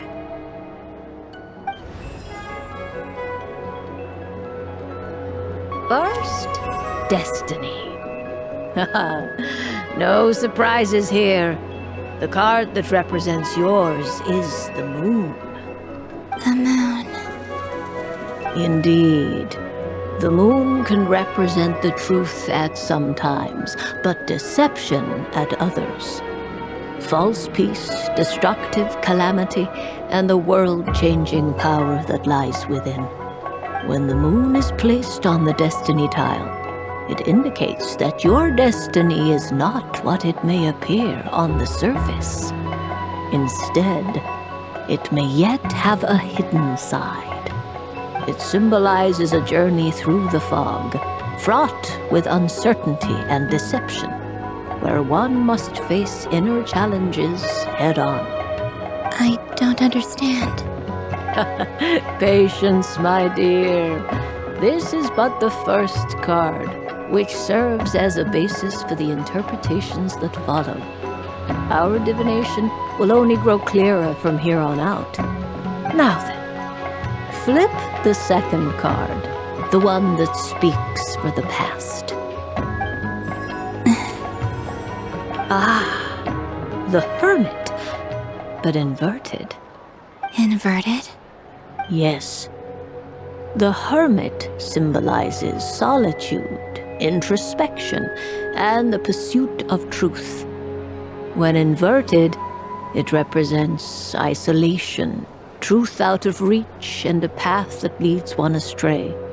Combined with the moon as one's destiny, the Hermit inverted represents a choice you made to stand alone in the past. It was a choice made not out of fear or arrogance, but for reasons that others could not perceive. You fumbled through the darkness without a guide, but you did not find your way. Rather, you went astray. More than once, it would seem. Is this about how I became Kutar despite not wishing to become a god? And how I joined the Fatui because I yearned for a place to belong? I suspect only you know the answer to this question. All is not lost. The past is in the past, and so it shall remain.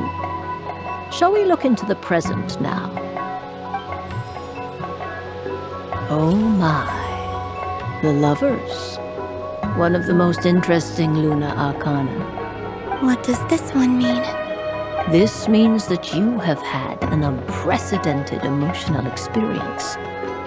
The joy of finding your soul becoming intertwined with that of another. A precious and wonderful thing indeed. It's true. I've made a lot of friends recently, and they are very good to me. I like them a lot. That sounds lovely. I am most delighted for you. The lovers can also represent important decisions, perhaps related to a parting of ways. Now, if I were to guess... Yes. My return to the moon. I understand. Parting with friends is never easy, Columbina. But rest assured, this is not the end of your journey. There is always another story waiting to be told. The future always lies ahead. The future. Well now, it's finally time to flip this most mysterious of cards. Why did it appear? And what does it wish to tell you? I'm ready. Very well. Flip this card and see what lies on the other side. Oh. Miss Barbeloth? What is it? This card is death. That doesn't sound very good. It depends on how we interpret it. It is true that it can represent an agonizing death, a complete and utter end, but at the same time, it can also represent rebirth. Do not forget that your destiny card is the moon. That lends your future many different potential meanings. If death spells the end, is it unavoidable?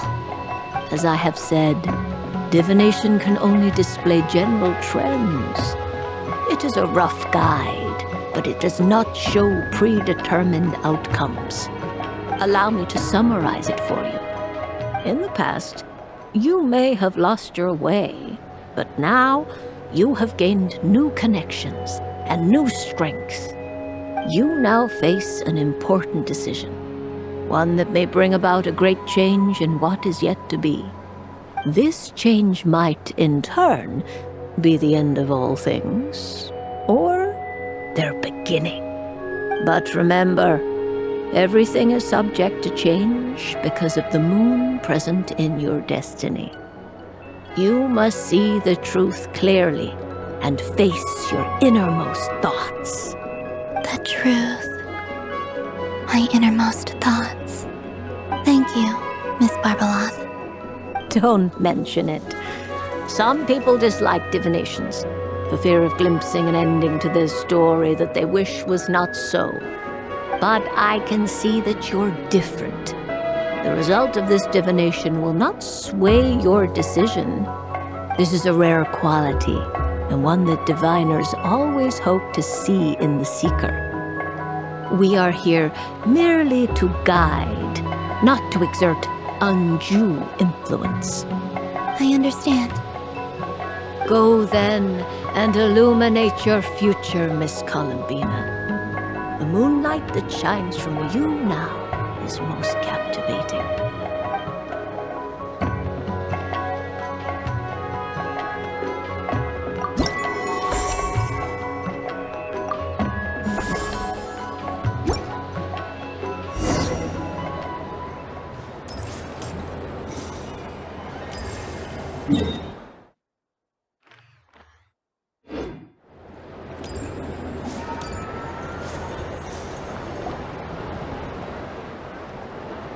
Dodoco's Whirligig! Come check out Dodoco's Whirligig! Ah, welcome home, Moon Goddess. Might I ask what this is? Ah, it's a very special amusement sponsored by the great mage herself. Ride on a soft and furry Dodoco and embark on an unforgettable adventure. I say that, but I'm just following a script here. Who is this mage, anyway? And what the heck is a Dodoco? I'd like to ride. No problem. But, are you by yourself? Is that not okay? Oh, no, it's fine. It's just that each Dodoco can accommodate 2 passengers. Would you like to bring a friend along? My friends... That should do it. Now, we just need to get everyone else to draw something on it too. But we gotta keep it a secret from Columbina. Traveler.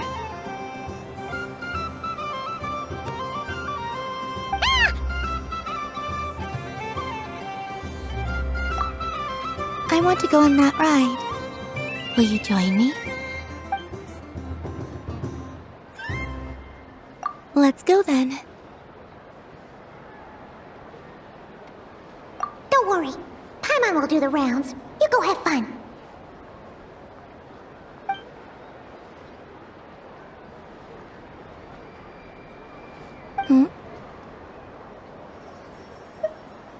All right. I think we have to wait in line over there. Please take your seats. For safety reasons, you mustn't try to leave the ride before it comes to a complete stop. All right, you're all set.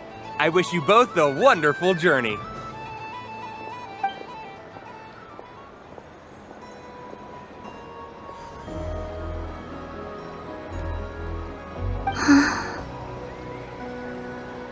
Not bad. It reminds me of riding a moon lane. Sometimes, the Khaenri'ah circle around me like this, playing their beautiful melodies. Yeah, I'm going to miss them.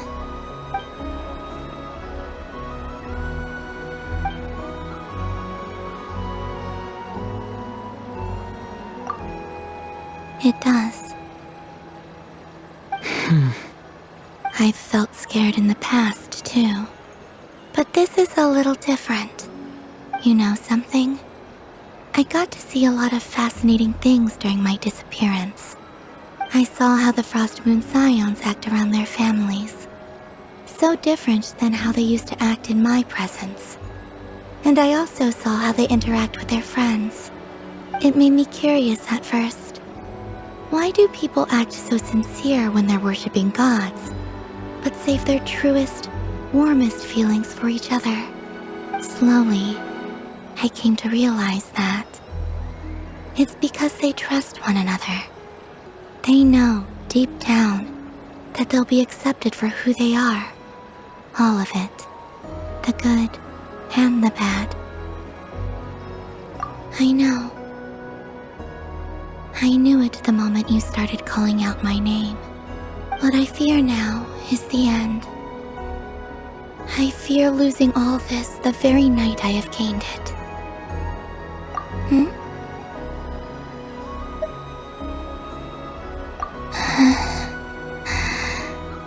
Thank you for this conversation.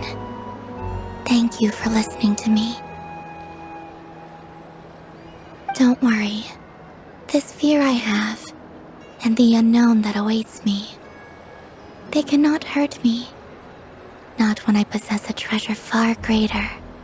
I just want you to remember this version of me, the real me, on this final night together. Dear passengers, Dodoco's awesome adventure has come to a close. Please leave in an orderly fashion, and we look forward to seeing you again in the future. Don't want the journey to end, huh? Don't worry, you two. There's always another adventure waiting just around the corner.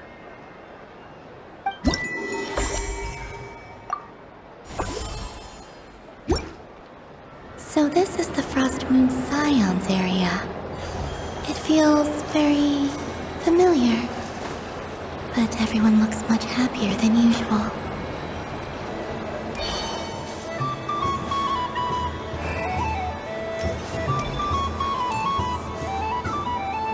Sunny days! I prefer sunny days. Ah, well, you are as warm as the sun itself, Moon Goddess. Very well. I believe your spirit animal has to be this most adorable chic badger. Wow! Thank you, Mr. Talking Magic Lamp. Have a very happy festival, Moon Goddess. Lance? That's you, isn't it? Shh. It's our little secret, my dear traveler in Paimon. Okay, sure, but why are you here selling sugar sculptures? Everyone celebrates in their own way. After gazing into the abyss and spending time around gravestones all year, what better way to relax than to see sunny smiles on the faces of the living? Besides that, I like to think of myself as a fair judge of character. I dare say matching personalities to confection suits me rather well. That's not what Paimon was talking about. Aren't you afraid that your true identity might be exposed? Should I be? There is all manner of magic in the air this moon prayer night, thanks to the work of the great mages. I see Miss Columbina is hiding in plain sight. Why should I not do the same? Why miss this rare opportunity to enjoy a special evening in my true form? Fair enough. You got a point there. People who don't know you will probably think you're just a talking lantern. Well, now that we see eye to eye, what brings you here? Not a search for your spirit animal, I presume? Ah, well, actually... Here, see for yourself! Oh, this is... How wonderful. A beautiful idea. Yeah! We just met Barca, and he said that having everyone draw their own section was kind of boring. So, he did your bit for you. Ah, Varka. Ever the maverick. I see his artistic skills are truly one of a kind. In that case, I shall paint something on Mr. Albedo's behalf in a short while. What? Why not now? Ahem. Welcome home, Moon Goddess. Whew, that was close. Hello, Flint. She recognized you right away! What keen eyes you have, Miss Columbina. Especially considering they are shut. I did not see you. Rather, I sensed you. I can sense the fluctuations in Kuvaki all around me. One would expect no less of the Moon Goddess. Might I interest you in some candy? Yes, please. Excellent. I shall make some for you right away. Hmm? Something the matter, Miss Columbina? What about my spirit animal? All the other children carrying sugar sculptures are talking about it.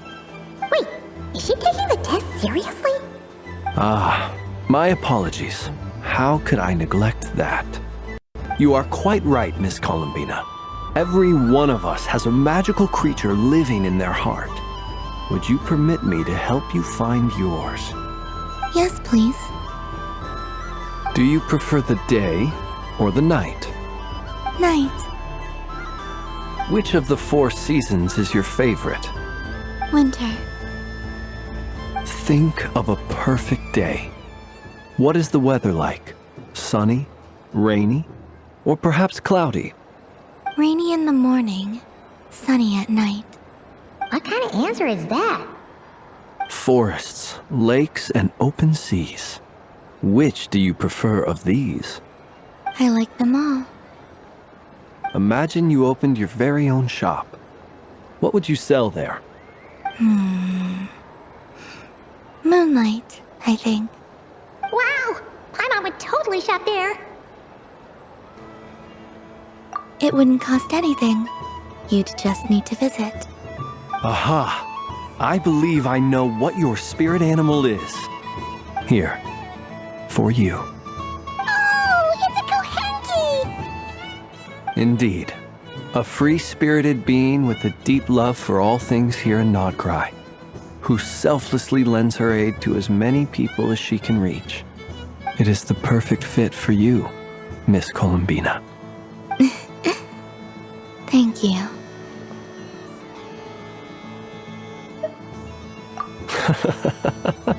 It would be my honor. But you shall have to forgive me. We have known each other for quite some time. I doubt there is any answer I could give that would come as a surprise to you. So instead, would you accept this sugar sculpture as a token of our friendship? It's a lantern. Hey, why don't you two go enjoy your candy over there? Paimon wants to try out this spirit animal thing too. Right, Blitz? Come on, play ball. I get this drawing done. But I want to hear Paimon's answers. But it'll probably take ages. Paimon's a complex soul. And we don't want your candy to melt while you wait, huh? Oh. Okay then.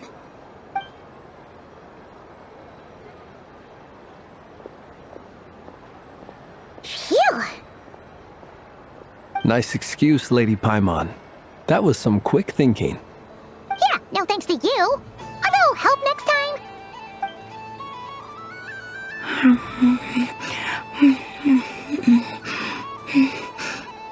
It's sweet. Is that lockaberry? I wonder what flavor the traveler got. This way! This way! It's the candy-selling lantern! I'm coming! Of course. Traveler, maybe we can share? Yes. I found out recently that people share their food sometimes, so I'd like to try it. Or is that a no? Thank you.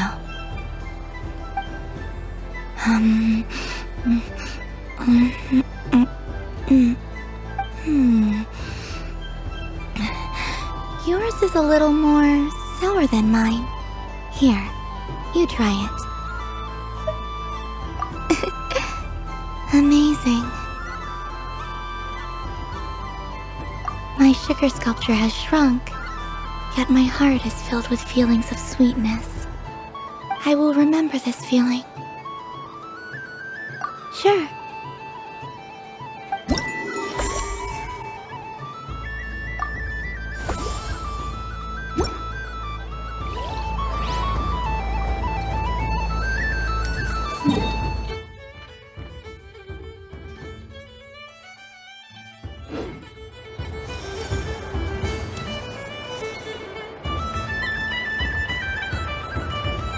I wish for a never-ending supply of laka berries.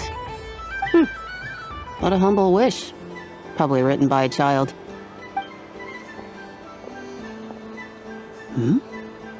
Is that Llama the Moon Chanter?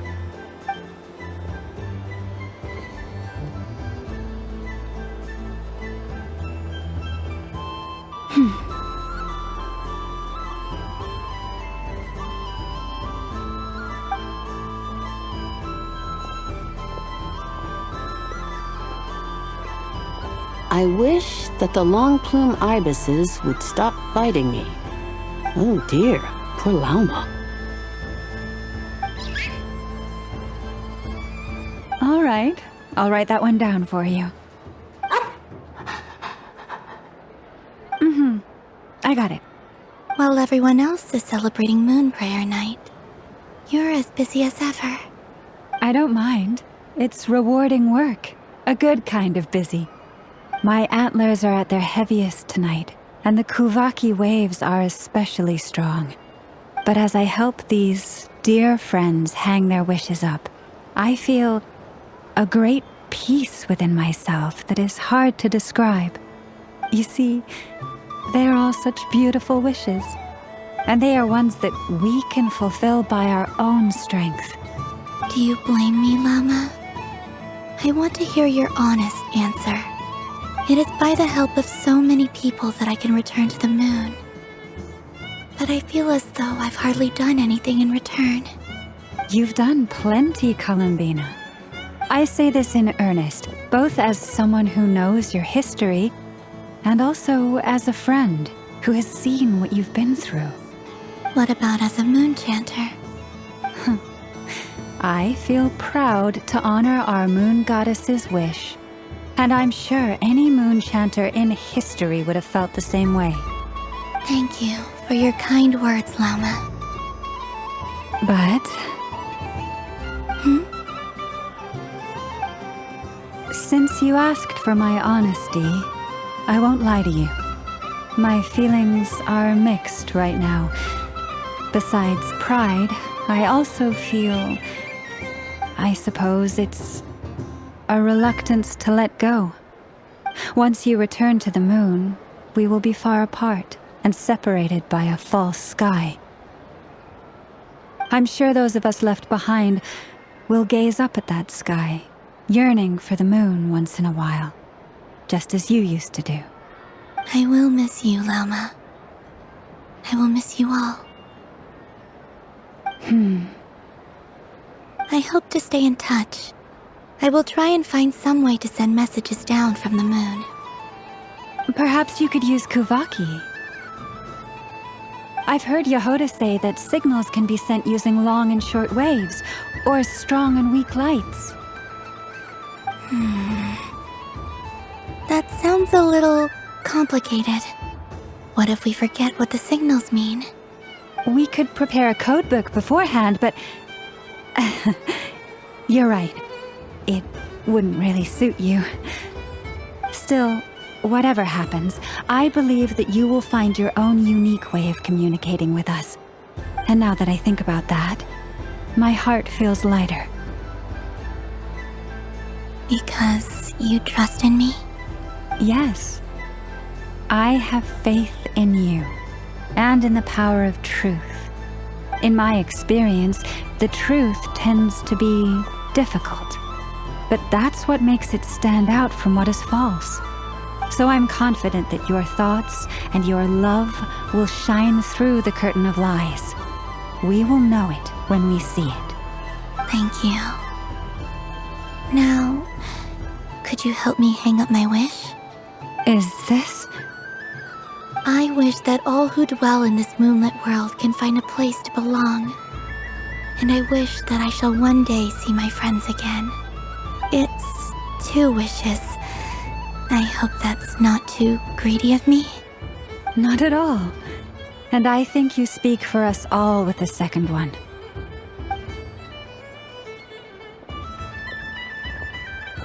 I shall continue to pray until the day that all of these wishes come true.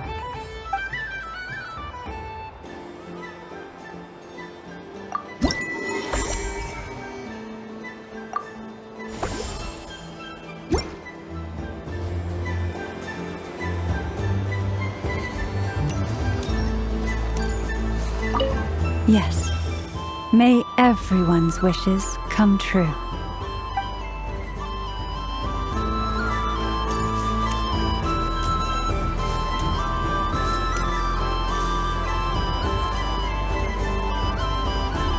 Wow, the Frost Moon Scion stall looks kind of plain, but it's pretty cool once you get into it. I don't go to Hisi Island much, but it's got that, like, old world cultural feel. And if culture means we get more festivals, I'm all for it! Hello, Yehoda. Columbine... hello, Moon Goddess? That was too close. I almost gave the game away in front of the staff. Oh, wait, what's the deal with her shoes? They don't make a sound when she walks. I could do with a pair of those. Do you like balloons too? Balloons? Oh, you mean those? What's so fun about balloons? I'm not a kid anymore. They're probably more up Aino's alley. Yes. The animals seem very curious about these strange flying objects. I was drawn here by their voices. I recently learned a fun new game you can play with balloons, so I decided to come and give it a try. A new game?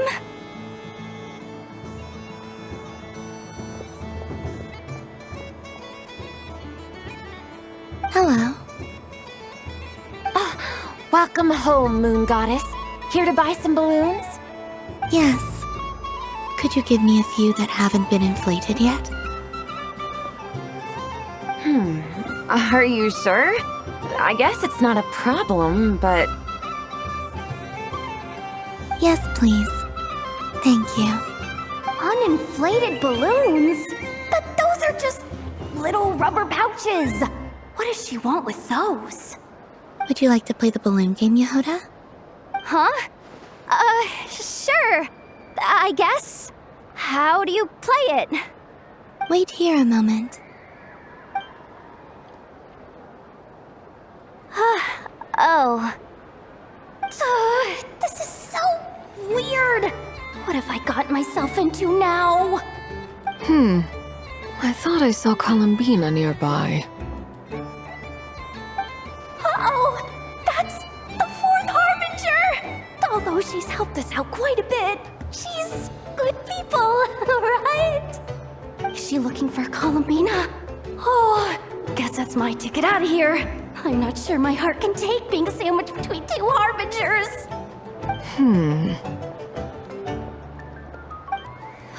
Which stall is she checking out? Oh, it's that other Frost Moon Scion's one. Try on the headgear, see what it's like having antlers or animal ears for a day. Oh, I wouldn't be caught dead wearing that stuff. So embarrassing. I have enough gear to carry as it is. Wait, what? She put it on? How peculiar. This would take some getting used to. I wonder if this is what it's like for Lynette. It really suits you, ma'am. What is this? She was so intimidating a moment ago, but now, dang, she's really rocking those ears. How does she make them look so cool? I suppose I may as well keep them on for now. All part of the festive experience. She's coming this way. How do you do, Miss Yehoda? Oh, jeez. Don't talk to me while wearing that thing. Where am I supposed to look? Oh, hey there. I'm looking for Columbina. Have you seen her? She just... Huh?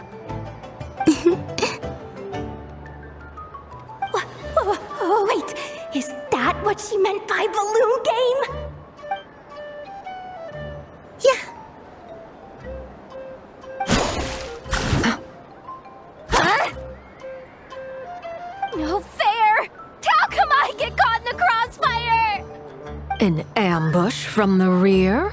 Is this a declaration of war, Columbina? Would you like to play too, Arlecchino? Seriously? Are they gonna start some beef right here, right now? Gladly. That said, I believe there is another who would like to join. Boss Nev! Thank goodness! You've gotta get me out of here! Things are kicking off big time! Hello there. I'd like 10... no, make that 20 balloons, please. Uninflated. What? Miss Moon Goddess, I hope you're prepared to pay the price for assaulting my employee. Welcome to the game, Nefer. Just to be clear, let's keep this a fair fight, okay? No strange powers, please and thank you. Naturally. Don't just stand there, Yehoda. Aren't you going to team up with me? Huh? Do I have to? Of course. Don't forget, the Curatorium has a reputation to uphold. I knew something like this was gonna happen.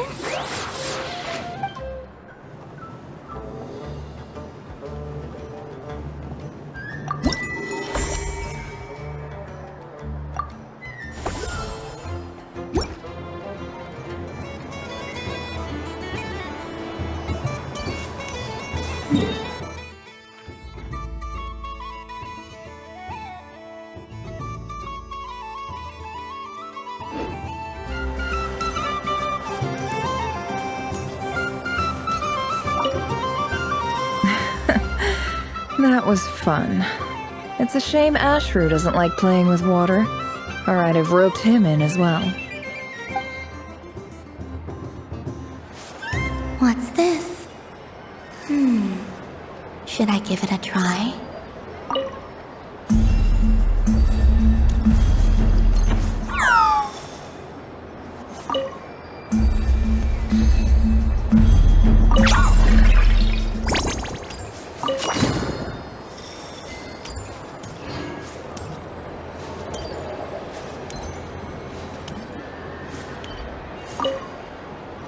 I've seen Lenny and the other children play this game before. It would seem that it's not a bad way to relax, once in a while.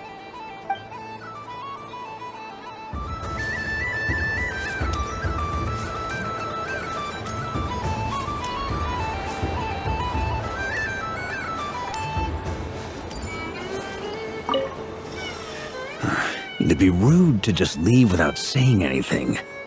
But at the same time, I don't want to barge into their lively conversation just to announce that I'm leaving. I guess I'll just wait a little longer. Huh? Albedo? This sketch is for you, Grandmaster. Oh, a gift for me. Thanks. Let's see what you've done for me. The North Wind left in the lurch.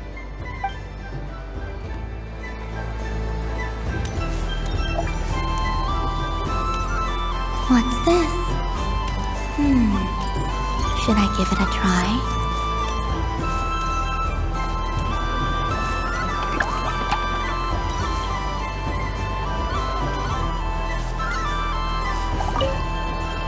Done being a do-gooder yet? Thanks for coming here with me, Hat Guy. Are there any games you'd like to play? It's your turn to pick. I'll come with you. Why does that hamster think you've grown up? You haven't changed at all. I know you don't mean that. You're just taking the opportunity to make fun of me, aren't you? Even if you won't admit that taking some time to compose yourself is important, I can see that you're doing it in practice. Otherwise, you'd have taken off your hat and flown away by now. Looks like Albedo's socialization program has been far more useful to you than all those Vahumana textbooks.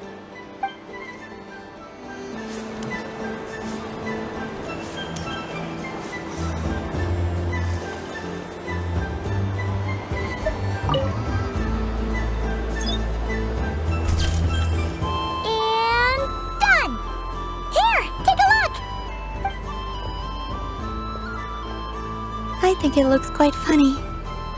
Well, Paimon thinks it's super cute. It looks like a silly chic badger and a rhyme-horn deer that's about to fall asleep. Maybe I'll stand on the chic badger's side instead. It looks like we've attracted the attention of quite a few animals. Let's make room for them.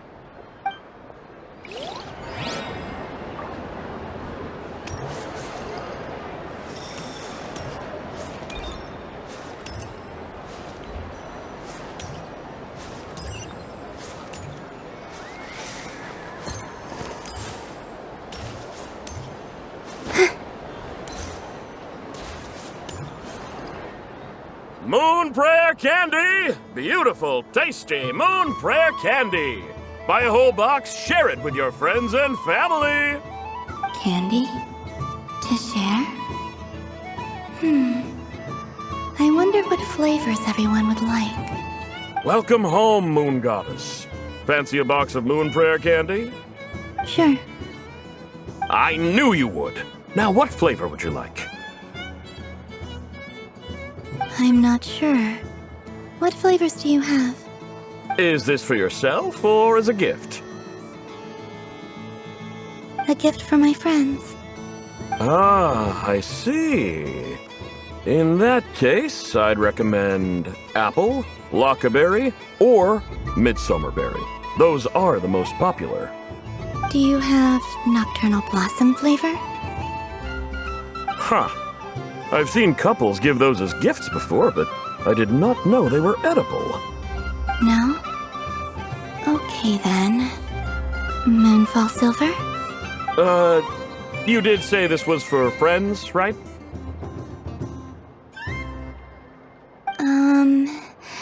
Maybe smetana then. Hey, now that's a creative idea! I've never tried it before, but if you're happy to wait, I can see about whipping up a batch on the spot. While we're at it, you got any other ideas?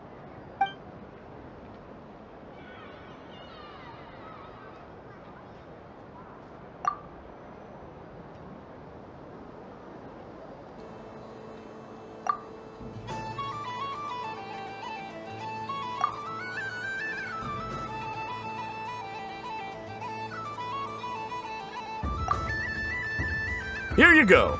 Every flavor you asked for is in there. Thank you. Haha, I should be the one thanking you! You brought me a whole bunch of new business. It's like a genuine blessing from the Moon Goddess. I hope you and your friends have a lovely night.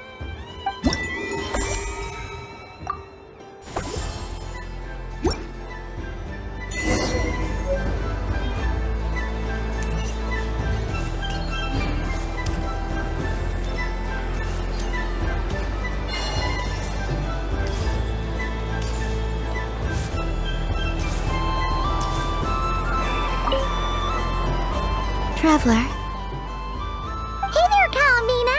Are you done checking out the festive amusements already? Are you sure you don't want to look around some more? You might not get another opportunity like this for a while. Right now, what I'd like to do is...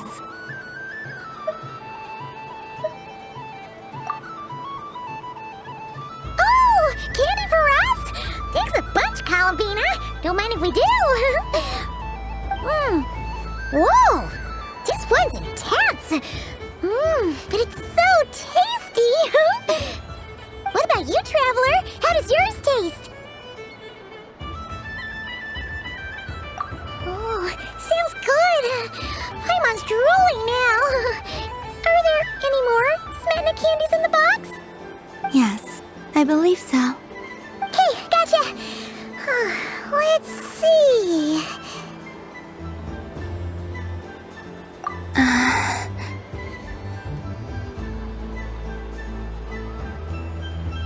Sure!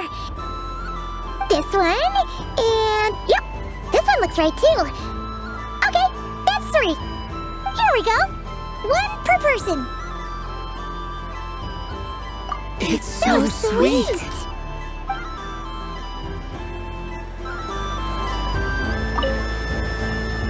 Traveler, Paimon. Columbina! Finished with the festival already? Really? You're sure you don't want to have a little more fun out there? Final answer? Yes, I am sure.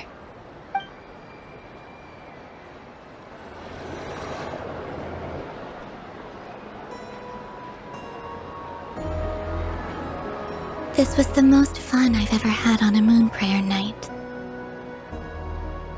Everywhere I went, people were saying, "Welcome home," and there were friends at every turn. I only wish it could last longer than one night. Oh,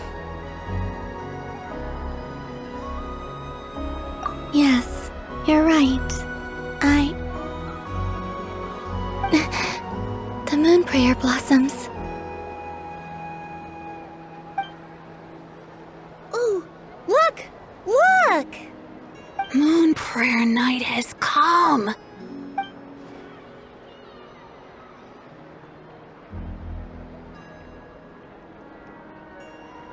The moon. It's so beautiful. Happy Moon Prayer Night, dear. Happy Moon Prayer Night.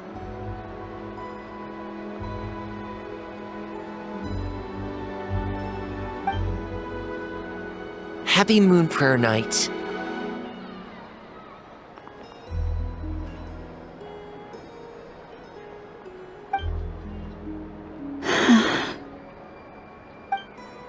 Aww.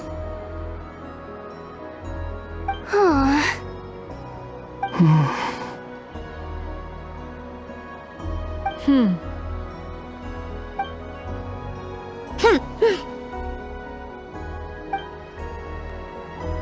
Time flies when you're having fun.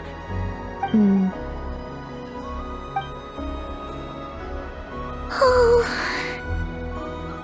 Looks like the time has come. Columbina. You're heading off, then? Yes, to the ruins you mentioned. And from there, back home to the moon. Wait! I know? At least... Take one of our craft shop's crumb cookies up to the moon with you. You know, for a snack. Sure, why not? The Curatorium of Secrets believes in proper farewells. No story should be left without a satisfactory endnote. Never. Farewells are an important affair for the Ratniki, too. We never know when we might meet again. Haha! And here I thought grand farewells wouldn't suit tonight's mood. But I suppose friendly passion is not to be stopped, eh?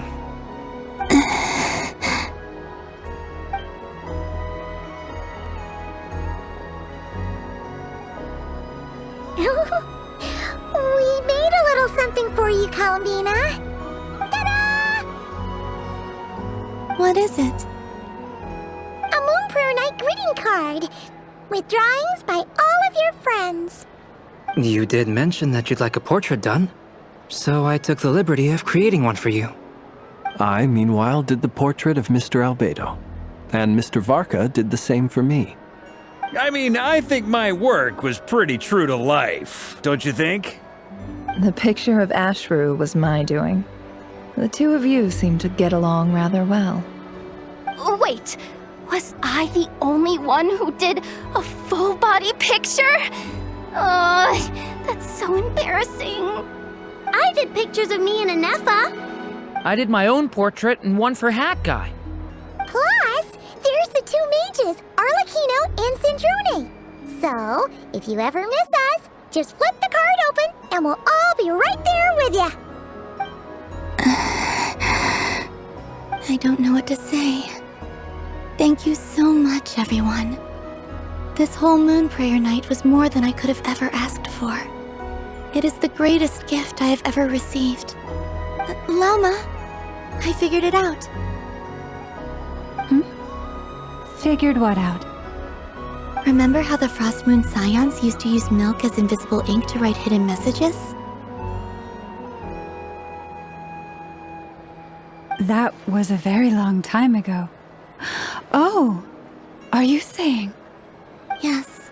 When I miss you all, I shall use moonlight in the same way, to write words that only you can see upon the moon itself. Wow, that sounds lovely. Quite. But how will we see them? Simply open your windows on nights when the moon shines bright, and the moonlight will naturally flow towards the words I have written. That sounds most fitting indeed. Very true to form. I'll try to write them in places that won't disturb your sleep. I, for one, would sleep all the better for having read one of your messages before settling down for the night. Exactly! So don't worry about disturbing anyone's sleep. Just promise you'll write to let us know you're okay, alright? All right. I promise.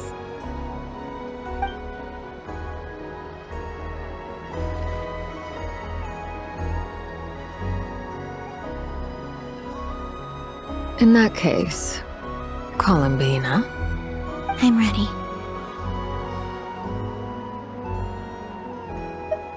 Very well.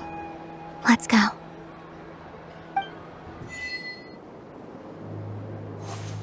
In just a few moments, I will be gone.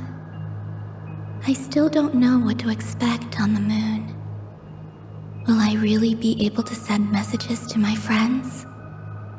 The Kuhenki, the animals of Nod-Krai. I'll never get to see them again. I wonder where I'll be when the next moon prayer night comes.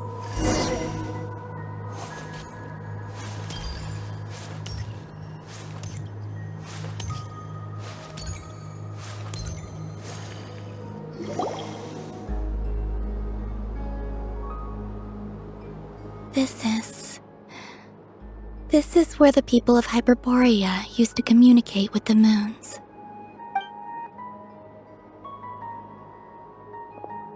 Eternal moon, frost moon, iridescent moon. When the power of all three converge, the gate to the moons shall open. Moon marrow preparations are complete. Only the final step remains. I'm sure Nasha Town is livelier than ever at this moment. Yeah, it's a shame you couldn't be there for it, but it's now or never, right? It's fine. I'm more than happy with this. My last piece of luggage. My only piece of luggage.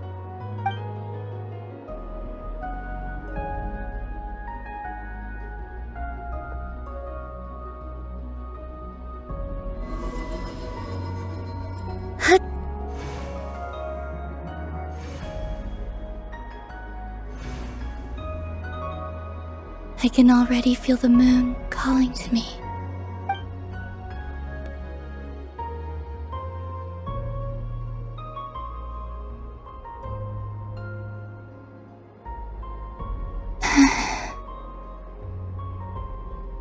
Your home lies on the far side of this light, Columbina. From now on, we will at last have a reason to pray to the true moon. Columbina. Yes? I'm listening. Be sure to come back and see us when you get the chance.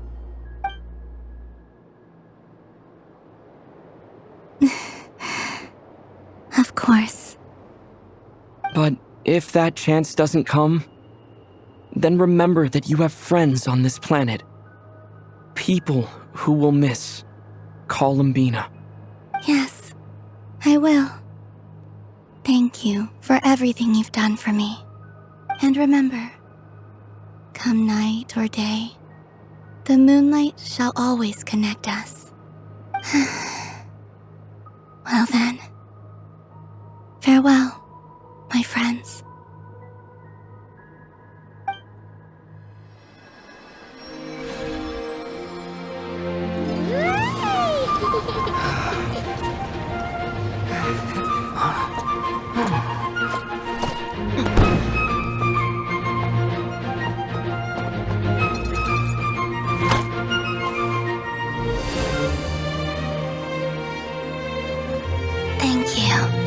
This was my happiest night in Tevat. Farewell, Columbina.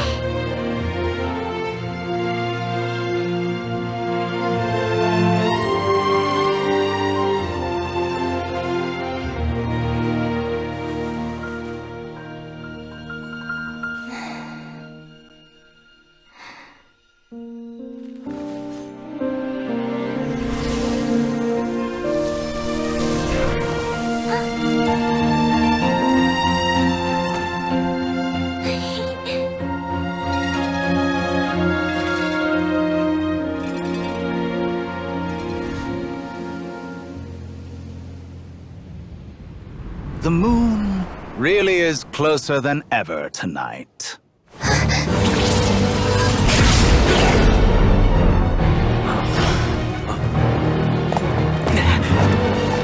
Columbina. All 3 moons in one place. Time for one final experiment.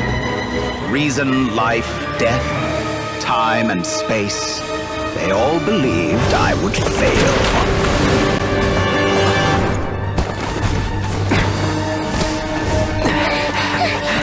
How could this happen? But Tevat's primordial power never did belong to the throne of heaven. And now, they are mine.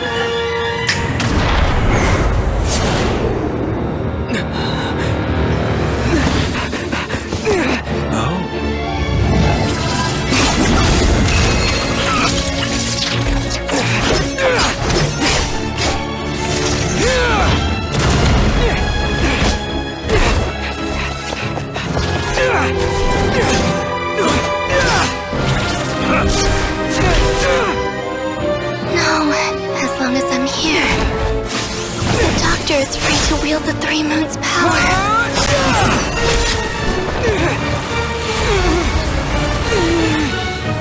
It's the only way.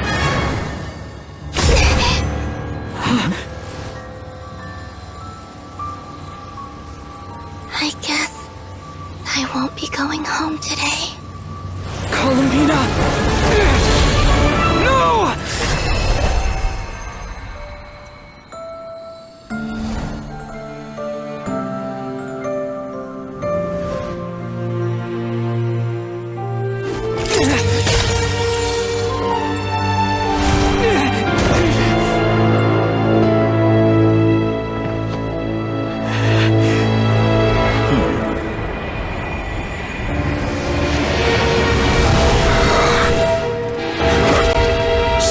World, do not try to control me!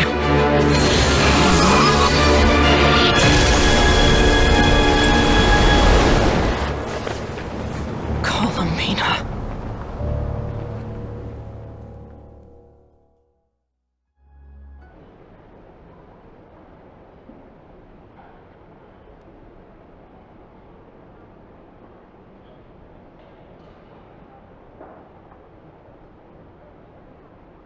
Are you all right?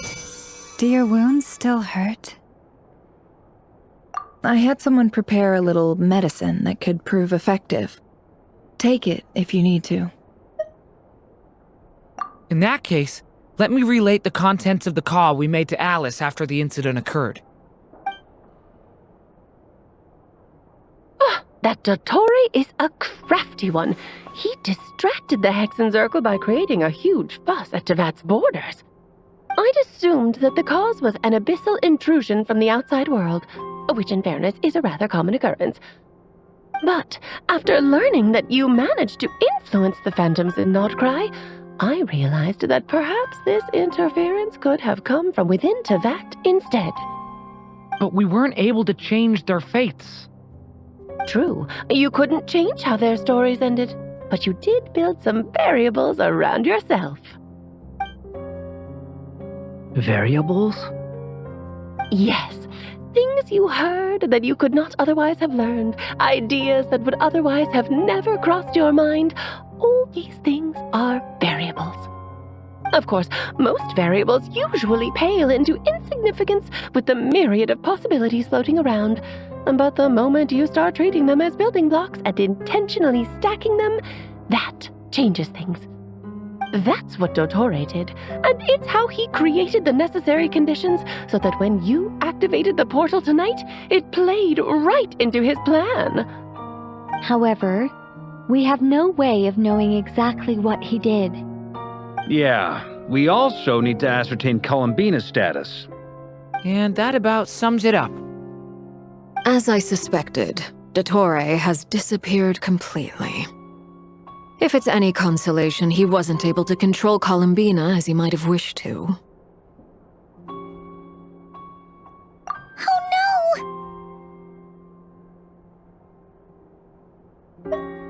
What? She did what? All we saw was Dori appeared and used some kind of power. The next thing we knew, he and Columbina were gone and you were falling into the sea.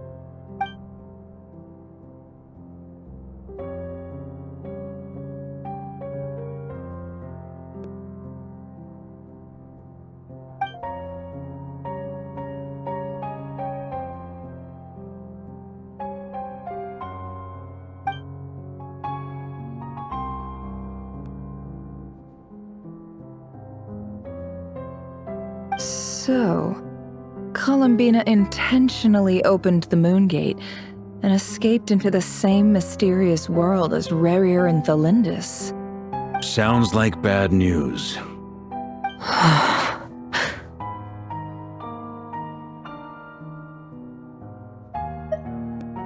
Seen in that way, the trilunar syzygy and Rerir's emergence, Dori might have been pulling the strings in both cases.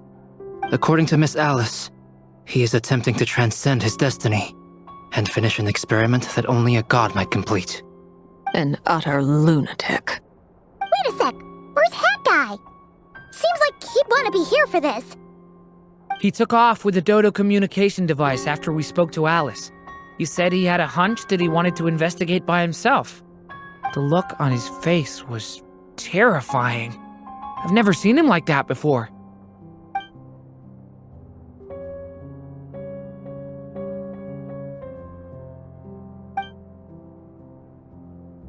I'm back. Hat Guy! I went to look for the Hyperborean phantoms again. I think I've gotten to the bottom of it. I got them to talk to Nicole on the other end of the communications line. Turns out, the history they describe is different from how Nicole remembers it. Really? But how? Surely Nicole can't have been wrong. Because the phantoms are the ones who were deceived. They speak of a savior who appeared in their history. One who never should have existed. This savior promised to create a new moon within the false sky, and even bring back their moon goddesses. Foolishly, they believed in him, and told him everything he wanted to know about the moons. It's obvious that this was Dori's doing. Now you mention it, the first time we entered the Hyperborean ruins, we heard the phantoms discussing their history, and I remember Nicole commenting that something sounded a little strange. But Dori shouldn't have been able to get in there in the first place! He didn't. Nicole said that this was an anomalous state triggered by disruptions in the causal connections between phantoms from the same era. The variables that Dori put in place were substantial enough that they even affected phantoms that he never met. So it's not that their memories were unclear. They'd been tampered with. That's exactly the possibility Dori was trying to manufacture. He turned these variables into knowledge and engineered the situation so all that knowledge would fall into his hands. Then, he harnessed that knowledge on Moon Prayer Night to truly create a false moon. How is that even possible? To be precise, he exploited a weakness in the way the spell works. The spell senses Kuvaki to detect the moon's location. So, as long as the false moon more strongly resembled a moon than the frost moon beyond the skies, the gate would teleport Columbina to the false moon's location. In other words, to Dori's side. Once he had her under control, the teleportation spell remained active, and he manipulated her power to seize both moon marrows. At that moment, the moon marrows disappeared right before our eyes. It was already too late, even as we were leaving the ruins. By then, Dori had already amassed the power of all 3 moons. So, where does that leave us? What do we do now? I'd certainly like to know what Her Majesty thinks, now that the concerns I expressed to her have come to pass. But we cannot simply sit and wait for her to decide the matter. And in any case, it is not the Fatui Harbinger Damselette who sees us as her friends, but rather Columbina Hyposelenia. If Even in such extreme circumstances, Her Majesty will not lift the prohibition on Harbingers drawing steel against one another. Then I will do as my heart demands. I will fight as Peruware instead. Oh, Arlecchino! Time is short, so I'll make the first move.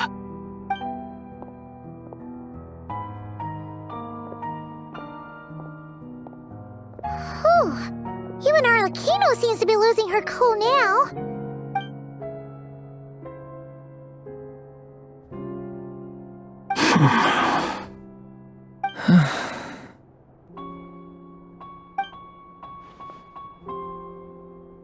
All right.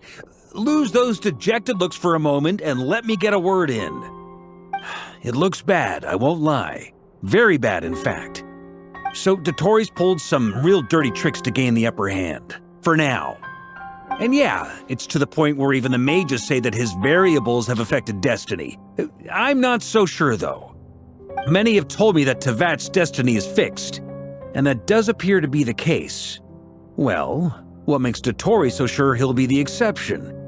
And since he was able to stack these variables up, who's to say we can't do the same? You of all people should not be discouraged, traveler from afar. This isn't over yet. And you're not alone in that. Everyone here does, whether they've spoken thus far or not. But none of us are the type to sit back and wait for the sun to shine again. That's exactly how a knight should roll. If they knock you down, you get back up and get back in it. Don't forget, Honorary Knight, you're a legitimate member of Mondstadt too. Mark is right. This is far from over. Dotori's already way overdue a butt-kicking given his past shenanigans. And after this, he's earned himself a double dose. That's what I'm talking about. How's everyone else feeling? I'll use Kuvaki to investigate Columbina's whereabouts. I am not ready to give up either. Leave the intel gathering to me. Whatever happens within Nod-Krai's borders, when the Curatorium of Secrets wants to be in the know, we always find a way. Ano and I will do all we can to support you. We will attempt to reverse engineer Dotori's actions and seek a breakthrough that way. Alice and Nicole are busy dealing with an emergency at Tevat's borders, so they can't return just yet. But they're both very angry about this. They've asked Albedo and me to act on the Hexen Circle's behalf and do everything in our power to fight back against Dotori. Are you ready then? We're going to have to conduct a lot of research, even in the early stages. I'll do my best. As for me, I'm pretty familiar with Dotori's way of doing things, so I can try to predict his next move. I'll help with your investigation. Nice! Looks like we have our basic division of labor. I'll get in touch with Flints and Itlua, get them to have a chat with their Starshiner. It couldn't hurt to bring the Lightkeepers on board as well. At the same time, I'll pass on instructions to the Knights present in Nod-Krai to assist the Lightkeepers and other organizations in ensuring the safety of those living here. Yeah! We'll show him! That's it then. Good luck, everyone.